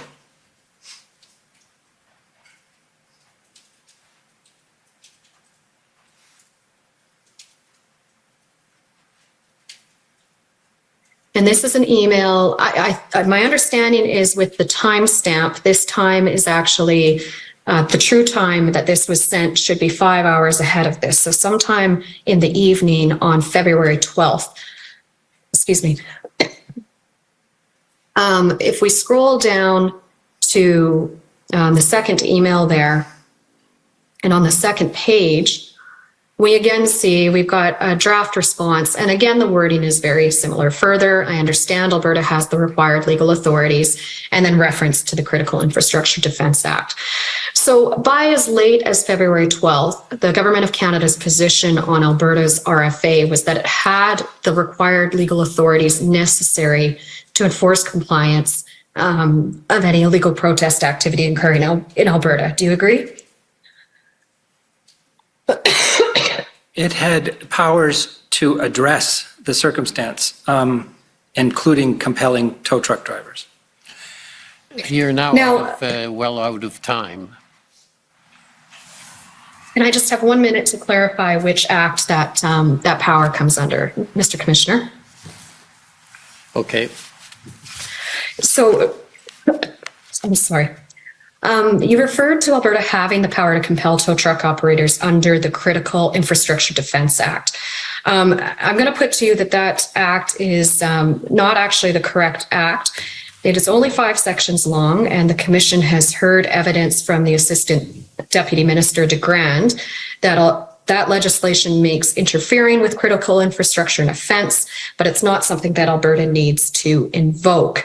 Alberta does have the Emergency Management Act, which does grant in it the power to compel service providers to provide services. So despite maybe having a confusion about which act that power falls under, it doesn't change the position that Canada's response to Alberta's RFA. Would you agree? I would agree.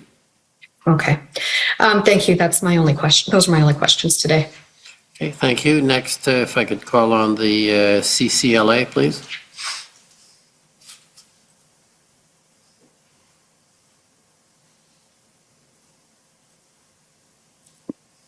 Good afternoon. Can you see and hear me okay? Yes. Okay. My name is Kara Zwiebel. I am counsel for the Canadian Civil Liberties Association.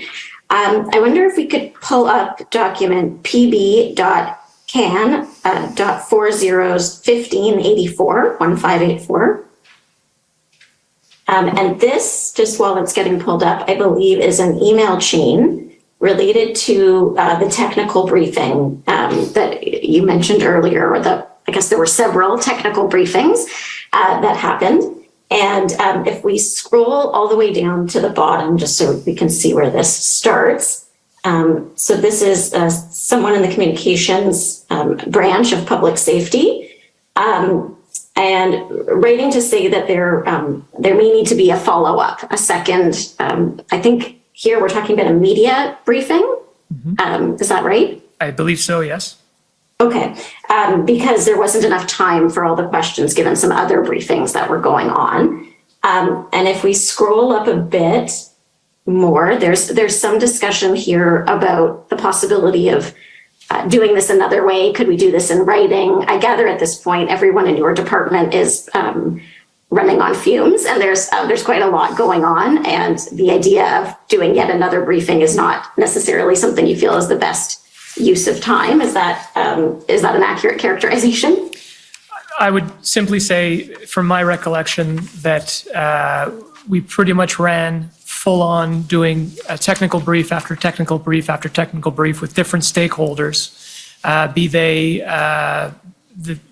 both houses of Parliament, media, as well as stakeholders, and each one typically would run for half an hour to an hour, but in this particular case, we were affording stakeholders sometimes up to 2 hours, sometimes even longer. And we were trying to address as many questions, but as you can appreciate, we had a panel of experts from a great number of departments and agencies, and therefore questions stemmed from law enforcement activity to border service activity to finance, and therefore we were, I think, if I look back at this particular exchange, probably wondering whether there wouldn't be a way of having people submit questions in writing, and maybe there would be a better way of posting our answers online as opposed to continuing with the number of technical briefs that we were providing. Okay, thank you. And can we now go to document ssm.can.402668? So I think this is going to be, I believe, your speaking notes for maybe it's one, maybe it's all of these technical briefings. And if we can just go down to the first full paragraph on page 3. And I think this is the document that we were talking about earlier about the need to focus on the public safety portfolio elements a bit more and not duplicate what justice or other departments might say. And so, yes, okay. So on this page, I gather this is roughly what you communicated during these briefings. So first, noting that the Emergencies Act is a significant step, one that will help ensure law enforcement across Canada have broad and clear authority to protect public safety, ensure our borders remain open, and safeguard our national security. And then scrolling down a bit, it's also noted that this is a message to people who are participating in these protests and interfering in critical infrastructure, that there will be consequences. And then a little bit more. The next paragraph notes that these measures will supplement existing provincial and territorial measures and assist the RCMP in becoming integrated. I think it probably speaks a little bit to that question of avoiding the swearing in and some of that red tape. Indeed. And then it's this next paragraph that I want to ask about. So it says it's important to underscore that invoking the Emergencies Act does not give the federal government the authority to direct the police services of any other jurisdiction. So two questions, I guess. The first is that statement, that the use of any other jurisdiction, are you saying here that using the Emergencies Act allows the federal government to direct the federal police, the RCMP? Or are you just clarifying that nothing in the Emergencies Act changes the normal situation where the government does not direct police in their operations? I would say it's the latter interpretation. Okay, thank you. But would you agree with me that while invoking the Emergencies Act doesn't give the federal government the authority to direct police services of any jurisdiction, the orders, the emergency orders that were made under the rubric of the Act grant police new authority to enforce those measures? Sorry, can you just Well, I wasn't sure if you were finished. That's why I was waiting. Apologies. Yes, I think it certainly gives them additional tools via the means of additional authorities that they can avail themselves of. Okay, right. And just like the criminal code gives the police certain tools, it's ultimately going to be police officers that will make determinations about the manner of enforcement. Yes. Okay, and ultimately police authorities that will decide and how they will exercise their discretion. This notion of police discretion is an important piece of this. Would you agree? I would agree. Okay. And you would agree that these orders under the Emergency Act provided all police across the country with the authority to enforce these new measures? Yes. Okay. And although the federal government was not directing the police service of any jurisdiction, would you agree that by invoking a federal emergency and making the emergency orders, the federal government was clearly intending to communicate a message not just to people participating in protests, but also to law enforcement of all jurisdictions, that this is something the government takes very seriously and we're looking to you to enforce? Yes. I think at some point also Minister Blair made a comment. This was a bit before the act was invoked, but I think he was sharing with the media that this was something the federal government was considering. And he said it was important that police do their jobs. Do you recall that comment? Not specifically, no. But Okay. I don't disagree with the thought, I guess. Okay. And Mr. Stewart, in your testimony earlier, you said that enforcement, and I think this is when you were talking about the engagement proposal, that the engagement proposal was not really an alternative to enforcement. It was something that would be used to try to shrink the footprint, as we've heard, and sort of lay a path to eventual enforcement. And I think you said enforcement was only a matter of time. That's correct. And I think you also told my friend, Ms. Tamman, there was always going to be a police action to dismantle what was going on in Ottawa. It was a question of timing. That's correct. Okay. One more question related to, there was a document that you were taken to before, and this is around the relationship with the Government of Ontario and the powers that they had under their Emergency Act, or their Emergency Management and Civil Protection Act.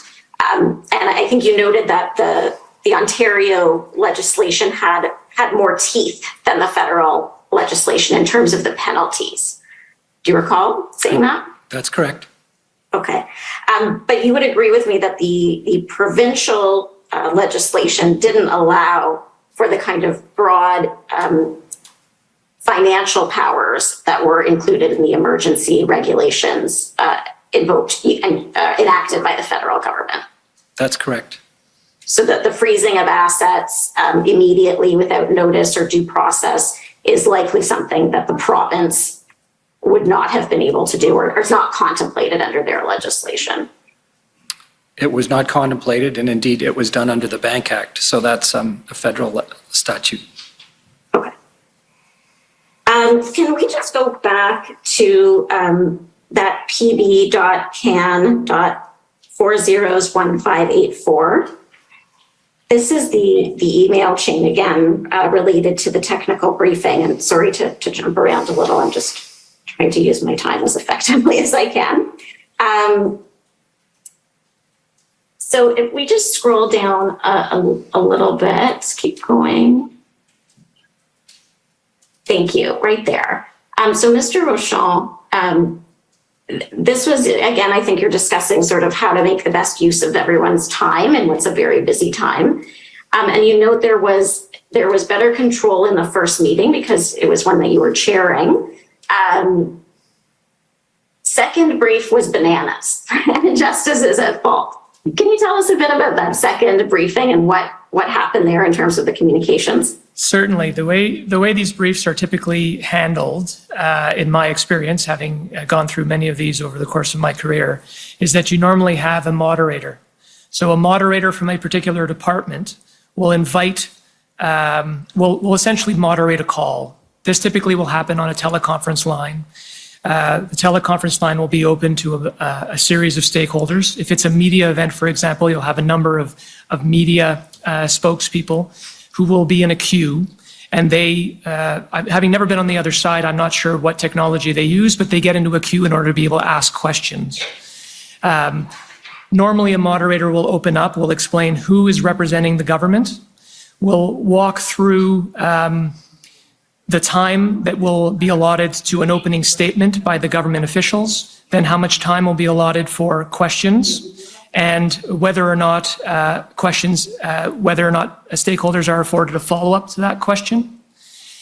Having been a former Assistant Deputy Minister of Communications in a previous department, this is protocol that we normally follow. Unfortunately, in light of the way these were being set up, this particular brief, from my recollection, Justice was supposed to be lead. So the first meeting was chaired by Public Safety. We would have followed that protocol. And therefore, we would have gotten to 6 questions because the 6 questions were likely rather broad, and they were followed by each a follow-up. And the cutoff time of an hour, if I remember correctly, that first brief ended up limiting itself to 6 questions, and there were a number of people in the queue that complained about that, which is my first point. The second brief was one that was led by justice officials. They didn't have a moderator. And so if I remember correctly, I came on and had to play the role of moderator and try to police how the call was being managed because there was no moderator, hence my comment that it was rather bananas. Okay, so it's more it's a question of the procedure. Yes. Is yes, that right? Okay. Absolutely. Thank you very much. Those are all my questions. Thank you. Okay, thank you. Next is the Canadian Constitution Foundation. Yes, good afternoon. Can you hear me okay? Yes, ma'am. Okay, great. So my name is Janani Shen Muganathan, and I'm here for the Canadian Constitution Foundation, and my questions are for Deputy Minister Stewart. So, sir, in your interview summary, you explained that in Ottawa, municipal and provincial authorities were not used more extensively because the OPS was overwhelmed by protesters. Do you recall saying that? I do.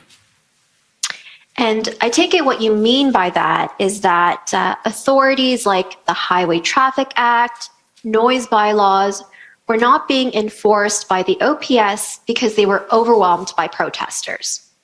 That's correct. So there was this resource issue in Ottawa, not enough police officers on the ground to enforce the law. That's correct. So I'd like to take you to your interview summary. And Mr. Clerk, this is WTS 6066. And it's page 12, please.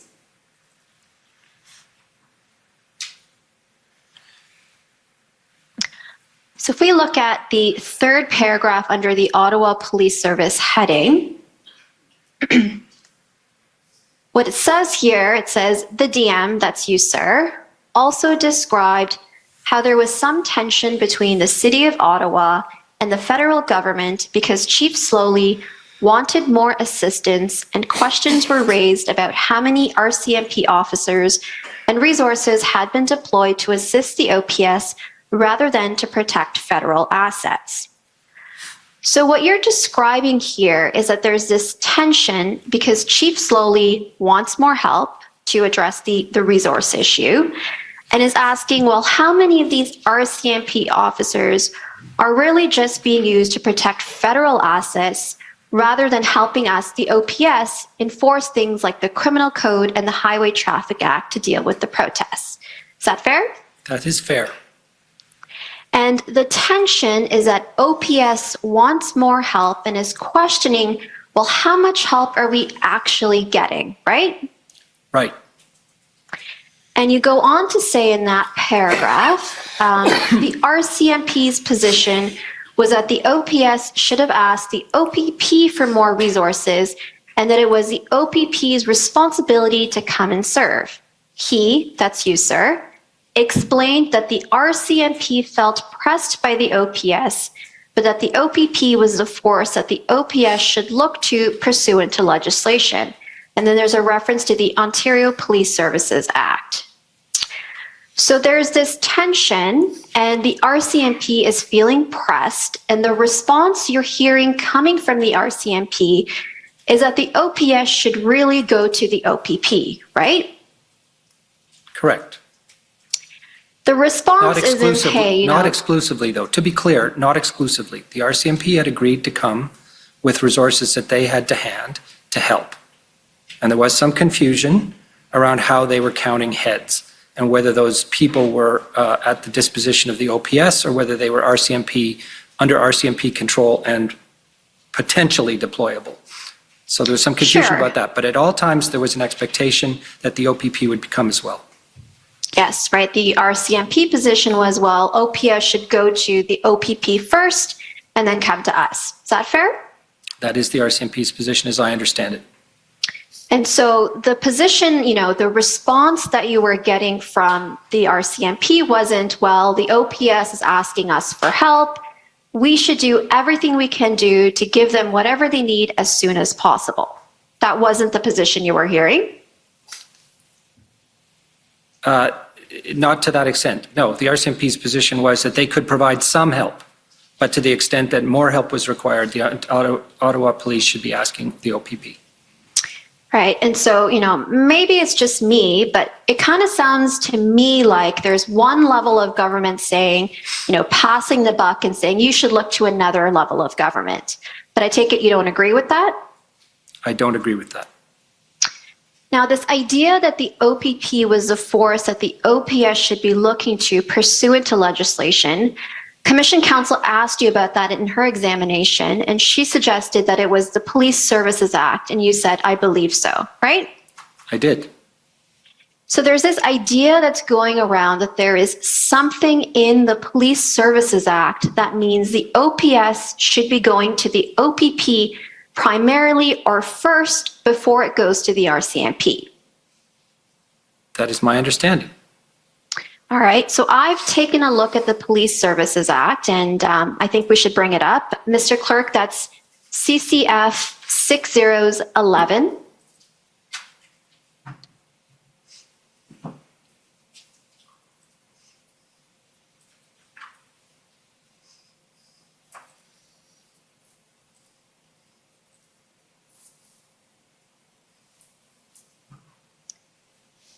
And to page 15, please.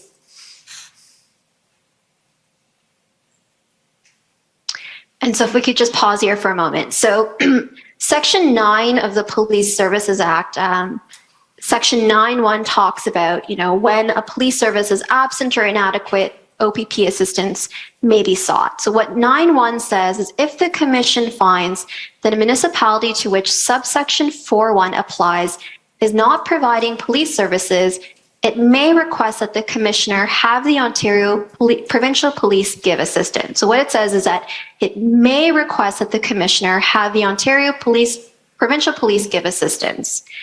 And now if we scroll down to subsection 6, what it says here is a municipal chief of police who is of the opinion that an emergency exists in the municipality may request that the commissioner have the Ontario Provincial Police give assistance. So what I say is, these sections enable the OPS to go to the OPP, but I don't see anything in the Act that says the OPS cannot go to the RCMP first, or that the OPS can only go to the RCMP after they've gone to the OPP. Do you have a different understanding of this legislation? This is the first time I've seen the legislation, so I was operating on the basis of what I understood the case to be. But I think I would not agree with the way you put it. As I understood it, in the circumstances we faced, the RCMP was willing to help and did not stand on principle as to whether they were the first or the second asked. They felt the OPP was what the Ottawa Police Service should be asking. So, okay, they were not holding off and responding because the OPS hadn't asked the OPP. Fair enough, but you do agree that it was your understanding that it was the RCMP's position that the appropriate force to be seeking assistance from was the OPP. Is that fair? Technically, yes. Okay, technically that was what the RCMP's position was. Well, not technically, that was the RCMP's position. Well, I understood it to be, and you've just obviously improved my understanding, that was what the law required.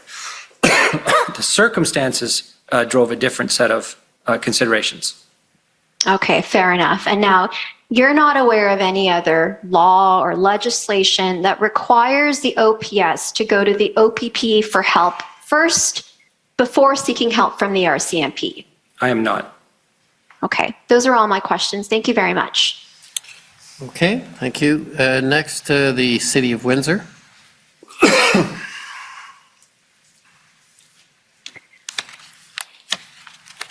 Good afternoon. Can everyone see me? Yes. Hi. Good afternoon, Mr. Stewart and Mr. Rochon. My name is Jennifer King. I'm counsel to the City of Windsor. I have some questions for you about emergency management of critical infrastructure in Canada. Will you agree with me that local authorities play a central role in emergency management in Canada? I would agree. You are familiar with the current Emergency Framework for Canada, 3rd edition? I am. And that can be found at WIN402230. So, Mr. Stewart, I can't see who's responding, but this is public safety's key policy framework for federal, provincial, territorial coordination with respect to emergency management in Canada, correct? Correct. And you'll agree with me that the framework does not directly engage with municipalities? The framework tends to operate through the basis of provinces and territories as being the primary authority. Okay, and the framework relies on provinces and territories to engage with local authorities? That's correct. The approach outlined in the framework provides for a scaling up where the provincial and federal governments step in only when local capacity is exceeded, correct? I believe so. And you'll agree with me that this approach requires excellent multi-level coordination? I would agree. Would you agree then to ensure effective coordination on the ground, municipalities and other local first responders should be directly engaged in Canada's framework? I think there is a high degree of virtue in interoperability and interconnectedness across all of the first responders. Insofar as we're talking about and ultimately requests for assistance, I believe there is a chain of authority that has to be worked through and shouldn't be worked around. Okay, well, there are coordination instruments that are referenced in the framework. And Mr. Rochon, I think you referred to a national strategy for critical infrastructure this morning. I did indeed. And the intention for this is to provide for, intended to kind of create an approach between the federal, provincial, and territorial governments to emergency management with respect to critical infrastructure, correct? Yes, not just that, but also better coordination with the private sector and all levels of government. Okay, and all levels of government, including municipal? Yes. You would agree that the Ambassador Bridge in Windsor is critical infrastructure within the meaning of this national strategy? I would be inclined to agree that it is as critical infrastructure. However, I do want to clarify the point that we weren't operating in large measure in invoking the Emergencies Act under the context that framework speaks to. That framework speaks to emergencies other than law enforcement emergencies. And it doesn't address the role of the different ministries and levels of government to support a police-led response? Well, it's obviously been some time since I've looked at it, but I'm conveying to you my understanding here that we did not treat the protests as an emergency management issue, and that the framework that we have designed and agreed with provinces and territories to deploy does not typically apply to issues of public security in the sense of law enforcement. It deals with natural disasters and the like. So you're saying that the national strategy for critical infrastructure is not intended to address the type of protest that we saw in February? So those are two separate things. Emergency management is one framework. Critical infrastructure is a separate one. And the original critical infrastructure strategy written back in 2010, unfortunately, there are different strata within the management of emergencies. So a cyber event, cybersecurity, or a national security event, a terrorist event, does not fall under the rubric of emergency management, and it would follow a different set of circumstances. As it is written now, the new critical infrastructure strategy that we're pulling together, we're currently consulting, and we're leveraging various different tables in order to better understand how we can manage critical infrastructure going forward, and that is still a work in progress. Okay. Well, I think I'm running up on my time, and if I could just have 1 or 2 more minutes, I have a few questions to wrap up. I just wanted to, perhaps I won't take you to the document, but are you aware? You can have 1 or 2 minutes. Go ahead. Thank you, Commissioner. Are you aware that Mayor Dilkens of Windsor wrote to Minister Mendicino, Minister Blair, and the Ontario Solicitor General in March, indicating the need for broader collaboration and support from provincial and federal governments to bolster the safety and security of our borders? No, if I was aware, I've forgotten. Okay. Well, I don't have the time to show it to you, but I will say that Mayor Dilkens, in his testimony, did indicate that he went on to request a meeting to debrief emergency regulatory obligations regarding the Ambassador Bridge. Did you discuss this request to meet with Minister Mendicino or Minister Blair? No. Okay. Would you recommend that the ministers meet with Windsor, provincial and federal representatives to discuss long-term needs and planning to protect Windsor's international crossings? I would agree to the more general statement that it's important that federal and provincial ministers take lessons learned from as it pertains to protecting critical infrastructure. Okay. I think that's all my time. Thank you very much, Commissioner. Okay, thank you. Next, call on province of Saskatchewan, please.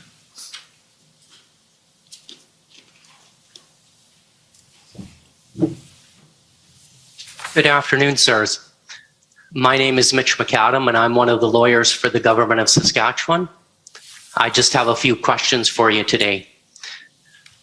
First, Mr. Stewart, in your interview summary at page 20, you indicated that you were aware of the Federal Emergencies Act back in 2020 at the outset of the COVID-19 pandemic, and you mentioned that again this morning.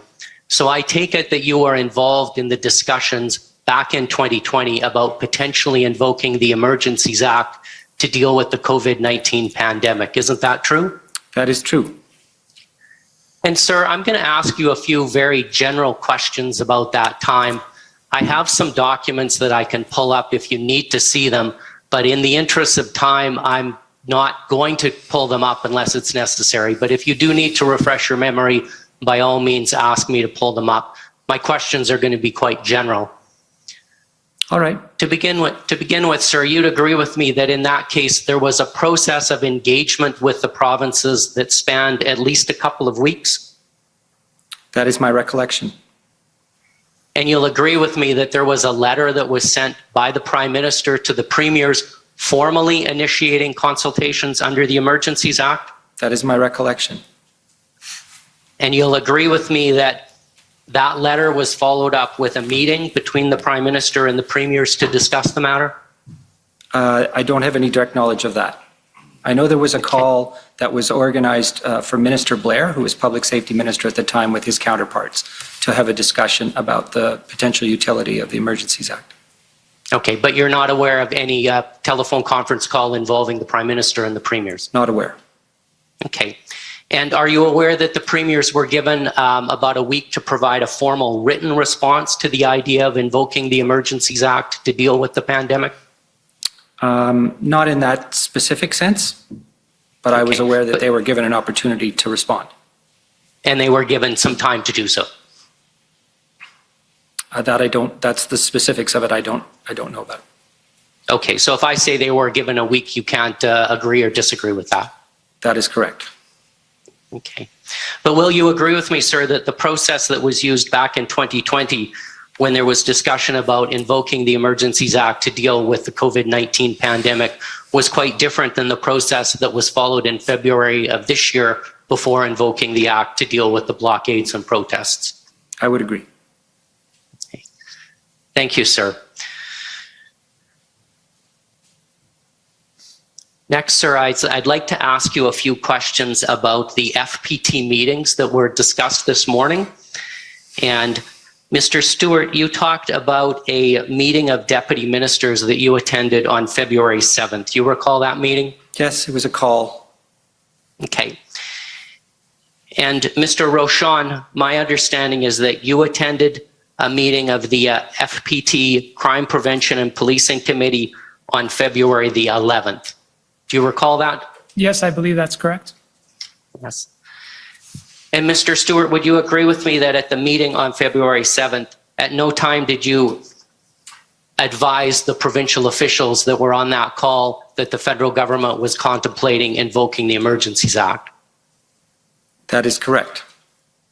And Mr. Rochon, would you agree with me at the meeting on February 11th, at no time did you or anyone else from Public Safety Canada advise the provincial and territorial officials on the call that the federal government was considering invoking the Federal Emergencies Act? That's my recollection, yes. Okay. And Mr. Stewart, would you agree with me that these opportunities, the deputy ministers meeting that you had and the meetings of the CPP committee would have been a good opportunity to discuss the potential invocation of the Emergencies Act with provincial officials?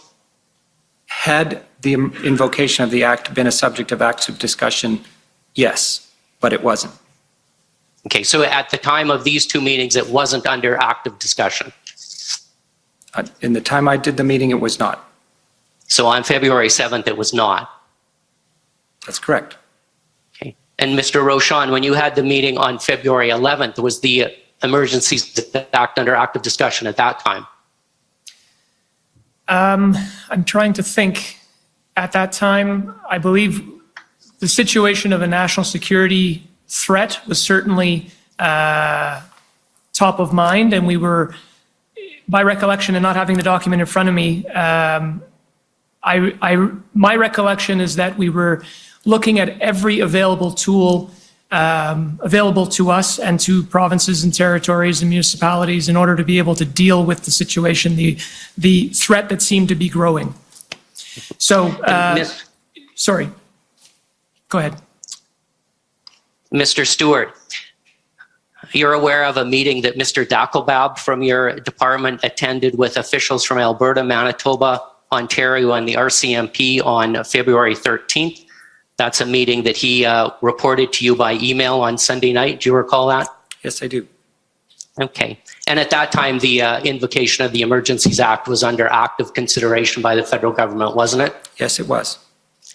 And your information is that Mr. Dakobab or the other officials, federal officials on that call, did not advise their provincial counterparts that the act was under active consideration, did they? I cannot say for certainty that any of them knew. Okay, so you're saying the federal officials that were on the call would not have known that the Federal Emergencies Act was under active consideration at that time? I'm not sure that they did. I can't say for sure. So they couldn't have advised their provincial officials of that? Indeed, had they not known. Okay, and as far as you know, they didn't advise provincial officials of that? I would agree. As far as, thank you. So you're now out of time. Okay. Thank you, Commissioner. Those are all my questions. Okay, thank you. Next is the National Police Federation. Yes, hello. This is Nini Jones for the NPF. We have no further questions. Thank you. Okay, thank you. Next is the Democracy Fund.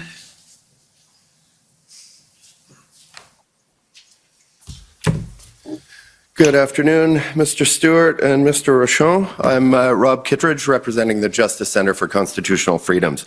And I only have 5 minutes today, so just to make efficient use of my time, I'm going to direct my questions to Mr. Stewart. So I apologize for leaving you out. Can we bring up document SSM-CAN 1096_REL.0001? Please. And this is the document that my friend representing the convoy organizers was trying to show you earlier on when he ran out of time. Mr. Stewart, the Liberal Research Bureau is an entity within the Liberal Party that receives government funds, conducts research, and provides briefs to support the Liberal Party politicians, ministers, and MPs, right? I'll take your word for it. Yeah? I'm not familiar with it. Okay. You're not familiar with the Liberal Research Bureau at all? No, I have nothing to do with it. And you've never heard of it? Oh, I've heard of it, but I didn't know what it does. You have no idea at all what it does? No. Okay.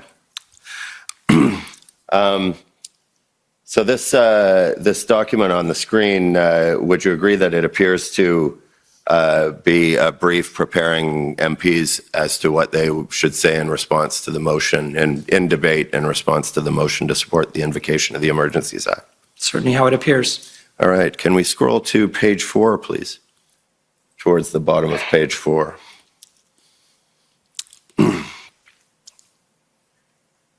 And you can see here at the bottom of page 4, it outlines the CPC's position, the BQ's position, and the NDP's position, which it indicates that the NDP will support the motion. Would you agree with that? That's what I observe. Right. And in your dealings with the ministers and elected executives, they told you that before the Emergencies Act was invoked, they already had the support of the NDP to uphold the invocation, didn't they? No, they did not. When did you first learn that the NDP were going to support the invocation of the Act? Upon the vote. Okay. Are you aware of any polling that was done to assess public support for the invocation of the Emergencies Act? Not aware. All right.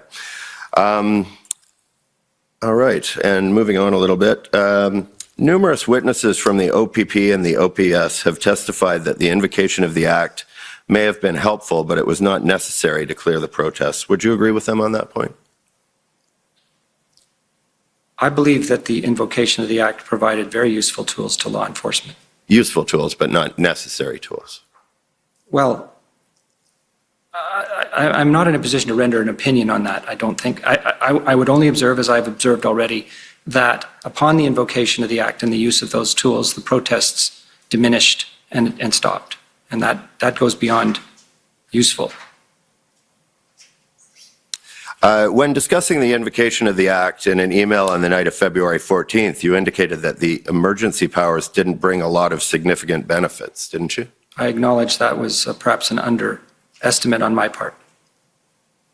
Right. But you were, at that point, you were having trouble even coming up with examples of how the emergency powers might be useful in clearing the protests, weren't you? I was encouraging my colleague, for the purposes of doing technical briefings, to try to be more specific and clear. Right, but you were running out of ideas on how it might be useful. The ideas were already on the table in the sense of the drafting of the various orders and measures. The issue here was how they were explained. Right. Provincial powers at that point hadn't been exhausted, had they? In Ontario, I would say they had. You would. Your interview summary indicates that you thought that the power to compel tow trucks was important. Do you remember that? I do. But really, you have no personal knowledge of whether that power was actually necessary to clear the protests, do you?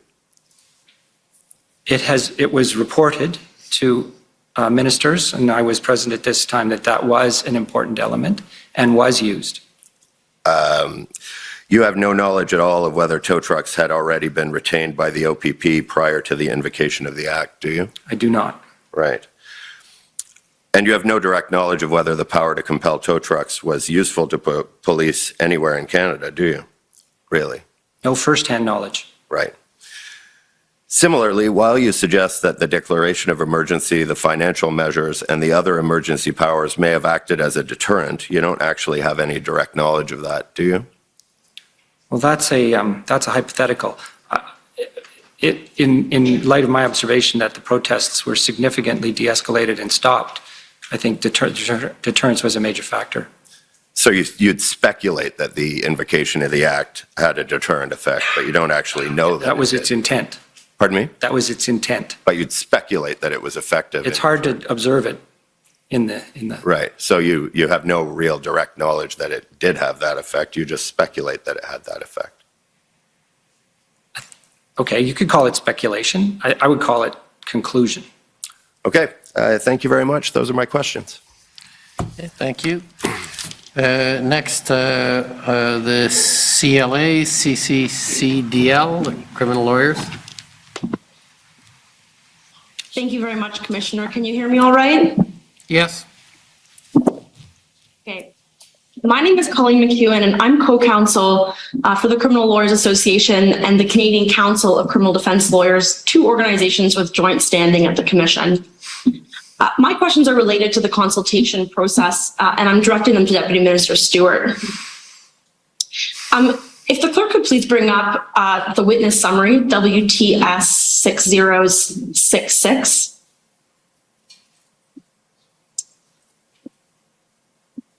And I'm looking specifically at page 21 in a paragraph that you've already been brought to. It's to scroll down a bit. It's with respect to the issue of consultation with provinces. Do you see that paragraph? I do.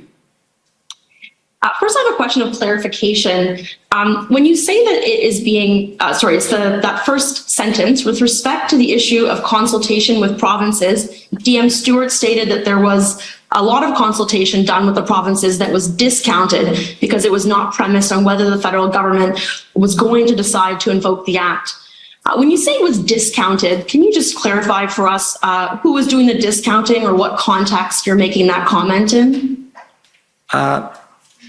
What I was trying to convey there is that to the point made by one of your colleagues minutes ago, there were expressions of points of view that there was insufficient consultation on the invocation of the Act. Okay. And of course, you understand that the Emergencies Act requires consultation in Section 25. Is that right? That's my understanding. And of course, the federal government tabled with Parliament its explanation of the consultation process it undertook. We tabled an extensive report, right? Now, back to this paragraph in the witness statement.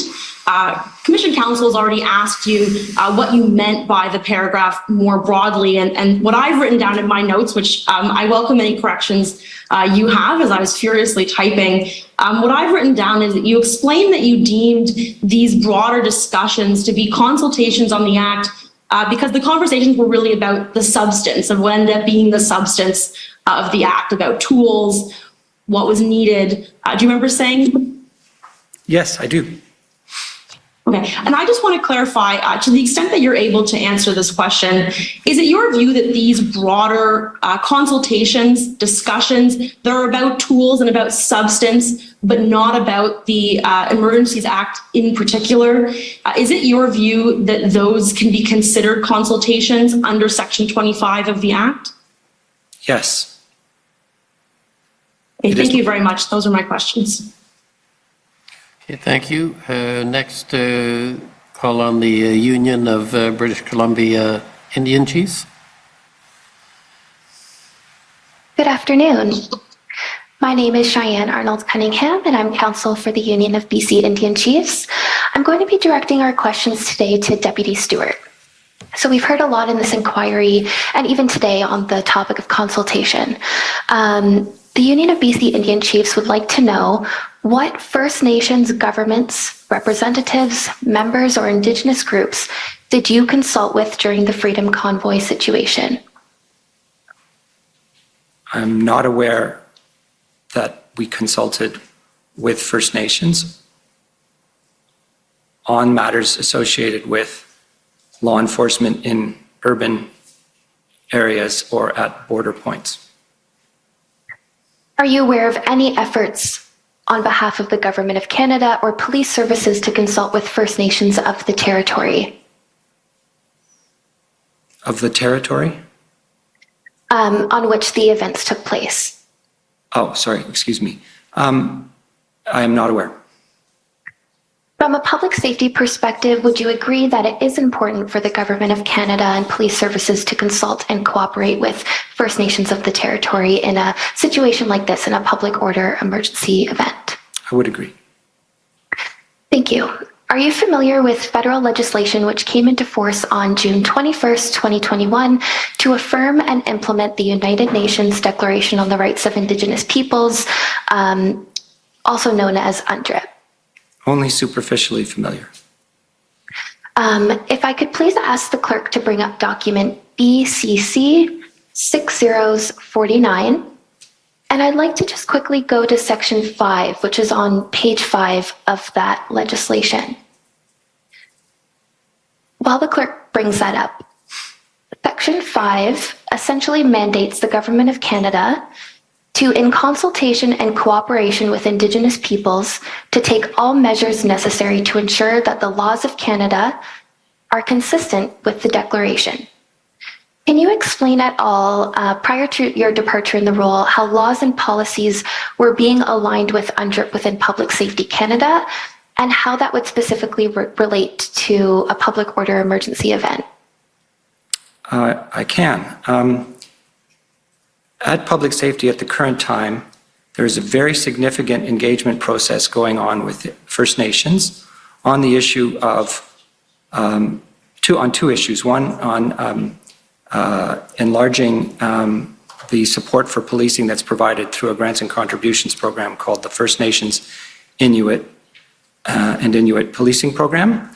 And the other part, more significant, I would say, is on making policing, drafting legislation, co-developing legislation to make policing an essential service. That engagement process has been going on since the spring and has resulted in or involved extensive consultation across the country by the minister and officials, and does relate in its ultimate goal to ensuring that First Nations are the beneficiaries of policing services on an equal basis to other areas of the country or parts of the country. And therefore, by extension, would be very much more engaged in the management of public order events. Thank you. Did you consider UNDRIP or work to implement it at all in carrying out your role and mandate within Public Safety Canada, and specifically in responding to the Freedom Convoy situation? Well, what I just described, I think, would be consistent with UNDRIP. And in the convoy situation, my consultations were with federal, provincial, and territorial officials. And okay, and just... Sorry. Thank you. Just one last question. Is public safety or policing response to a public order emergency event from either a strategic, operational, or tactical point of view, is it different depending on who is involved in the assembly or the event? Should not be.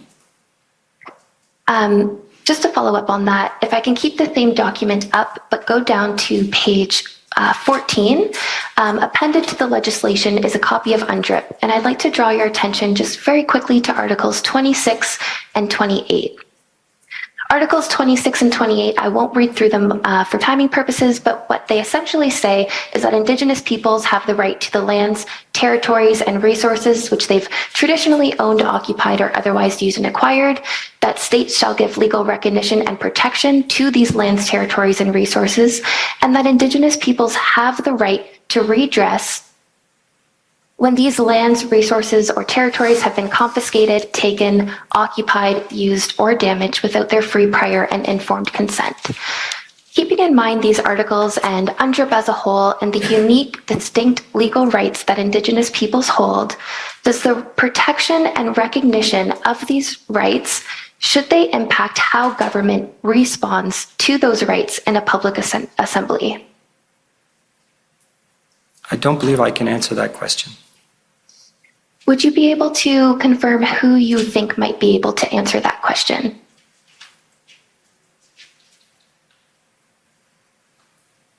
Insofar as it becomes a matter of interpretation of UNDRIP, I believe justice officials would be the first people to ask.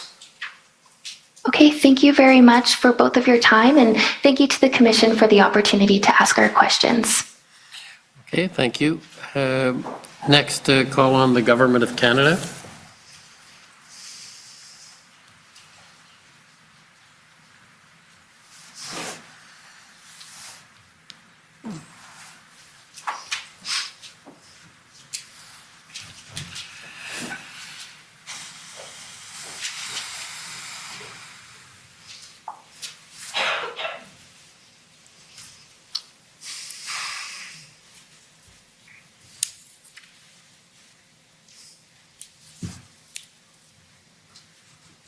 Good afternoon. I'm Robert McKinnon, Counsel for the Government of Canada. I wonder just on that last question you were asked, whether we could go to SSM CAN 50121 of the consultation report. I understand on page 5 is relevant.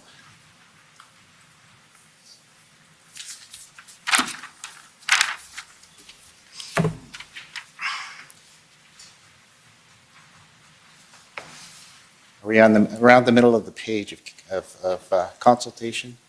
So that's the bottom. Go up a little bit. No, go up a little bit. Stop.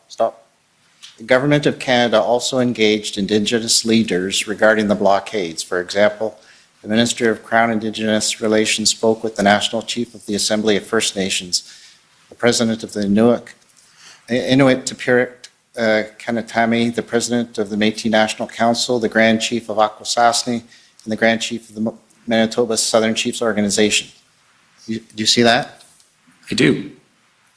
And for the record, when I answered the question by the person in it prior, it was on my own involvement. All right. So do you see that there's a reference to consultations there? I do. Okay. One of the last questioners also raised the Police Services Act as to why, where the RCMP is mentioned perhaps in that act, because it doesn't say specifically that the process is you go to the OPP, that's stated, but it doesn't say then you go to the RCMP. Do you remember that question? I do. We don't have to pull up that Services Act because this is more of a legal question, but Section 2 of the Police Services Act defines police force as OPP or municipal police and does not include the RCMP. Does that sound correct to you? That sounds correct. And would it be to your understanding that the Ontario government cannot pass legislation to bind the RCMP as a federal body? That would be my understanding. You were also asked a question about the lack of consultation with law enforcement. Do you remember that? I do. I could ask you to turn to the institutional report for public safety, which is DOJ IR 708.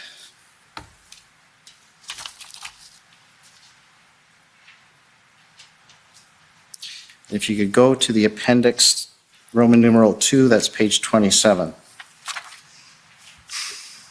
And then if you scroll down to page 29, well, first, this is the list of meetings attended by yourself, Deputy Minister, just so that's what the appendix says.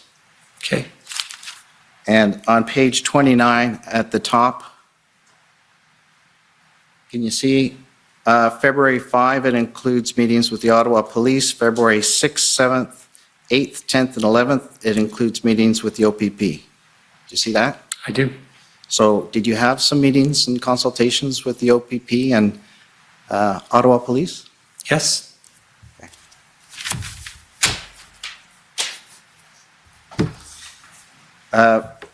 Mr. Rochon, you mentioned that there were unknowns in talking about intelligence, I believe, in some of your answers. And I just wanted to ask you, concerning the convoy protest, were there intelligence gaps? I would argue there are always intelligence gaps. That's the nature of the business. Part of the art of collecting intelligence and fusing it and assessing it is to come up with questions as to what is in the art of the possible. Therefore, what is it that we know, and what could also transpire, and what do we need to protect Canada and Canadians against in terms of assessing threats? So when it comes to the unknown, you will have seen through a number of assessments, reports, whether it be from the Integrated Terrorism Assessment Center, ITAC, or PCO-IAS, the Intelligence Assessment Secretariat, or indeed from RCMP or other intelligence organizations. They were always flagging the level of threat. They would articulate it as medium, and they would articulate the possibility of ideologically motivated violent extremism and the fact that a lone wolf could occur. So when it comes to assessing intelligence, there's always a level of what is the likelihood that something could transpire. So when it comes to unknowns, there were many unknowns throughout the situation. And as the situation continued to be prolonged, and indeed as we saw it expand across the country, those questions as to whether or not a hostile state actor may be involved in terms of the funding, whether there were questions of extremist groups or possible extremist factions involved. Would this provide fertile ground for extremists to recruit? There were counter-protests that were emerging as well. So all of that factored into a bunch of questions that I would characterize as unknowns and that needed to be taken into consideration. So it's not just factually, what did we know? Because at the end of the day, when it comes to intelligence and when it comes to law enforcement and security, it's not about dealing with something once it happens, but it's about preventing something before it happens. And in order to prevent it, you need to think through what could happen and put in place measures to protect Canada and Canadians.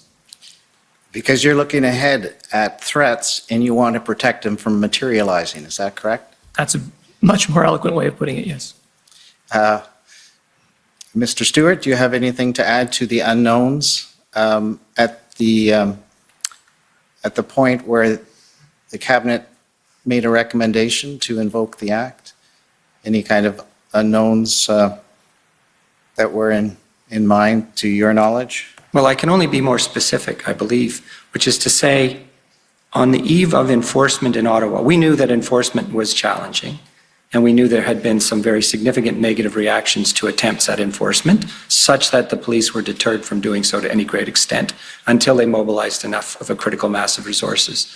But even on the eve of that enforcement action, after the Emergencies Act was invoked, we had no awareness as to what was in the trucks or how people who were in the trucks would react to an enforcement action. So you could call that an intelligence gap or just a lack of information, but we did not have a line of sight as to what would happen. You, for Mr. Stewart, you mentioned the engagement proposal that was considered by Cabinet on February 12th, and you were taken to a comment that was made. Was the fact that the Windsor proposed engagement failed earlier that day and news later that day that the Ottawa proposed agreement appeared to fail form any part of the consideration by Cabinet and its decision to not pursue the engagement, your engagement proposal at that time? And I'm talking February 12th, the day before. I don't believe I'm at liberty to discuss what Cabinet ministers said. I think it's plausible to think that was in their minds.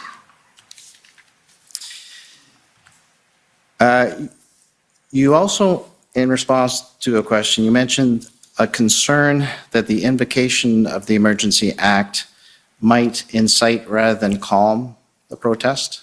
Do you recall that? As I've just tried to express, yes. Yeah.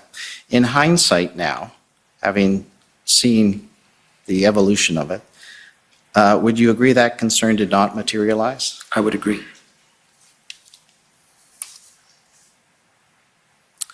You have been taken to page 21 of your interview summary 2 or 3 times now, so I'd like to take you to that same page again for a different paragraph. WTS number of 066.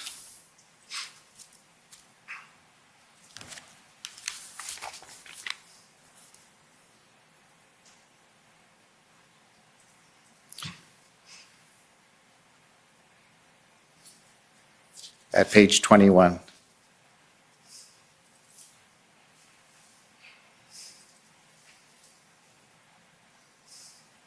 It would be that middle paragraph, DM Stewart also stated. That's right. Yeah, cool. That's right. So where it says DM Stewart also stated that they underestimated the deterrent effect of the act. ADM Dackelbab emphasized this point, adding that prior to its invocation, provinces including New Brunswick and Quebec were calling him to express concerns about border blockades and protests at legislatures. After the act was invoked, those calls stopped, and within a week of the act being invoked, the protests and blockades were gone. So in your view of that, you're saying that the act had a deterrent effect from your inference. Is that correct? I am. One last document I'd like to take you to is the actual Section 58 explanation for the invocation, which that's PB Can 401160.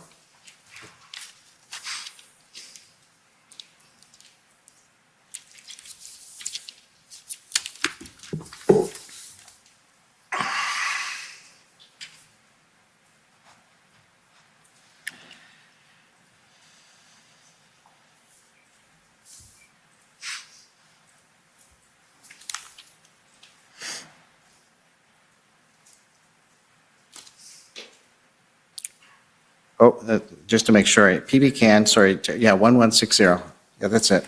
So if you go to bottom of page 5. Yeah, that's it. So where it says violent incidents. So it says violent incidents and threats of violence and protests and arrests, related to the protests have been reported across Canada.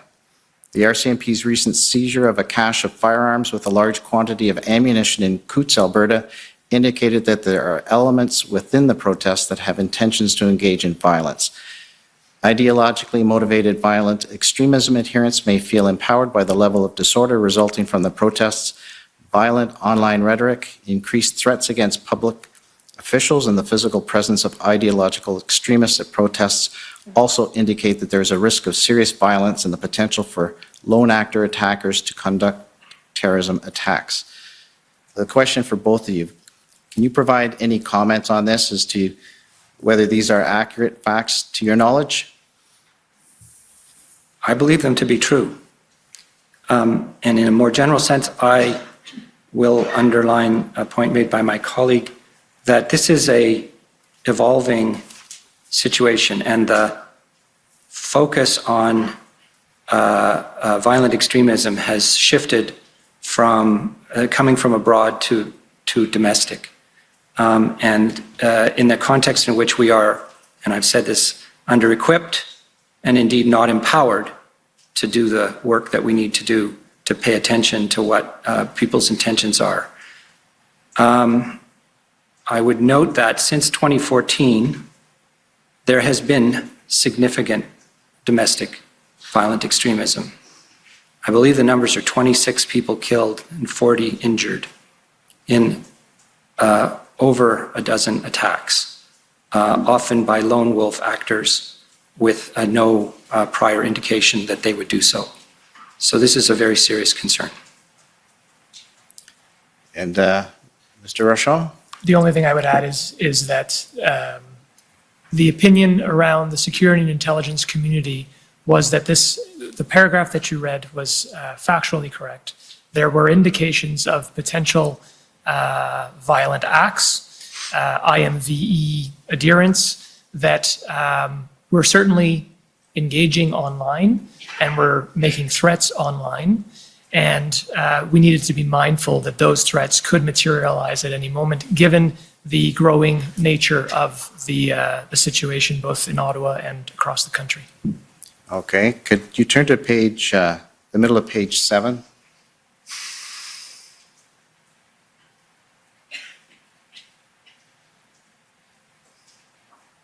Right, so where it starts, in addition, I'm not going to read this paragraph to you.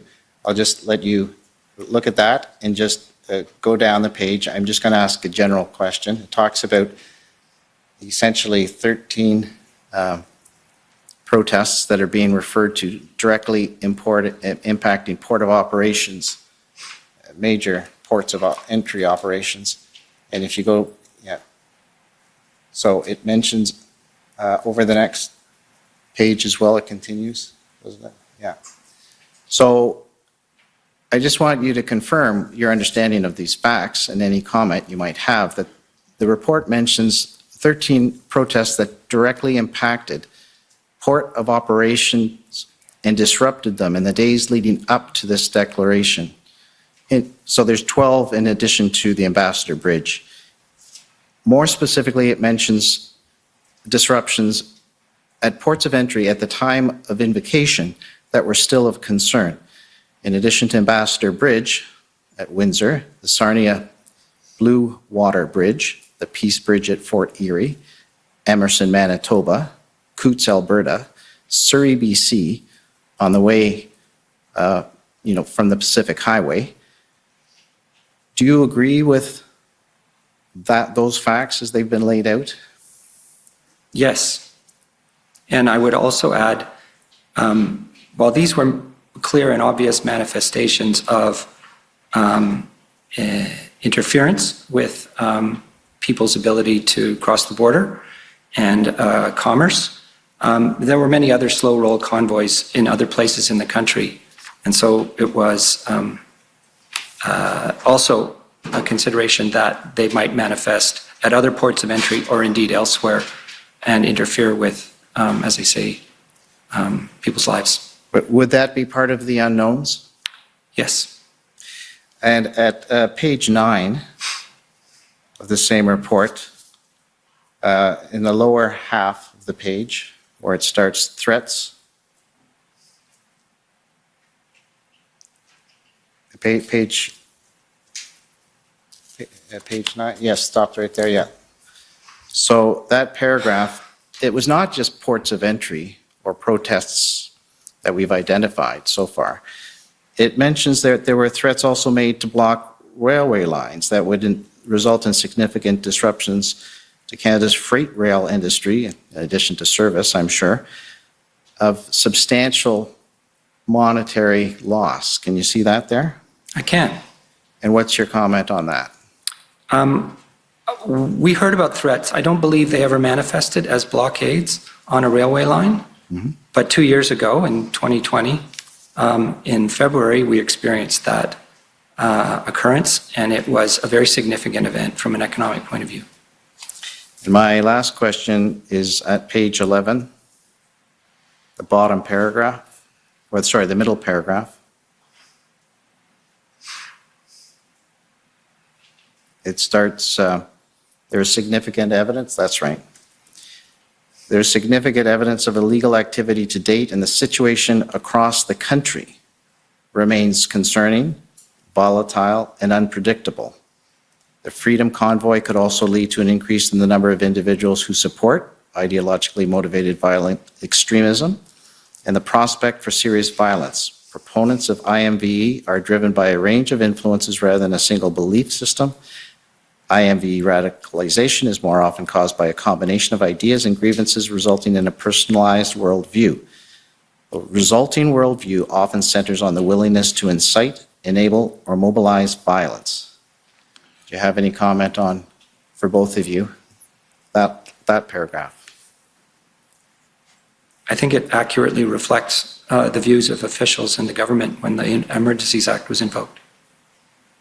Exactly. I mean, what I was trying to explain earlier on today when I was asked the question is captured in that paragraph, and that there was the threat that the longer that this situation was allowed to happen, the more likely it was that IMVE groups would take advantage of it, and that was a significant concern for the security and intelligence community. Those are my questions. Thank you. Thank you. Any re-examination, reply? Just one area briefly, Commissioner. Okay, go ahead. Mr. Stewart, this is just an area of questioning arising from the questions you were asked around police independence, and also relating to some evidence that we heard from Mr. Di Tommaso last week. So, Mr. Clerk, can I just ask you to pull up, now I've lost the document number, it's OPP, I think 404583.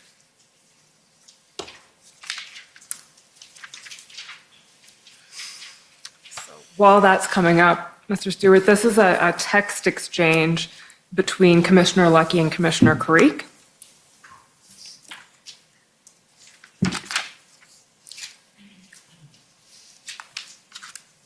If we can go to page 52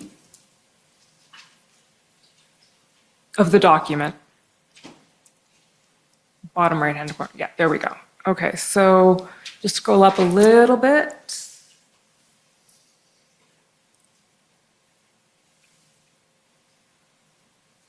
So starting at the text that says, so the green here is Commissioner Carrique and the blue is Commissioner Lucky. And the context of the conversation is with respect to the potential new chief coming into OPS. So Commissioner Carrique writes, with respect to your comments yesterday, I agree we need to ensure OPS leaves Steve in play until we have done what we need to do. Introducing a new external player in the short term will set us back. Commissioner Lucky then replies, I will see what I can do to get them to delay bringing in an interim chief if you think that will help. Commissioner Carrique responds, if you have some influence, I think it would be helpful. Our ministry policing advisor is going to suggest the same. Just going on to the next page, 10-4 says Commissioner Lucky, and then she says, had DM Stewart reached into Steve Kay, Ottawa City Manager, he assures that they are very sensitive to this, keen for the ICC plan to proceed, and don't want Bell to be replaced. Rob being you, got the sense that there's a lot of political infighting going on. And then Commissioner Cree says, thanks, Brenda. We've made the same recommendation by the province. Hopefully they stay the course. Okay, so first thing, Can you tell us first about that conversation that you had with Commissioner Lucky? When did she reach out to you? Do you remember? No, not in specific terms. I mean, we talked often, several times a day. Okay. Do you remember this conversation I do. at all? Okay. What did she raise? What were her concerns?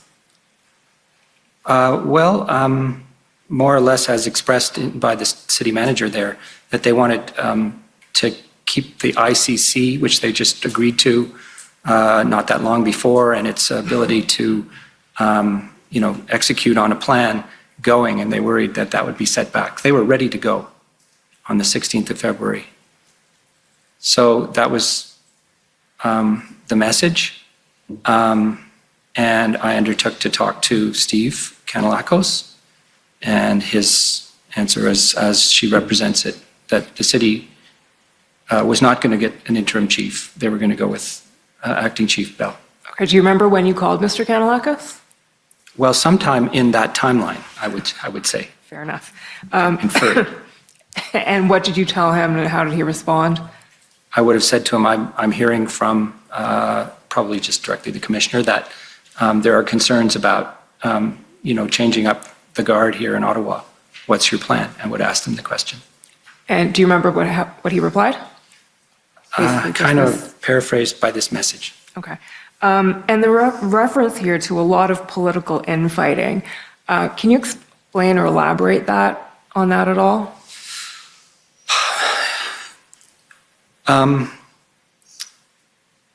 It is my understanding that what the Ottawa Police Board was doing was working to find an interim chief. And the police boards, by their nature, are independent from the municipal government, although they're chaired by a councillor. And it had not been known that they were doing that to anybody, and that when it surfaced as an issue, it caused some consternation at the senior level in the city government. And then as an observational point, I would only say that within a couple of days, I believe there was a city council meeting in which the chair of the police board was forced to resign. That's correct. So did that come up on the call you had with Mr. Kanellakos, the potential removal of the chair, or? Only tangentially. Okay. Did he mention that he'd be speaking to the chair about? No, he didn't. Position? Okay. No, he just said the mayor is upset. Thank you, Mr. Clerk. Can we now just pull up an extract from Mr. Di Tommaso's testimony? It's TRN 21 at around page 244, please.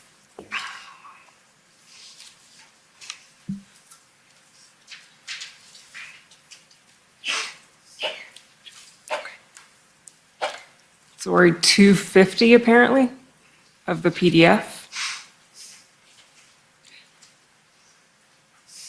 Okay. So I'm just going to take you through Mr. Di Tommaso's comments on that exchange and ask you for your view. So starting at the very bottom, so Commission Counsel goes through the exchange and then asks Mr. Di Tommaso, to what extent were you aware of these discussions that were being had with respect to the Chief of Police in Ottawa? And on the next page, Mr. Di Tommaso replies, not aware at all. And what my position was with regards to the selection of the next chief, that was the exclusive jurisdiction of the Police Services Board, and I certainly didn't want my advisor to interfere with that at all. Okay, says Commission Counsel, and the discussions that are being had here, would you agree that this is impermissible, the kind of political interference in something that's in the exclusive purview of the board? Mr. Di Tommaso says, I don't know whether anyone followed up with these actions at all, but I made it clear to both Ken Wetherill and the advisor that they were not to interfere with the exclusive jurisdiction of the board, and it was the board's sole responsibility to select the next chief, full stop. And then Commission Counsel asks, so if these actions had been taken, is it your view that this would have been improper? And Mr. Di Tommaso says yes. Can we just get your views on that as well, Mr. Stewart? Sorry, this is a domain of Mr. Di Tommaso's, of which I'm really very unfamiliar. I don't understand or have deep knowledge of the operation of local police governance. That's fair enough. Thank you. Those are my questions. Okay, well, thank you very much for your testimony. And you're now free to go, and we appreciate your coming to testify at the commission. Thank you, Commissioner. Thank you very So much. I think we'll take the afternoon break, 15 minutes, and when we come back, there's a new panel, so 15 minutes. The commission is in recess for 15 minutes. La commission est levée pour 15 minutes. A 15-minute pause, break. Thank you very much. Good luck in your new jobs. Thank you very much. Sure, it's just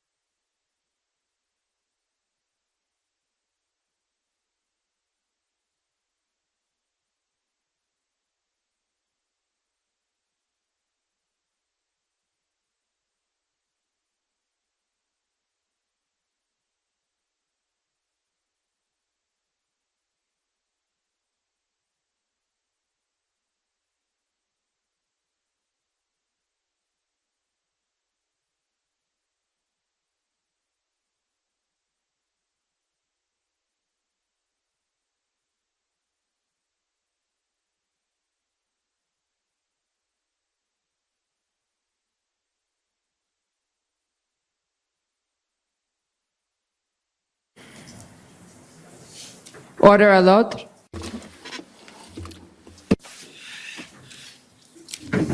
The commission is reconvened. La commission reprend. Okay. We have two new witnesses. We do indeed. Shantona Chaudhary for the commission, for the record. Our new witnesses, we're changing gears completely. Heard from public safety all day so far, and now we're going to global affairs. So the commission has called Ms. Cindy Turmes-Hyson and Mr. Joe Coe-Martin to the stand.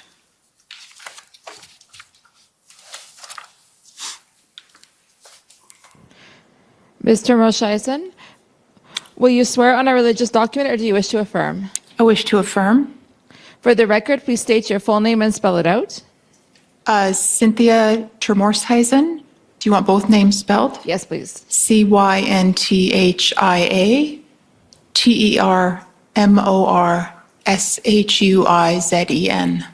Do you solemnly affirm that the evidence to be given by you to this commission shall be the truth, the whole truth, and nothing but the truth? I do. Thank you. Mr. Coe-Martin, will you swear on a religious document or do you wish to affirm? I'll swear in the Bible.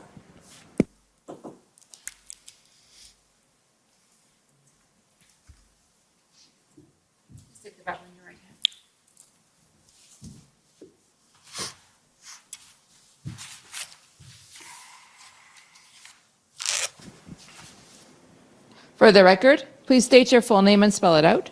Joseph Coe-Martin, JOSEPH COMARTIN. Do you swear that the evidence to be given by you to this commission shall be the truth, the whole truth, and nothing but the truth? So help you God. I do. Thank you.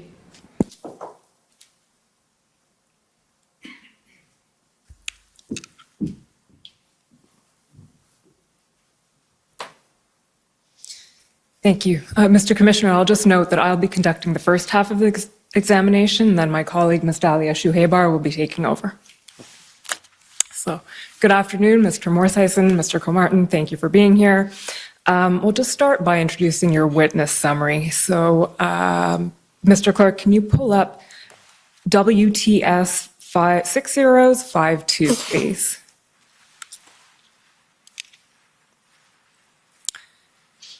You'll recall having sat for an interview on August 23rd with Commission Counsel. Yes. Yes. And you've had a chance to review this interview summary? Yes. Okay. And you'll note that certain interviewees who were present at the interview are not present today, namely Ms. Martha Morgan, Deputy Minister, Mr. Loken, Mr. Sébastien Beaulieu. Can you confirm on your own behalf that you've reviewed the summary and that it's accurate to the best of your knowledge, and that insofar as it contains the information provided by your absent colleagues, they have reviewed and accepted it as well? Yes. Yes. Then the second, just a little piece of housekeeping, is the institutional report. So, Mr. Clerk, that's DOJIR 702.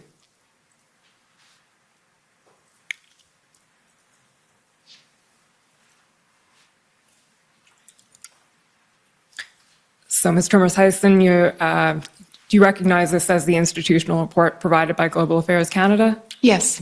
And you've reviewed it? Yes. And you confirm that it's accurate to the best of your knowledge? Yes. Held before the commission. Okay, thank you very much. Okay, so I'll just start now by asking each of you to introduce yourselves. So starting with you, Mr. Turmes-Hyson, can you tell us, I understand you're the Associate Deputy Minister of Foreign Affairs. Can you just tell us briefly, describe that role? Sure. So maybe just by way of context, Global Affairs Canada has 4 deputy ministers. There's a deputy minister of international trade, of foreign affairs, and of international development. And then there's a 4th deputy minister, which is my role, which is the associate deputy minister of foreign affairs. And so in that role, I support the Deputy Minister of Foreign Affairs and the Minister of Foreign Affairs in the overall management of the department, but also in the management of foreign policy files that are delegated to me. Okay, and the Deputy Minister we've seen is Ms. Martha Morgan, or at least was at the time of the convoy, I think recently changed. That's correct. She retired, but she was at the time of the convoys. Okay, and the Minister of Foreign Affairs is Ms. Mélanie Joly. Exactly. Okay. And Mr. Comartin, can you tell us your position? Well, your position is Consul General of the Detroit Consulate, but tell us a little bit about what that role involves. Yes, I was Consul General in Detroit until the end of September of this year.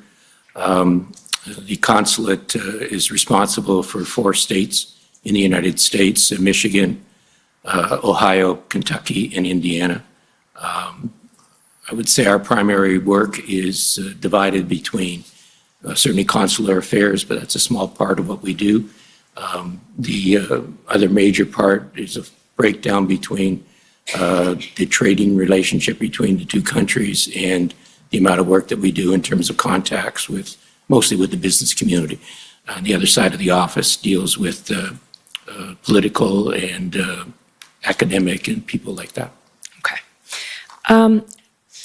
I'll now ask you to describe at a very high, broad level how each of your roles was engaged at the time of the convoy. So during the convoy, generally speaking, what was your role in all of this? So, for instance, Mr. Morseisen, I understand that you essentially oversaw the GAC's response, GAC being Global Affairs Canada's response to the events as they were unfolding of the Freedom Convoy. Is that right?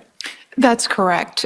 So at the time where the convoys were starting, we actually had another crisis situation brewing, which was the imminent invasion of Ukraine by Russia. And so Deputy Minister Morgan made the decision that she would focus on Ukraine primarily and would delegate responsibility to me to handle the headquarters aspects of the convoy-related issues. So my primary role at the time was to participate in the regular meetings of the DMOC, the Deputy Minister's Operations Committee that I think you've heard about earlier in these sessions. And then also I engaged with a number of colleagues in the department, particularly our colleagues responsible for North America relations, and then also colleagues in protocol, which is the part of the department that is responsible for supporting foreign missions in Canada. Okay. We'll be getting into all of that. DMOC is one acronym that we actually have learned today, but thank you for, there are a lot, and especially in global affairs, it's challenging. And our understanding is that, along with Deputy Minister Morgan, Minister Jolie's time was very much occupied by Ukraine during this period. Is that accurate? Absolutely. She also was very focused on Ukraine. Okay. And Mr. Comartin, can you tell us at a high level what your involvement was during the time of the convoy? I'd have to say it was mostly reactive. We were being contacted both from elected officials, particularly from Michigan, but also from Ohio, and a good number of senior business people, particularly from the auto industry and the manufacturing sector as well, some from the agricultural sector, basically looking for, I guess, information from us as to how the blockade at the Windsor-Detroit Tunnel was going to, or bridge was going to be dealt with. Okay, so essentially interacting with U.S. officials and business stakeholders. Okay, yes. We'll be looking at some specific examples of that. But before we get there, can you just tell about the very early days of the convoy? When did the convoy hit the radar, so to speak, at GAC? I would say it probably hit the radar when it did for a lot of average Canadians. We first started hearing about a convoy potentially coming to Ottawa in sort of late January. And so we were very much following the news, and that would be when we first were aware of it. Okay, and within the department, what was the reaction at that point or response? So I think the initial response was like a response to maybe other protests that had happened in the past in Ottawa. I mean, Ottawa is the capital city, and so protests are not infrequent. And so I think my own early thoughts were, I wonder what kind of road closures there will be. We might have to ask staff to redirect. So initially it was, I think, that kind of response. And then, of course, as the convoy actually came to Ottawa and settled in, there were other reactions. And you were attending the daily DMOC meetings as they were happening on behalf of GAC? Yeah, so the daily DMOCs didn't start until I think it was around February the 10th. According to my recollection, the first DMOC discussion that I attended where the convoy was a specific topic of conversation was January the 31st. Okay, so I think that's when it started to be a topic of discussions interdepartmentally that I was a part of. so that would be the Monday after the first weekend, essentially. I'll take your word for it that it was the Monday. It doesn't matter too much day of the week, but that's the approximate moment in time. Okay. So at what point would you say that the GAC's mandate became very engaged? So I think initially the mandate was around wanting to ensure that we were living up to our obligations under the Vienna Convention on Diplomatic Relations. So this is the international legal instrument under which we're responsible for ensuring the security of diplomatic missions in Canada. And so in the downtown core area that was affected by the convoy initially, there were about 50 diplomatic properties. Most of them were embassies, a couple of them official residences. So those are the homes of ambassadors or high commissioners. And so the department under that legal instrument has a particular responsibility to ensure the safety and security of diplomatic missions and their staff, and to ensure that they're able to access their facilities unimpeded, that their consular clients are able to attend to those buildings. So that was the early area of focus for us, and this was primarily done at the working level in the early days. And then the second aspect of our mandate that really started to come into play a little bit later was with the blockades of various border crossings, and particularly the blockade of the Ambassador Bridge became an enormous area of focus just because it's such an important crossing. About 25% of our trade with the United States goes over the Ambassador Bridge. So that's when there started to be an enormous amount of engagement, particularly with U.S. officials, but also concerns that we started to have about our reputation as an international trading country and as a country that was safe for investment. And that started to come up as we headed into sort of the 7th and 8th of February and thereafter. Okay. We'll come back to all of that. My colleague, Ms. Shuhaybar, will be asking you some more specific questions about the missions. And I'll be asking you some questions now about your engagement with U.S. officials and what you were hearing. But before we get there, I just want to set the stage contextually a little bit. Some things that you brought up in your interview and are also referred to in the institutional reports and in the documents. So you've mentioned that Ukraine was a crisis the GAC was dealing with at the time as well. And there's a couple of other contextual elements. So, Mr. Clerk, I'll ask you to bring up PB Can 5027.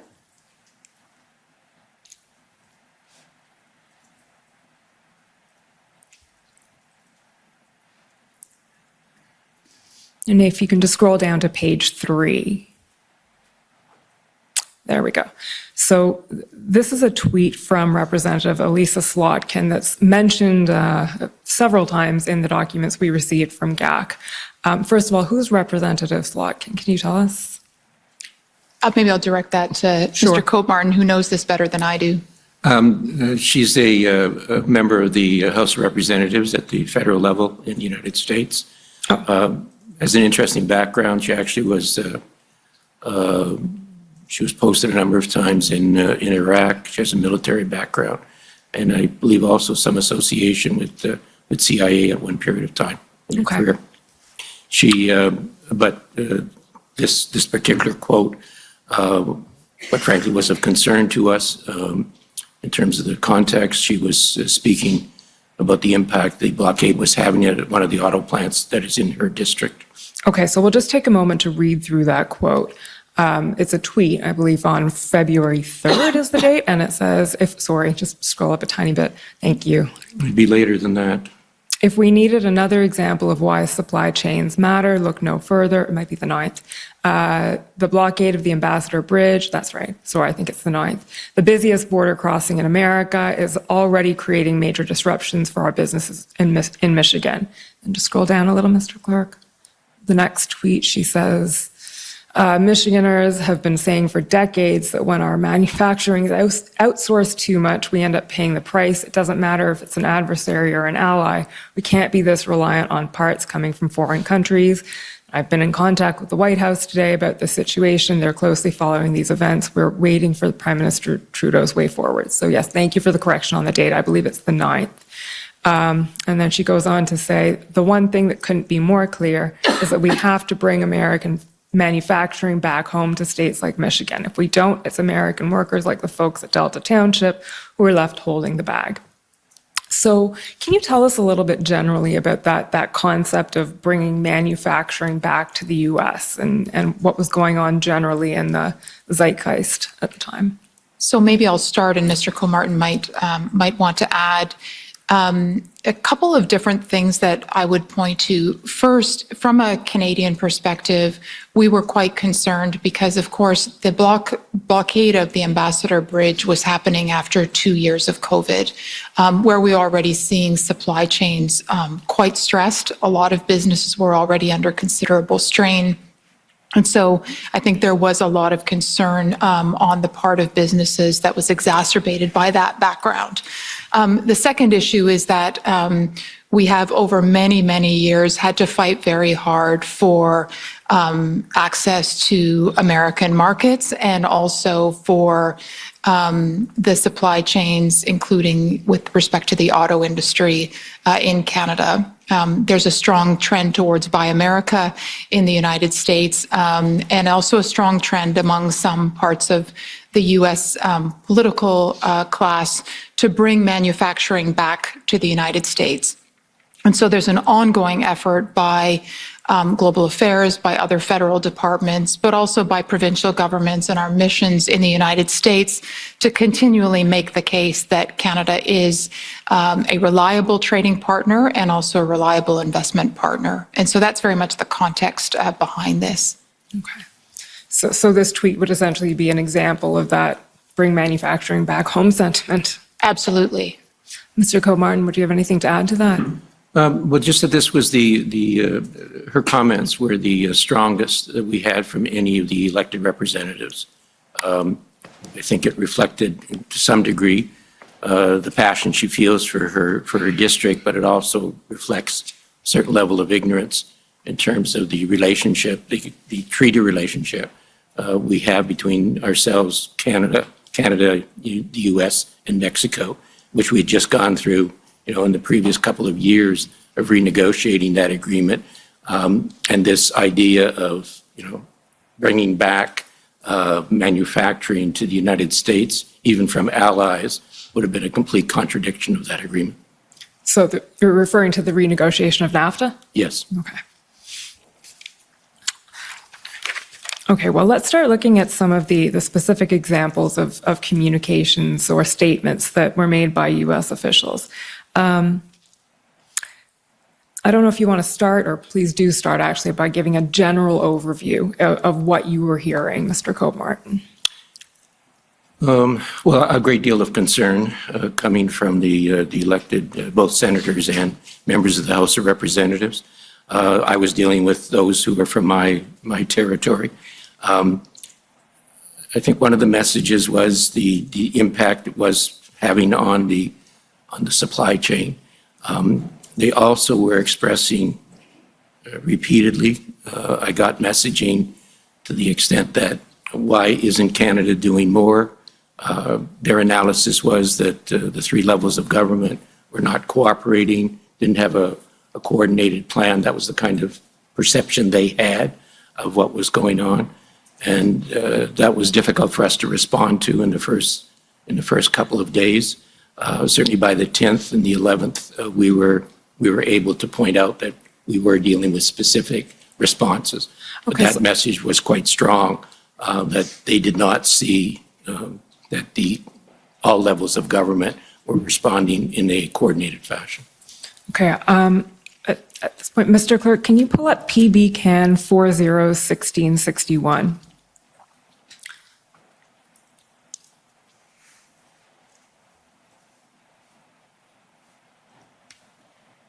So I appreciate this isn't an email that either of you received. It is your colleague, Martin Loken, who's the Deputy Head of Mission, Foreign Policy and National Security at the Canadian Embassy in Washington. And he's writing to Jody Thomas, whom we've heard as the National Security Advisor. And he says at the bottom here, concern about Ottawa's situation now overshadowed by the blocked Ambassador Bridge and supply chain disruptions to Detroit. There is a sense Canada is not devoting enough resources, human or otherwise, to dislodge the truckers. So is that an example of what you were just telling us about? Yes. That sentiment? And that's something that Mr. Logan was hearing and you were hearing as well? Yes, we were hearing that directly from the White House. He was, and I was getting it locally in our territory, my territory. Okay, and Mr. Morseison, you were hearing that as well? That's right. We were also hearing that directly from the United States Embassy here in Ottawa. And then also there were a number of conversations at the ministerial level between various departments where similar concerns were being conveyed. Okay.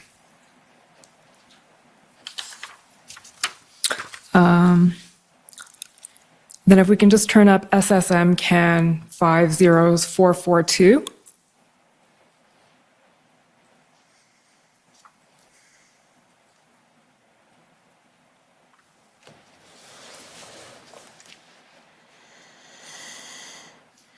And just scroll down a little bit, please. So this is a public statement by Governor Whitmer. So that's the governor of Michigan, I take it? That's correct. Okay. And scroll down a little bit. She says, at the beginning, my message is simple, reopen traffic on the bridge. Scrolling down onto the next page. It is imperative that Canadian, local, provincial, and national governments de-escalate this economic blockade. They must take all necessary and appropriate steps to immediately safely reopen traffic so we can continue growing our economy, supporting good-paying jobs, and lowering costs for families. So I can just ask you, so this statement, I believe the date was February 9th as well? And this was a public statement made. So in addition to direct communications being made to you, there were politicians making public statements. And what was the purpose of that, do you believe? I think the public statements were very much an opportunity to send a message not only to the Canadian government, but also, I would suspect, to their own publics to make clear that they were working hard to do something about this situation. I mean, the impact of the closure of the Ambassador Bridge was almost immediate, particularly on the auto sector, which Mr. Comartin would know better than me is a critical part of the Michigan economy, and of course of the Ontario economy as well. Mr. Comartin, why don't you tell us a bit now about what you were hearing from the auto industry, from who and what they were saying? Well, starting late in the day on the 7th, which is when it first got shut down, we were already hearing from them of having to shut down lines of production.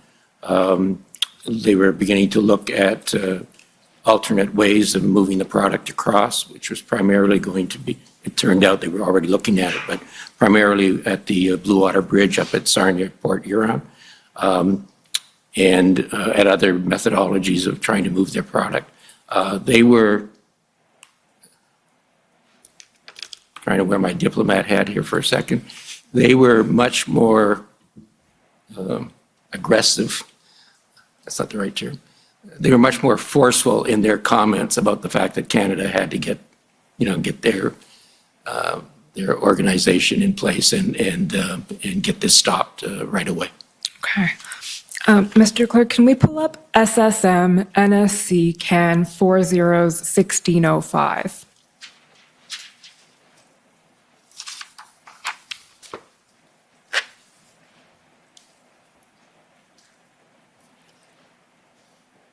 Scroll down to page 3, please. Okay, so this is a weekly advocacy report that sort of recaps what happened over the course of February 7th to 11th. And the first thing addressed, essentially, it recaps some of the conversations you've had, Mr. Comartin. So I'm hoping you can take us through a few of these with the assistance of the notes here. So the first thing that's mentioned is a call that you had with Congresswoman Brenda Lawrence. And I believe that was in response to a public statement that she had made the day before or earlier, also calling on the Canadian government to do something about the Ambassador Bridge. That is accurate, but it also was, she had been wanting a call with the ambassador, our Canadian ambassador in Washington, and who was not available at that particular time. So it was offered that I would speak to her. Initially, I had several contacts with her before. Worked on a number of items of relative interest to the two jurisdictions. So that's how the call came about. And she did, I believe, subsequently have a call with the ambassador. The important part about her role is that both the Ambassador Bridge and the tunnel are in her district, as is the new crossing that's being built currently. So she has a major interest in the impact that this was having. And again, she had automotive plants and other manufacturing plants that were being negatively impacted already. Okay. If we can just scroll down a little bit more, Mr. Clerk, the second call that's mentioned is with Congresswoman Dingell. Can you tell us a bit about the context of that one? Yeah, I've had quite a lengthy contact with her prior to the blockade. I had pushed for this call because she had been on As It Happens on CBC the night before, and that had been on the 10th, and had made some, which surprised me, quite frankly, because we've always had a very close working relationship, and she has with Canada as well. And made some statements that were fairly close to what the statements were that you saw from Lisa Slotkin. So I wanted to raise that with her, and so we had a good conversation. I had asked her, in keeping with what calls I had had with Representative Kildee and with Senator Peters, that we were seeking from them, for them when they were talking about this in public, that they would stress the importance of the relationship between Canada and the United States. And she assured me in the course of this conversation that she would attempt to do that going forward.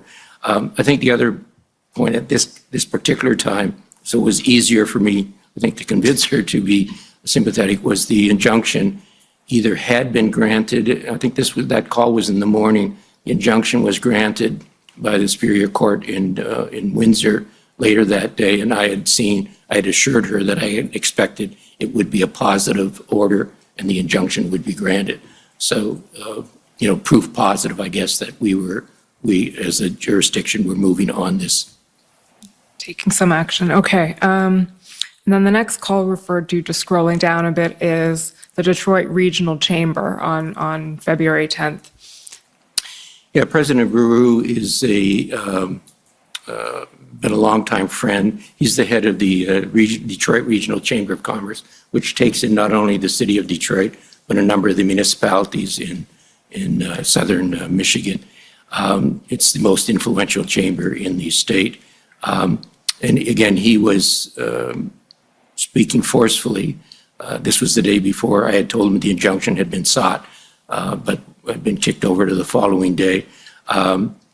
But was quite positive in willingness, I guess, to send his messaging out to his membership and to the general public about the importance of the relationship, that it was a strong one and needed to be preserved.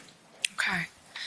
And the next series of calls there that are mentioned is the OESA and MEMA. Can you tell us about those conversations, who those are, those organizations, and what was said?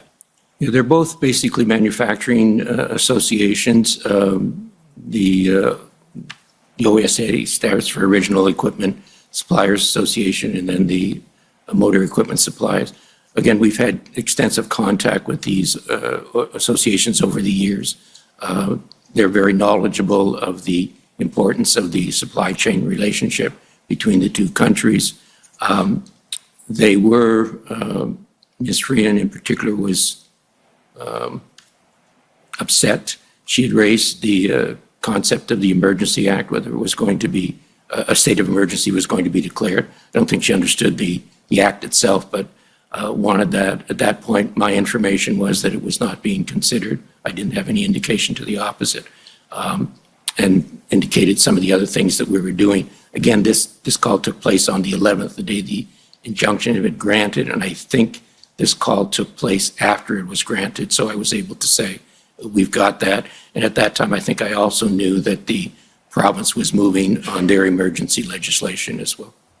Okay, so that's February 11th, and you were specifically asked by Ms. Freeman whether the Canadian government was planning on or intending to invoke emergency legislation, and your information at that time was no.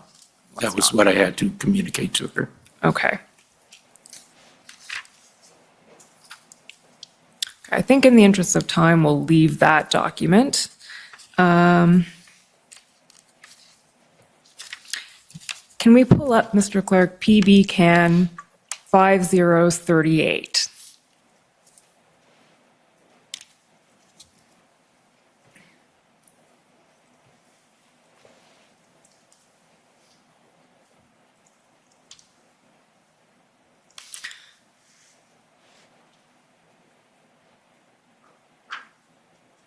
Page 1, bottom half. Okay, yeah, that's exactly where we're supposed to be. Thank you.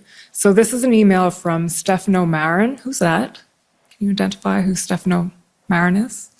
He's an employee at our embassy in Washington. Okay, and he's writing to Ambassador Hillman, and Mr. Loken and Mr. Comartin are both copied on this. He's giving an overview of the situation, key takeaways, and one of the things he says about midway down that paragraph is he emphasized the shared nature of, he's talking about a conversation with Representative Kildee. Can you just tell us who Representative Kildee is? He is the representative for one of the districts in Michigan. I think the important thing to know about him in terms of his background is he was a strong proponent of we're on a side issue here, but the tax credits for the electric batteries, and thank you. And it had been strong on pushing this, that these credits were going to be limited to batteries having to be built in the United States as opposed to in Canada and Mexico. So his support that we were trying to get to have them agree that the credit should be granted to vehicles or batteries built in both Mexico and Canada. His support was really important, that we were able to do that, which we eventually did. But at this period of time, it was still up in the air. And so we really needed to get him on side as much as we possibly could. Okay, so Representative Kildee is someone that you essentially needed on your side in this battle. Okay, and what Mr. Loken mentions in this email, it's not Mr. Loken, it's Mr. Marin mentions in this emails, he emphasized the shared nature of the challenge, referencing American support, including through funding for the convoys in Canada, and then the many ways in which the officials are working together. Is that something that you were hearing about as well? American funding, American support for the convoys in Canada? So maybe I'll start, and again, Mr. Comartin may need to add something, but there were a number of concerns, first of all, about American citizens funding through some of the kind of crowdfunding platforms that were being used by the convoy. And in fact, there was information when one of these crowdfunding platforms was hacked that a very large percentage of the funding was actually coming from U.S. sources. So that was something that I was aware of. And there was also concern about the Ottawa 911 number being flooded, and many of the callers were actually from the United States, and this prevented Ottawa Emergency Services from appropriately doing their work. And I believe both of these issues were referenced in the call that took place between President Biden and Prime Minister Trudeau around this time. And I think these were referred to as well in the readout of that call. I think that's right, and we'll probably be hearing more about that as the next couple of weeks unfold. For now, I think you've given us a good overview of what you were hearing from the United States, so we're going to move to other countries now. Mr. Clerk, if you can pull up ssm.nsc.can 50156, please.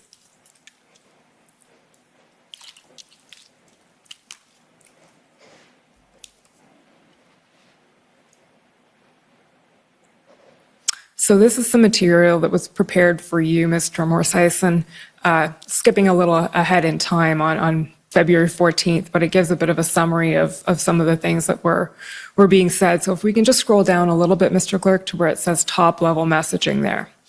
GAT continues to monitor the situation in the U.S. and around the world, concerned that the Canadian quote-unquote model is being exported and that the Canadian flag is being misused as a symbol to fuel protests in capitals around the world, e.g. France, Belgium, Netherlands, New Zealand. Can you tell us about that, Mr. Morsison, what you were hearing, what was going on? Sure. I mean, one of the things that we are always worried about is Canada's reputation abroad, and that's for a number of reasons.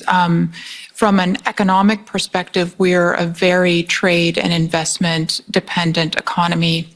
Over 60% of the value of our GDP is made up of international trade in goods and services. So we're a particularly trade-dependent country, and so we need to maintain a strong and positive reputation as a place where people can safely trade and invest and do business. And part of that sort of positive trading and investment climate is a climate where the law is respected. And so clearly what we were saying during this period was very significant defiance of the law at both significant border crossings and in some of our large cities, including Ottawa.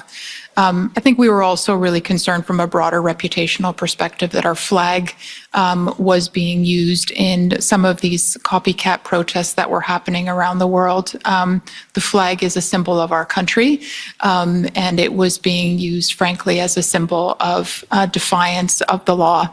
And we were quite concerned about those reputational impacts.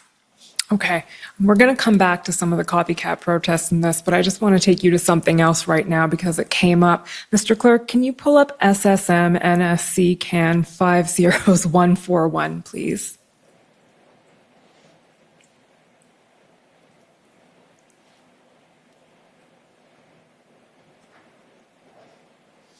Okay, so again, this is some material that I believe was being prepared for you in preparation for a DMOC, Mr. Morsison. We'll scroll down a little bit to page 2, please. There we go. Impact on Canada, U.S. So this is going to the trade impact that you mentioned. So it says there's a high level of U.S. concern on implications on flow of goods, ripple effect of protests across the U.S., then it says immediate trade impact, $2.4 billion a day, two-way trade, $500 million via Ambassador Bridge alone, and then some talk about the longer-term impact and pressure on for nearshoring supply chains. So first of all, was GAC doing its own economic analysis or analysis of trade impact, or where did this information come from? Do you know? So I don't know what the exact source of these particular stats were.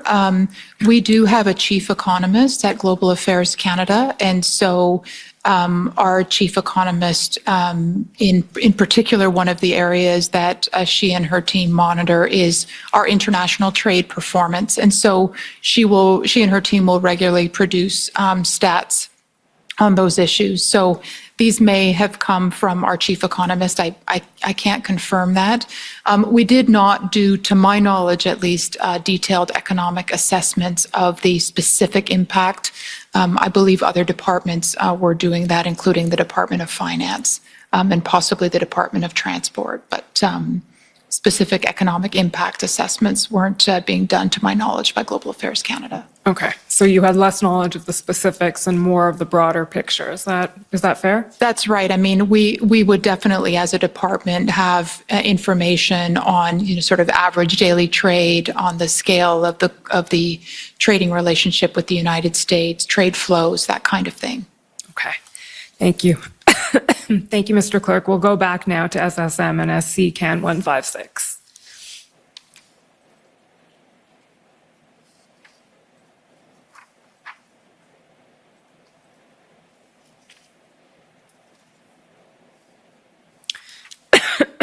Sorry. We can scroll down to page 2, please. Keep scrolling. Keep scrolling. Okay, so we're talking now about what happened in Wellington, being New Zealand, the Super Bowl. Can you just give us a bit of an overview of those concerns, Mr. Morris-Eisen?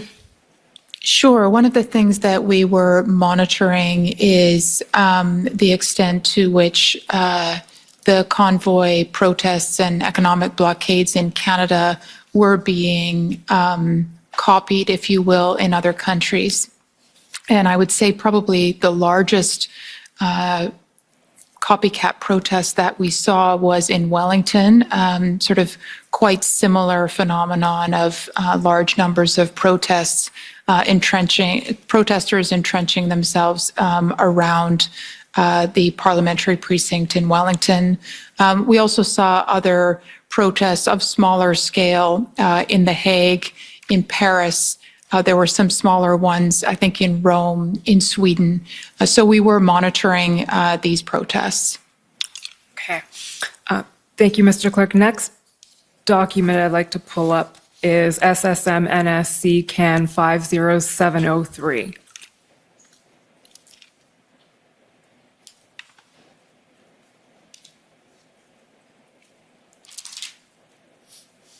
So this, again, is on the topic of concerns being heard from other countries. This is an email sent by Ralph Goodale. So can you just tell us what Mr. Goodale's position is? Yes, Mr. Goodale is Canada's High Commissioner to London, England. Okay.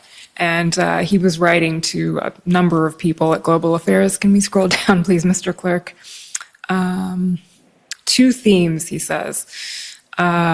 Disbelief that this is happening in Canada, of all places, and no one wants this to become an unwelcome Canadian export as the protests spread elsewhere. Can you tell us, are you familiar with this email? Yes, I am. Okay, can you tell us a little bit about what Mr. Goodale was saying? And you have it in front of you for your reference, but where this email came from and what was being expressed and why? So we had asked a number of our missions abroad, so that's our embassies, high commissions, and consulates general, to report back if they saw these kinds of protests emerging in other countries. So while I can't say exactly what Mr. Goodale was thinking when he wrote this, my interpretation of this is that a lot of people that he was talking with were surprised that in Canada you would see protests like this where there was widespread violation of the law, and that this wasn't the kind of protest that people would associate with Canada. And I think also one of the things that we were talking about at the time was also the significant impact of disinformation on the climate here in Canada and abroad. So that was how I interpreted his message. Okay, and if we can just scroll down to the next page, please. There. That's the last paragraph, the concluding paragraph of Mr. Goodale's email. He says, 2 consequences need to be watched very carefully: the negative economic and reputational impacts from trade disruptions, and the possible impression that Canadian police, security, and intelligence systems are incapable of responding effectively to blatant, large-scale illegal conduct. Can you elaborate a bit on that concern? So I talked about it a little bit earlier, but from a Canadian government perspective, we always need to ensure that we remain a country that is seen as welcoming to foreign investment, to international trade. Those are really some of the foundations of our economic prosperity. And one of the foundations of, being able to have that kind of trade and investment environment is to have the rule of law. And I think there were real concerns, as Mr. Goodale is expressing here in his email, that perhaps Canada was not able to respond effectively to some of the illegal actions that we were seeing in the protests. And then I think more broadly, it's not just about that trade and investment environment. It's also the fact that, Canada wants to protect its reputation more broadly as a country where there was rule of law alongside democracy. Okay. The last question I'll ask you in closing has to do specifically with the Section 58 explanation provided by the government. It's one line. We can pull it up if you'd like to have it in front of you, or I can just read it to you. Sure. Okay. It's COM 50670.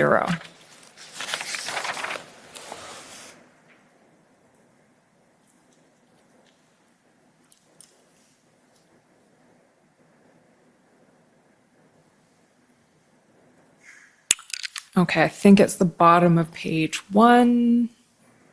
Yeah, there we go. Bullet number 3 references, as part of the justification for the Emergencies Act, the adverse effects resulting from the impacts of the blockades on Canada's relationship with its trading partners, including the U.S., that are detrimental to the interests of Canada. So the reference there is to its relationship with its trading partners in the plural. Did you hear any concerns directly from trading partners other than the U.S., or was it primarily the U.S.? So I think the overwhelming focus was the United States. And, in part that's because 75% of our trade is with the United States. So it's overwhelmingly our largest trading partner. Also, the United States is overwhelmingly our largest investor. About 50% of all foreign investment in Canada is from the U.S. So it's not surprising that the U.S. would dominate that conversation.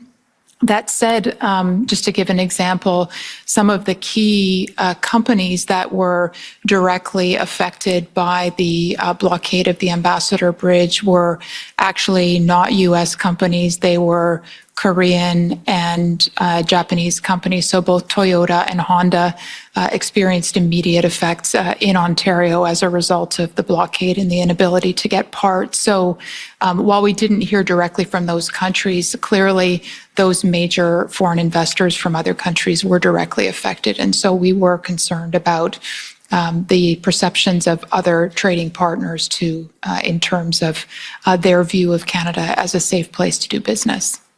Thank you. Those are my questions. I'll turn it over to my colleague now.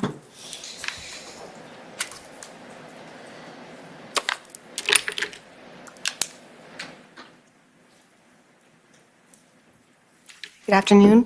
For the record, I'm Dalia Shahibar with the Commission. So I have some questions for you, Ms. Termer-Tyson, about the missions and embassies in Ottawa. And so you mentioned earlier the Office of Protocol. Can you just explain a bit? Speak a little Oh, sorry, slower, yes. Can you explain in a bit more detail what the Office of Protocol is? Sure. So within Global Affairs, we have an Office of Protocol that has a number of responsibilities. One of its responsibilities is to support both incoming and outgoing high-level visits. So the Office of Protocol supports visits in and outgoing that are related to the Prime Minister, the Governor General, and the Ministers of Global Affairs Canada. But it also has a specific responsibility with respect to the diplomatic corps in Canada. So there are about 8,000 diplomats accredited to Canada. They're across the country, but of course, given that Ottawa is the capital city, they are heavily concentrated in Ottawa, and many of the embassies and consulates located across the country would engage with us. There's a whole range of things that we take care of for them. We take care of their accreditation. We provide advice, help with a lot of the documentation for them. And we have, as I mentioned earlier to your colleague, a very specific responsibility to the diplomatic presence here in Canada under the Vienna Convention on Diplomatic Relations. And that governs all of our obligations under international law with respect to diplomats here in Canada. Okay. And I understand that the office was receiving some complaints from missions during this period. Can you elaborate on those? That's correct. So we have a mechanism whereby embassies or any diplomatic presence or diplomat can lodge formal complaints or concerns with the Office of Protocol. And we have on record a number of embassies based in Ottawa raising concerns about the impact of the convoy protests in Ottawa on their ability to function effectively.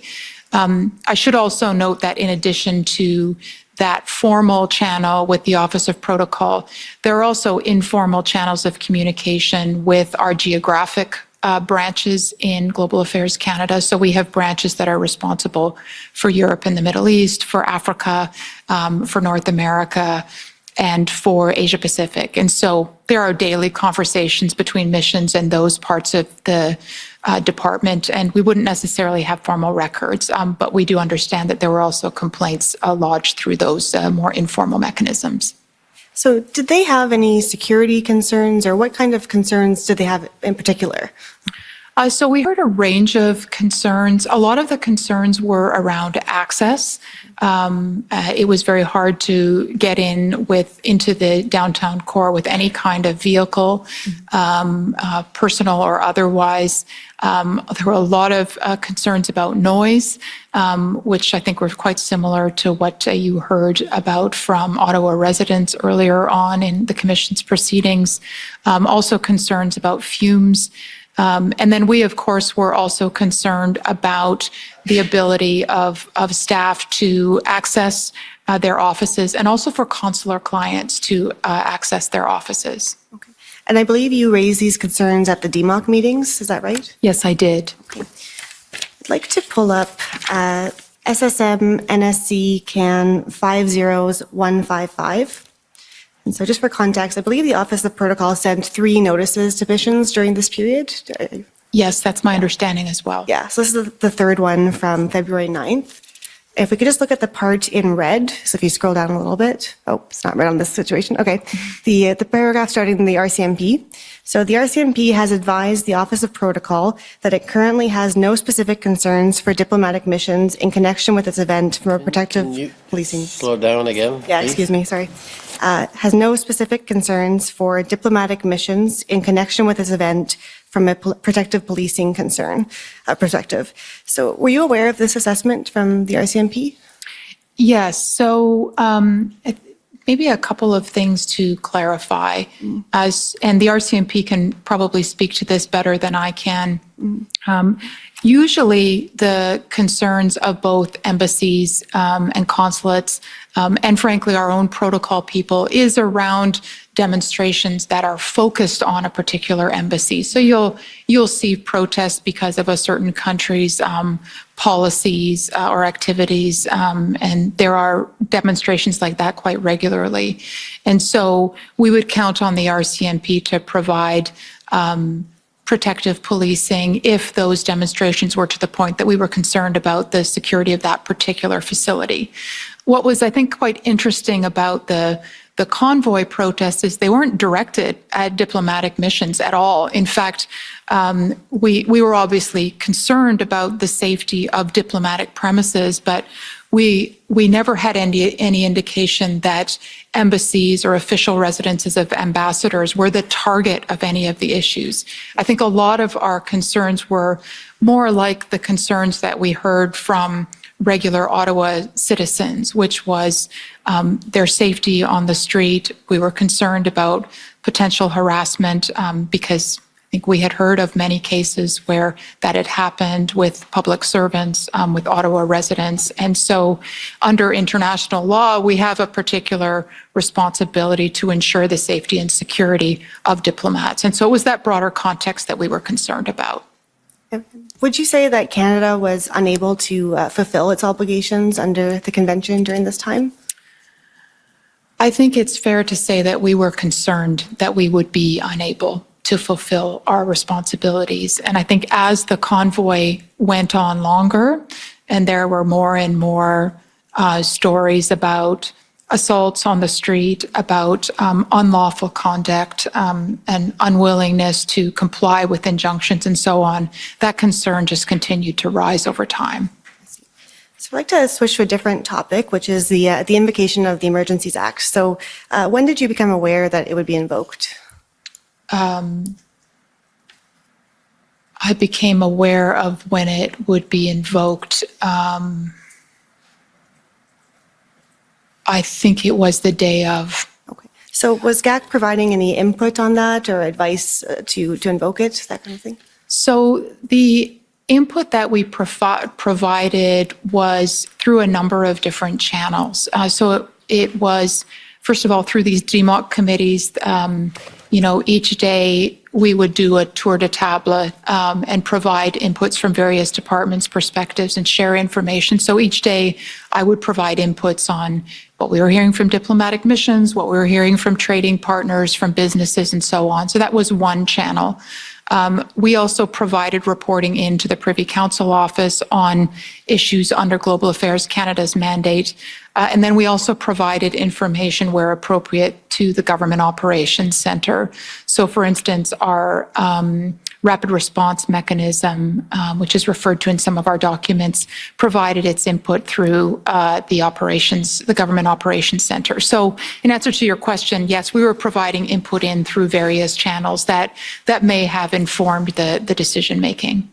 Since you mentioned RRM Canada, I actually had some questions about that. Okay. So could you just explain what that is in general terms? Sure. So RRM stands for the Rapid Response Mechanism. So this was something that was agreed to at the G7 leaders meeting in 2018 in Charlevoix when Canada was the host. And the mandate of the RRM was really to identify and respond to threats from foreign state actors on G7 democracies. And we were particularly focused on threats oriented towards democratic institutions and processes, towards threats towards our media and our social media and online environment, and then also threats to the exercise of human rights and freedoms. So this was really, I want to stress, about foreign state actor threats to our democracy. So I understand that RRM Canada produced several reports during this period. I'd like to pull one up. It's SSM NSC CAN 50169. This is from February 14th.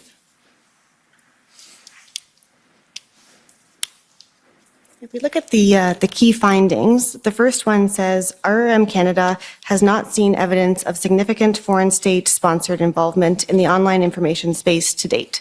So were you seeing these reports at the time? Or? Yes, I was. Yeah. And was this, when they speak of significant foreign state-sponsored involvement, can you expand on that? I think you've touched on it already. What were they looking for?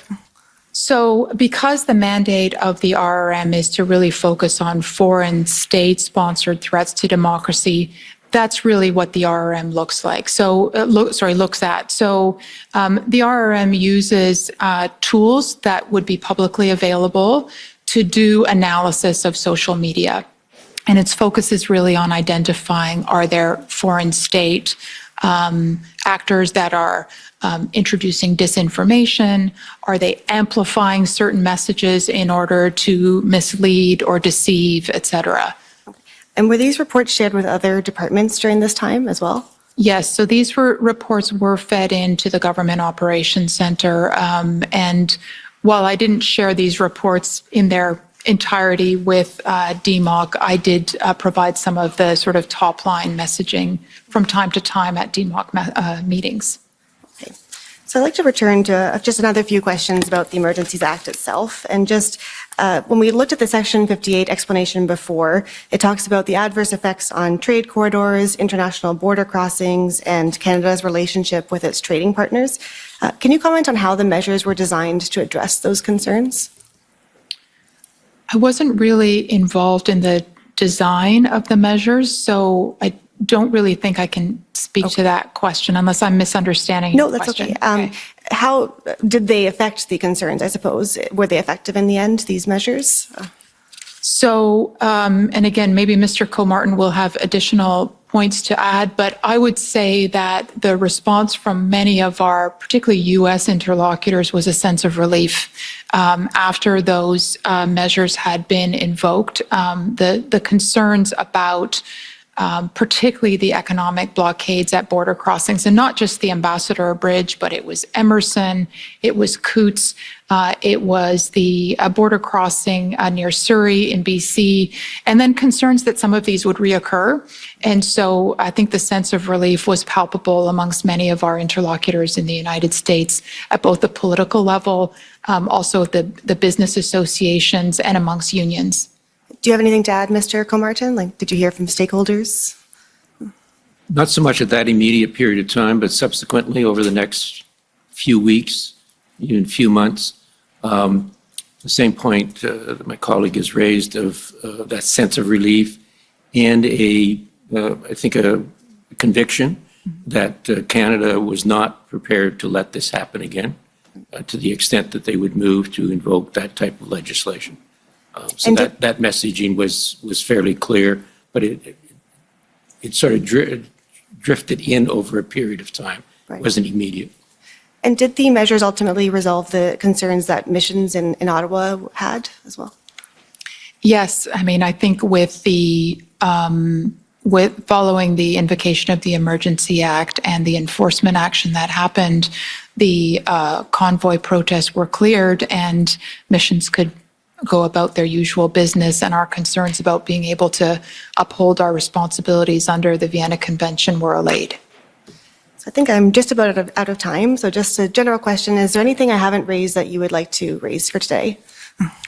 I think maybe one thing I just want to add with respect to the point about the RRM, while we did not see significant amounts of foreign interference or foreign state interference in the convoys, I think it's fair to say that there was a real underlying environment of disinformation that had been profoundly exacerbated during the 2 years of the COVID pandemic. And in fact, during the COVID period, we saw extensive information and data from the analysis that we did of significant disinformation efforts by foreign states. So that underlying disinformation environment was, I think, a really important factor for us in looking at and trying to understand what was happening around the convoys. Thank you. Anything you would like to add, Mr. Comartin? Yeah, maybe just to emphasize and again, I'm speaking particularly of my territory.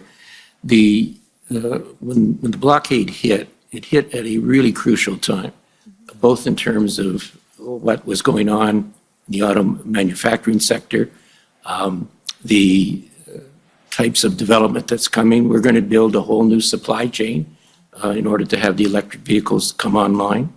And Canada has the potential to play a great role in that. That was jeopardized by this blockade. I think we've been able to put most of it to bed now, but it was a high-risk period of time for that to occur, especially coming out of the pandemic when the manufacturing sector had been so hard hit. It was just a very difficult time to be able to convince our U.S. partners that we were serious about being their partner on an ongoing basis as we have historically. Thank you very much. Those are my questions. Okay. So can we now go on with the cross-examinations for the convoy organizers? You're up first.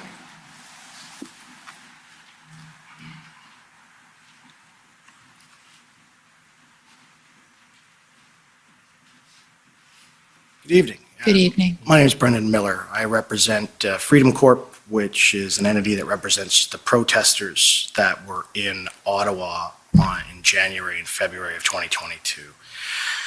So I take it, given your positions with respect to international affairs and all of that, your focus in the protests was more dealing with the protests that were occurring at essentially border passings, et cetera, with respect to commercial trucks and vehicles being able to come in and leave Canada, correct?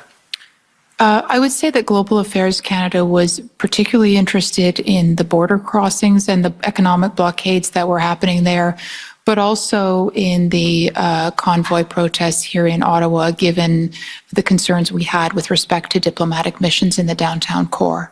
Right. And I take it that, at least from viewing some of the records, et cetera, that the concern with the diplomatic missions was not that the protest was interfering with the missions, but that it inconvenienced some of the diplomats. Is that fair? No, I wouldn't agree with that characterization. It wasn't just a matter of inconvenience. As I mentioned to Commission Council, the Government of Canada has an obligation under the Vienna Convention to ensure the safety and security of diplomats here in Canada, and to ensure that they are enabled to carry out their functions without undue difficulty. So we were concerned about being able to fulfill that obligation. And I think given the context in the downtown core, the concern was more than one of just inconvenience. Right. And it's fair to say that not a single diplomat from a foreign state was physically assaulted by a protester, correct? I am not aware of physical assaults, but we were always concerned about that possibility given the reports that we had heard of quite a number of physical assaults during that period. Well, this commission has heard evidence with respect to physical assaults during the period of the protest that there was a total of 5 charges in total. So that's from the beginning of the protest and until the end. And I understand your concern, but you have no evidence that any diplomat was physically assaulted by any of the protesters in Ottawa. Is that correct? That is correct. Thank you. And I also understand that you have no evidence that any of the protesters in downtown Ottawa verbally threatened to harm any of the diplomats. Is that correct? That is correct. And it was always a concern that that might happen, and hence our concern about being able to live up to our Vienna Convention obligations. Right. And it's not like a situation, for example, in 1970 during the FLQ crisis where a diplomat was murdered and another one kidnapped, where they actually invoked the War Measures Act. That wasn't it. You were concerned about maybe someone might threaten a diplomat. We were concerned about being able to comply with our international legal obligations. Under the Vienna Convention. Correct. Right. Okay. And I take it with respect to just turning your mind now to the border blockades, the information that you have, you said there was no actual report done with respect to the losses that were suffered with respect to the blockades causing those losses. Is that fair? The government has never done a full tally of what was the economic ramifications of the blockades. Is that fair? I never said that. I only said that Global Affairs Canada did not do that analysis. All right.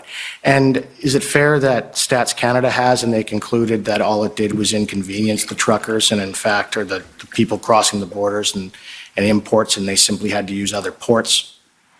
I haven't seen any StatsCan data. What I would say is that there were multiple impacts, including factories having to close down. And I think, as my colleague and I have both mentioned, there were an enormous number of concerns about the economic impacts, particularly on the auto sector. And there were long-term implications that we were very concerned about Canada's reputation as a trade and investment destination. Does the undermining of Canada's reputation and protests in Canada, in your view, is that a security threat under Section 2 of the CSIS Act? So I'm not an expert on Section 2 of the CSIS Act. Our primary interest from a Global Affairs Canada perspective when it comes to security is really thinking about our economic security. And when you consider that the international trade in goods and services is valued at over 60% of our GDP, we were actually very concerned about the economic security of this country. Right, and the country's reputation, right? Yes. Okay, so how was the country's reputation when various ministers and the Prime Minister announced that there was foreign funding coming from the United States and that this was undermining Canadian democracy? And I've seen in the disclosure and others that wasn't the United States, some of sitting members of their government, including their ministries, weren't they a little upset about that when it was accused that the U.S. was financing this protest? Weren't they upset? I understood they would. I can't speak to the views of all members of the U.S. administration. I can just say that there were a number of conversations that were had by Canadian government officials, including the Prime Minister, where there were actually concerns about U.S. funding through the platforms that we had discussed earlier. Right, and you can agree with me that there's nothing wrong with a Canadian donating to an American cause and an American donating to a Canadian cause with respect to funding protests or charities. There's nothing illegal about that, is there? I think the concern was that some of the activities of the protesters were illegal. Right, and you're saying that was illegal was the blockade, correct? Yes, the blockades were illegal. Right, and the being in downtown Ottawa? It wasn't a matter of being in downtown Ottawa that was illegal per se. In fact, I think in this democracy, we fiercely protect the ability to peacefully and lawfully protest.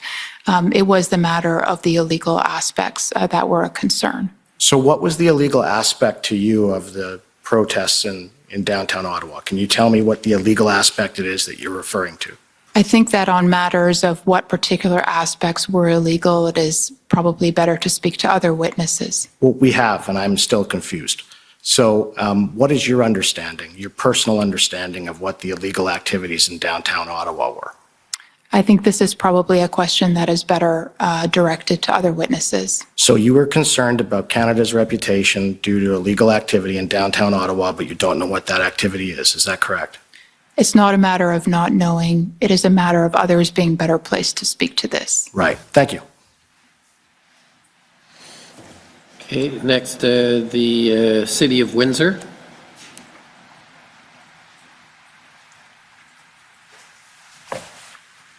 Good evening. My name is Jennifer King. I'm legal counsel to the City of Windsor. Our questions have already been canvassed. We have no further questions. Thank you. Okay, the Democracy Fund, JCCF.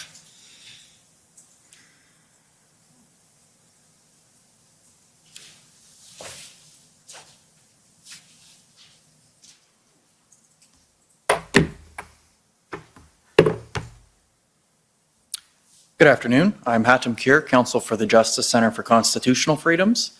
Good afternoon. In the interest of time, I'm going to focus my questions on you, Ms. Termerscheisen. So you said in your testimony in chief something to the effect that it's important that Canada be seen as welcoming to investment. Would you agree with that statement? Yes. And maintaining that reputation involves being known as the kind of country that has conditions that are favorable to investors? That's correct. Okay, so taking a step back from Canada specifically, would you agree that as a general principle, one of the things that investors look for is stability? Yes. That includes social stability, Yes. economic stability, Yes. legal and political stability? Yes. And that's true because in many countries, there's political instability that can affect people's legal rights, for example, their property rights, correct? I'm not sure what you're referring to, but I would say that yes, there are countries where there is political or other instability, and that makes investments more risky. Right. And, the kind of situation where the political instability in a country might, for example, affect the property interests of an investor would make that undesirable to the investor, right? Well, I think, for instance, if you have a country where you're making a major, say, mining investment, and you have significant instability and you maybe can't access that mine, this happens in some countries, that would be an example of the kind of stability you would be looking for. Right. And would you agree that investors would be hesitant to invest somewhere where their property might be subject to confiscation without judicial authorization, for example? In terms of investors, yes, I would say so. And the same would be true for seizure or freezing without judicial authorization? For investments, yes. Now, under the emergency economic measures, the bank accounts of protesters and donors could be frozen without prior judicial authorization. Don't you think that that could affect their confidence in Canada as a place to make their investments? I wouldn't say so. I think that what you had was illegal conduct by individuals and therefore actions taken in response to that illegal conduct. That is not a corollary to a law-abiding investor. But prior to the declaration of emergency, there wasn't a law that authorized the freezing of those bank accounts, right? There was illegal conduct at the time. So the emergency economic measure wasn't necessary to take that action then? I think others are best placed. That is not a Global Affairs Canada area of expertise, nor is it my area of expertise. But don't you think that responding to a political protest by extrajudicially preventing people from accessing their own funds would deter people from wanting to place their money in the Canadian financial system? I think that is, I couldn't really speak to that, but I think investors would be looking at much broader considerations in making decisions to invest in a particular country. So you don't think that subjecting property rights and the financial system really as a whole to rules made without legislative deliberation or any sort of judicial pre-authorization system would concern a potential investor? Again, I think the Emergencies Act is a very special consideration that, to my knowledge, is not applied to investors.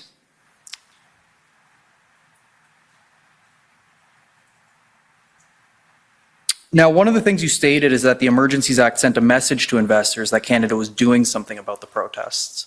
But that same message could have been sent by other federal government action, couldn't it?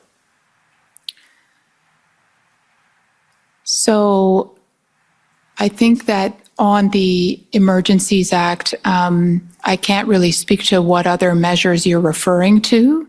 I think the reality is that there were a lot of concerns, particularly on the part of some of the U.S. entities that we spoke to, that in fact the economic blockades at border crossings were continuing, and there was a tremendous amount of concern on the part of U.S.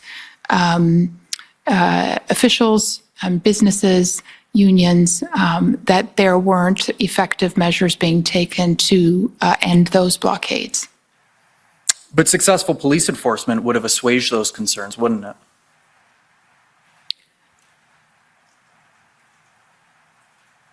I would simply say that it's kind of a counterfactual point. The reality is that that hadn't been possible. So certainly in our conversations with U.S. interlocutors, there was a sense of relief once those blockades were ended. Well, we've heard from police witnesses that the protests would have been cleared even had the Emergencies Act not been invoked. And you have no reason to believe, for the purposes of global affairs responsibilities, that the Emergency Act would have been necessary for other reasons then, do you?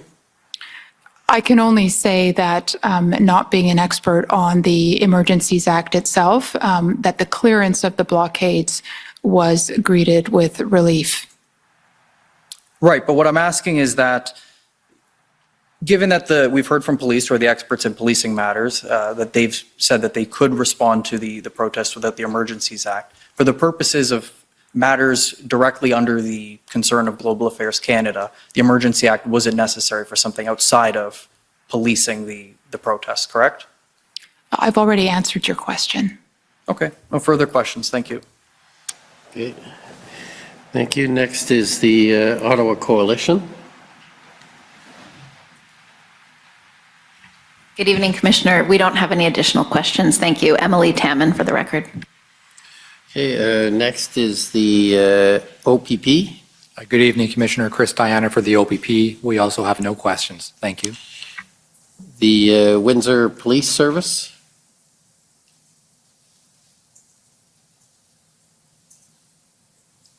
You're not...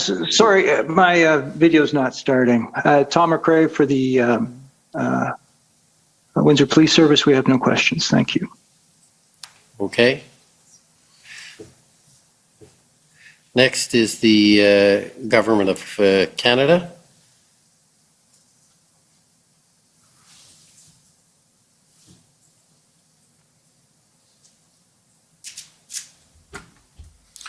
Thank you, Commissioner. Mr. Termesheisen and Mr. Comartin. My name is Brendan Van Nieuwenhuis, and I'm counsel for the Government of Canada. And I just wanted to follow up on a few of the items you were asked about by my friends.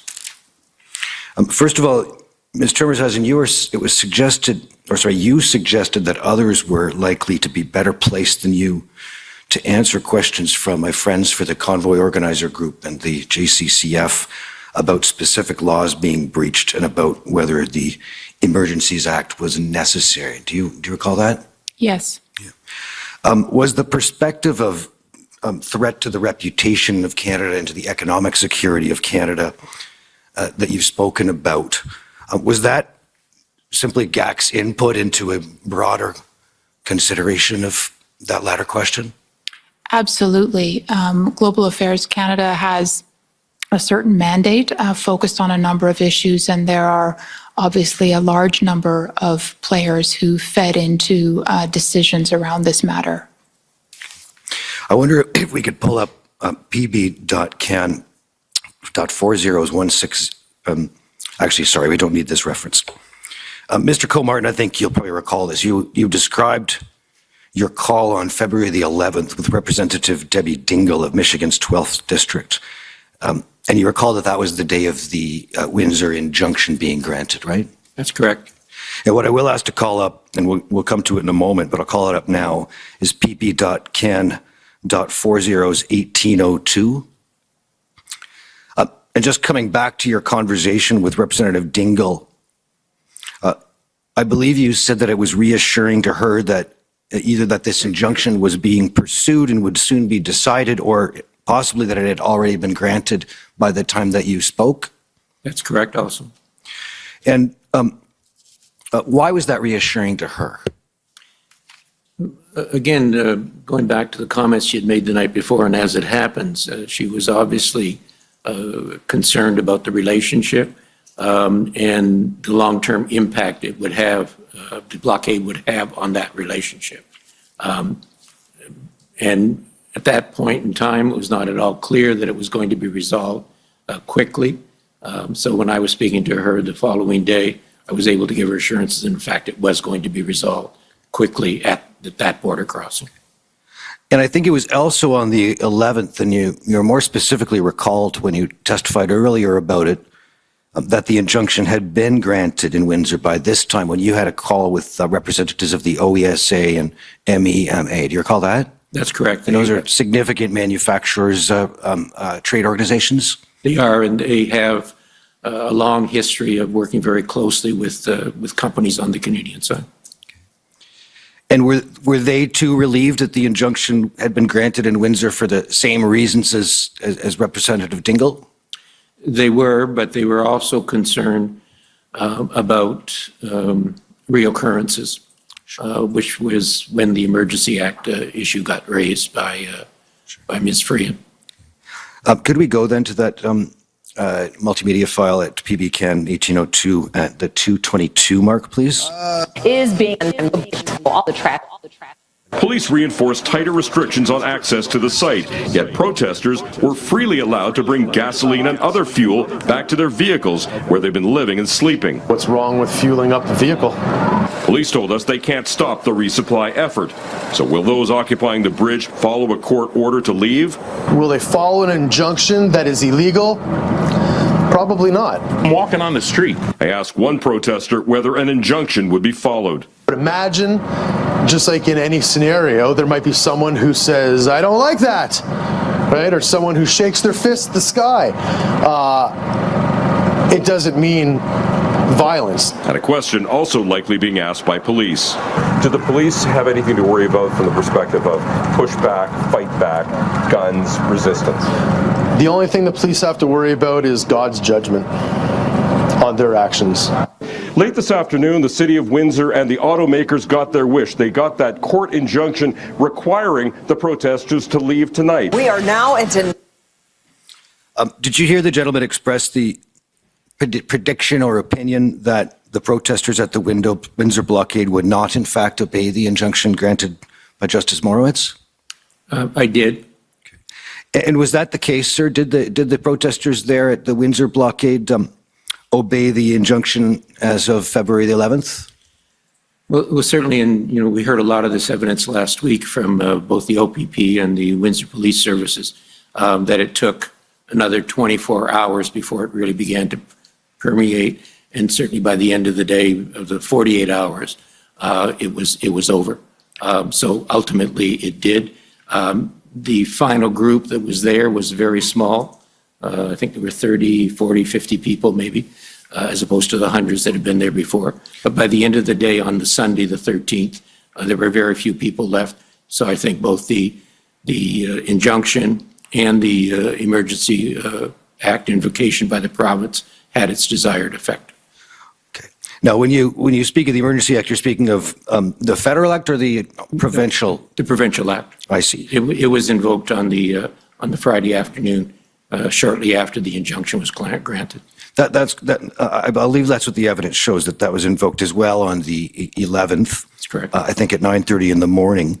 Am I mistaken, sir, that the public order operation actually wasn't able to commence until the 12th, and it took still 24 hours from there? Yeah, we did not know what the actual implementation of the new rules under the Provincial Emergency Act would be until the following day.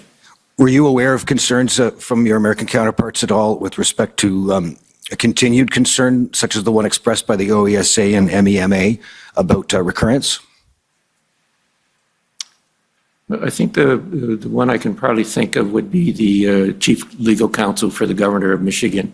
He and I were having regular conversations on this and a number of other issues, but he certainly raised it about, are we able to give them assurances that this was the actual end of it? Ms. Termershuisen, you were asked and you spoke of what you called international copycat protests from time to time. Do you recall those questions? Yes. And I'd like, if we could take the same file, PBCAN 401802, and play from the 14-second mark to 155. So what does that tell you?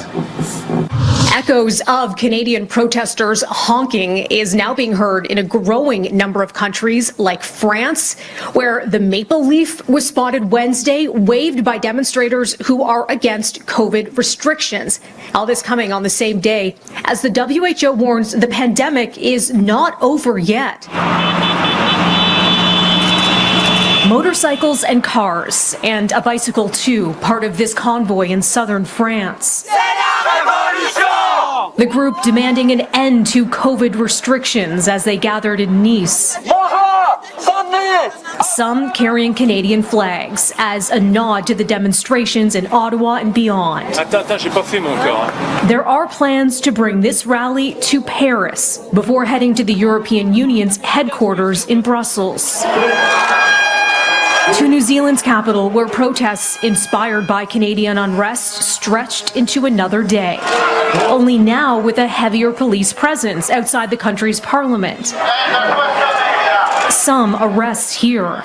Demonstrators say they're planning to camp out until COVID measures are lifted. New Zealand's Prime Minister Jacinda Ardern said Tuesday the protesters don't represent the majority. And this march against vaccine mandates held Monday in New York. The red and white once again on display. There are reports of a larger truck convoy in the works in the U.S., similar to what's rolled out in Canada, that could make its way to Washington, D.C. It's called the Free. Thank you. Ms. Turmers-Hesen, are those some examples of the sorts of copycats you had in mind? Yes, they are. Okay. And you noted that each appeared, as I saw it, to illustrate the use of the Canadian flag in the protests, right? Yes. I believe you said that the Canadian brand internationally was thereby being associated with defiance of the rule of law. Yes.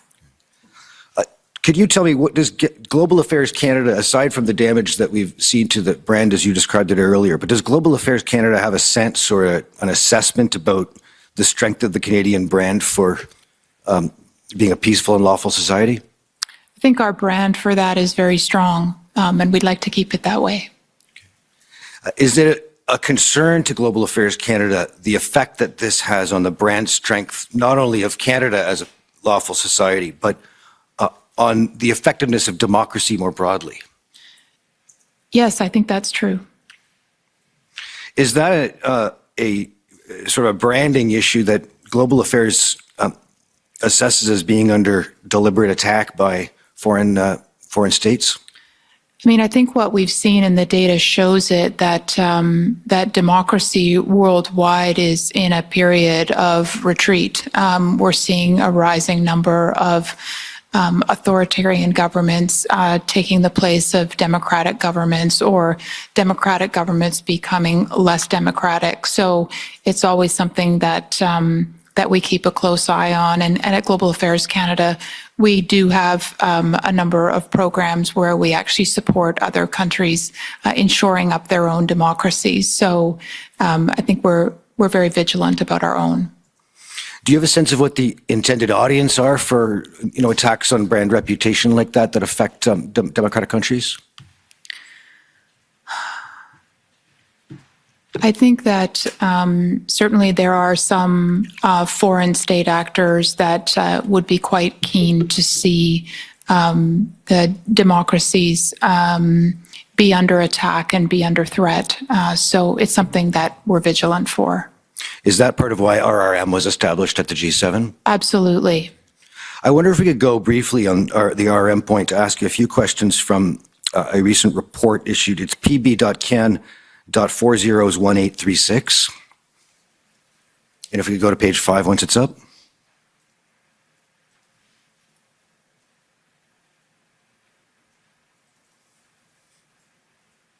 If you go down the middle of the page, just that paragraph that starts, disinformation thrived in the context of COVID-19.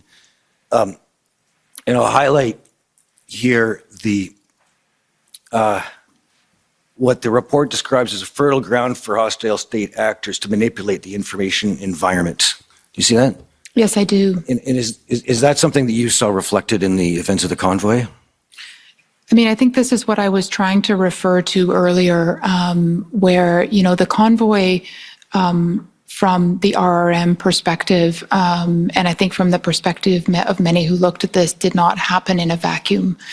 There was a long period, particularly during the pandemic, where we saw an enormous amount of manipulation of the information environment. And what you saw is foreign state actors using disinformation or manipulating information to undermine the reputation of democratic states and their approach to dealing with COVID, to undermine confidence in vaccines, particularly vaccines produced by Western countries. So there was a whole series of very deliberate efforts that we could track through our social media analysis, showing frankly, quite successful efforts by some key foreign state actors to sow, I think, a real sense of mistrust in democratic governments and their approach to dealing with the pandemic. Can we just move to page 9 for a moment?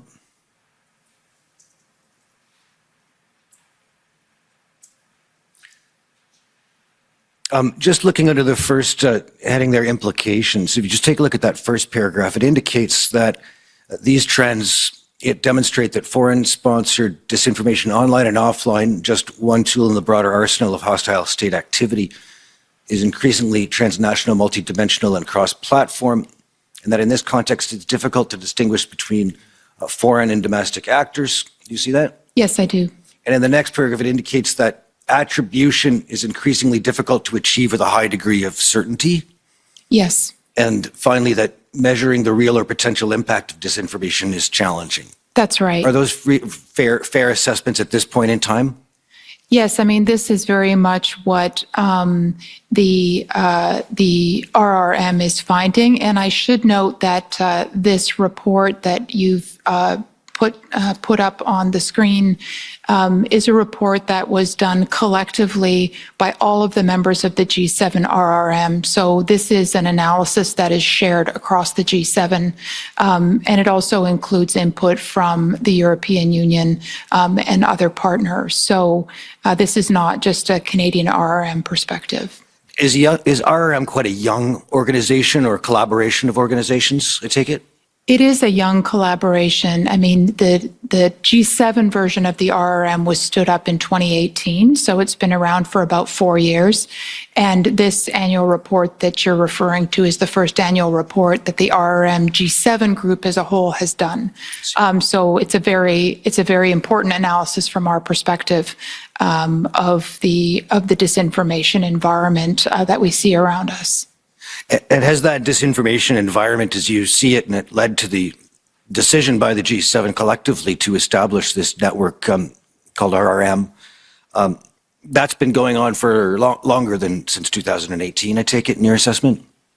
Absolutely. I mean, I think there's, disinformation is a long-standing tool of governments well before the social media age. I think social media has created an entirely new tool.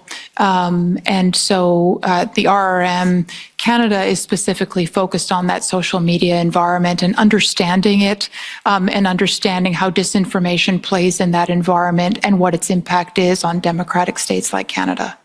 Okay, so is it fair to conclude that the RRM analyses, if we see RRM say it hasn't seen evidence of significant foreign state involvement relative to the convoy, that isn't to suggest that there's a complete lack of connection between the disinformation environment in the broader sense and those events. Is that fair?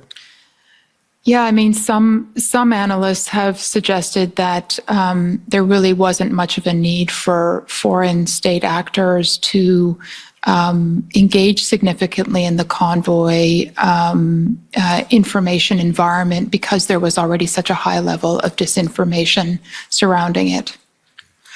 What about, you've focused on the online environment, but do these, at least as Global Affairs assesses it, do these operations, objectives, whatever you want to call them, on behalf of malign actors in the information space include the discrediting of media and the reliability of the traditional media in reporting the truth? Absolutely. Could we go to pb.can.401800? And Commissioner, I'm just going to ask to play a short clip, and I'll have one question, and that will be my time, if that's acceptable. Okay. When this is called up, would you play from 5:55 forward, please? The protests now over COVID restrictions in Canada.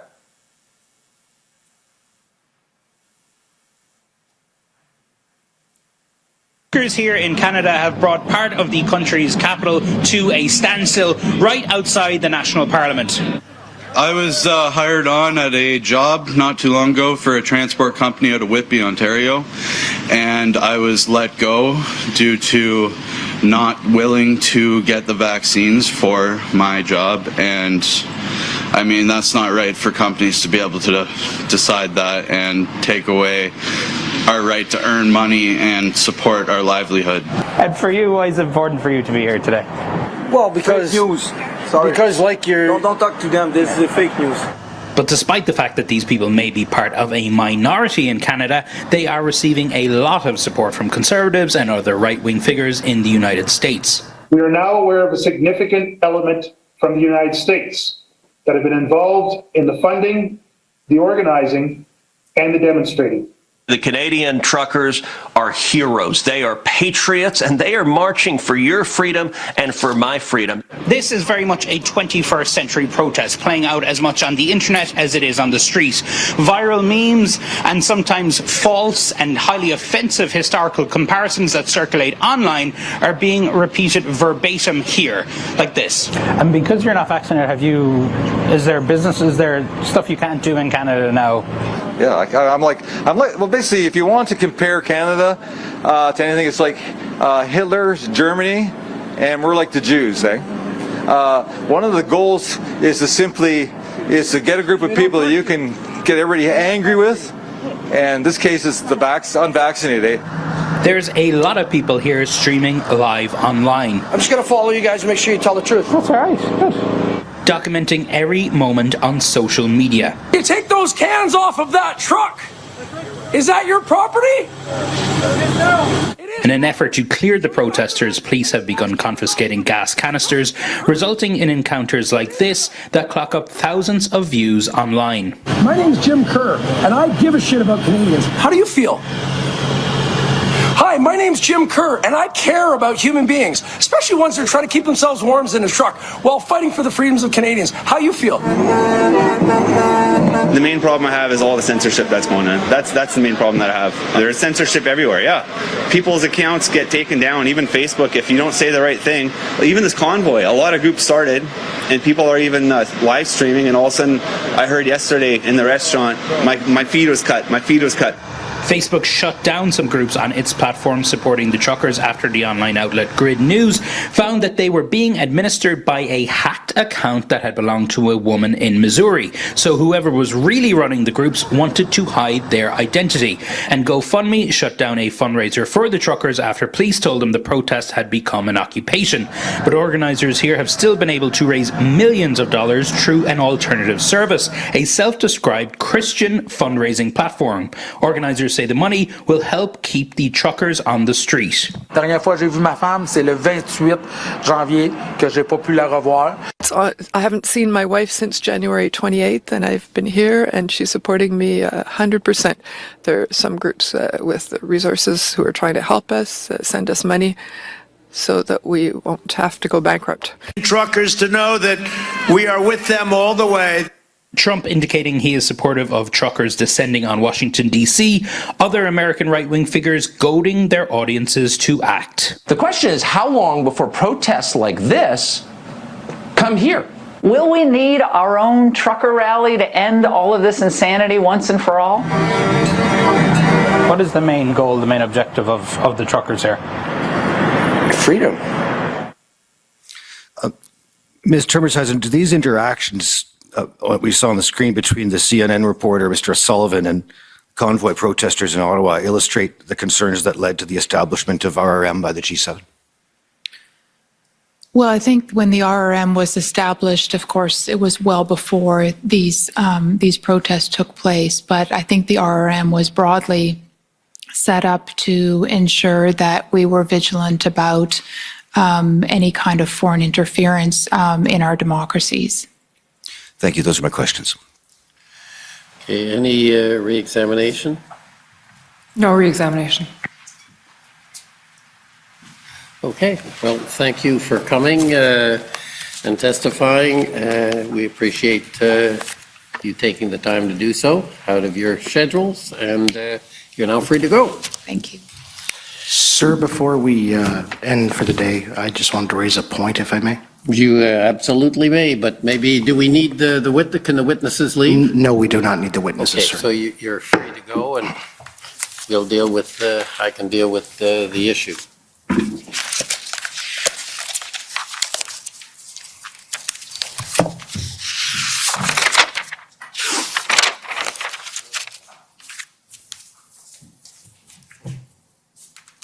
Okay, yes.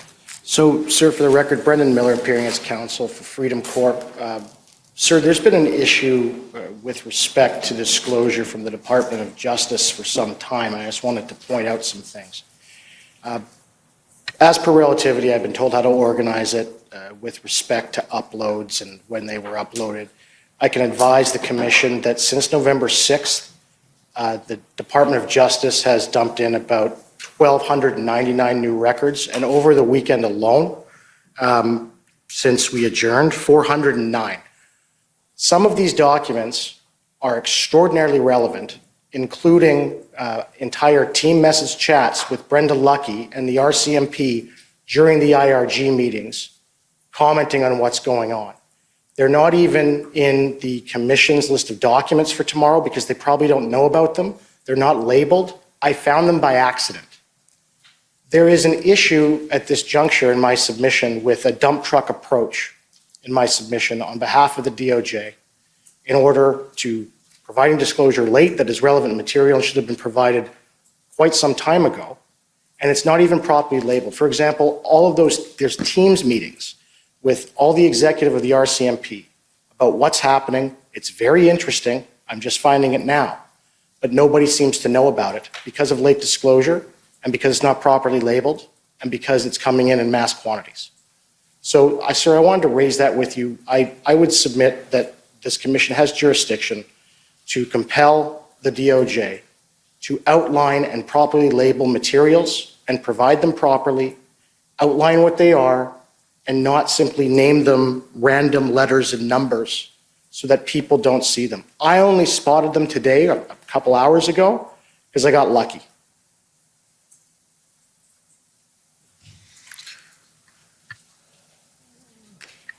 It's a rather non-specific complaint, and I don't take it my friend is seeking relief. I can assure you, Commissioner, that a large number of people are working incredible hours and have been doing so for many months to assemble documents. The Government of Canada is a large institution with many document sources, and the items that are of keen relevance accordingly take a great deal of time to identify, process, and code. If there's a specific complaint about a specific item that I can be of assistance in addressing, I think we'd be more efficient to address that offline with my friend in terms of the concern, or through Commission Counsel would be the appropriate route. But in the absence of a specific request or a specific complaint, I don't think there's more I can say sitting here now. I'm not prepared to speak to the issue at the moment in more particularity. Sir, I'm simply asking if the Commission can direct the DOJ to properly label what the items are in relativity, who the parties are discussing matters in there with the proper date, as opposed to just it being dumped in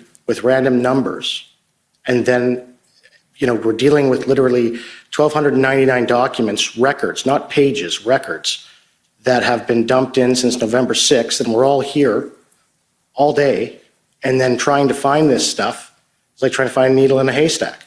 And it's not something, for example, in a civil case, we call them affidavits of records back home. I believe in Ontario they're called a statement of records. I apologize, I'm not from here, but you're required to label the date, the actual record, and et cetera, and that's how relativity is set up.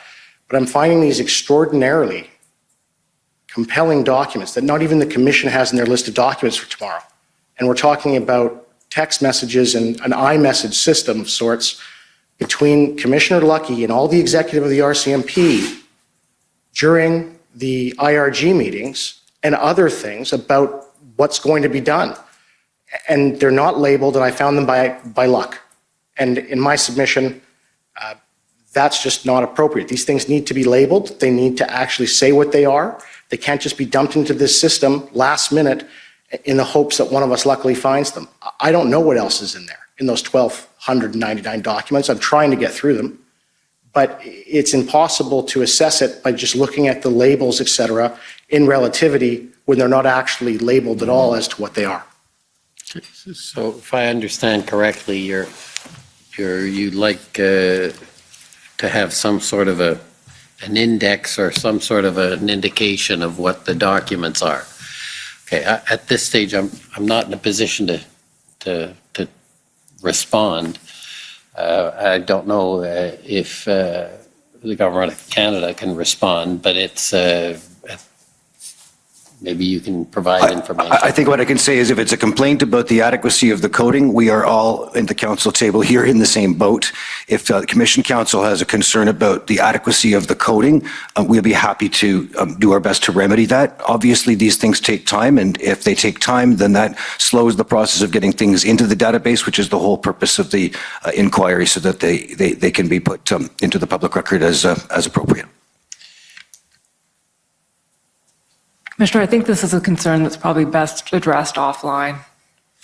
Okay, well, I think at this stage, certainly, as I did at the outset, the council are encouraged to raise issues with Commission Council as soon as they arise, and to the degree possible, they can be addressed that way. If they can't be addressed and some relief is necessary, then you bring it to me.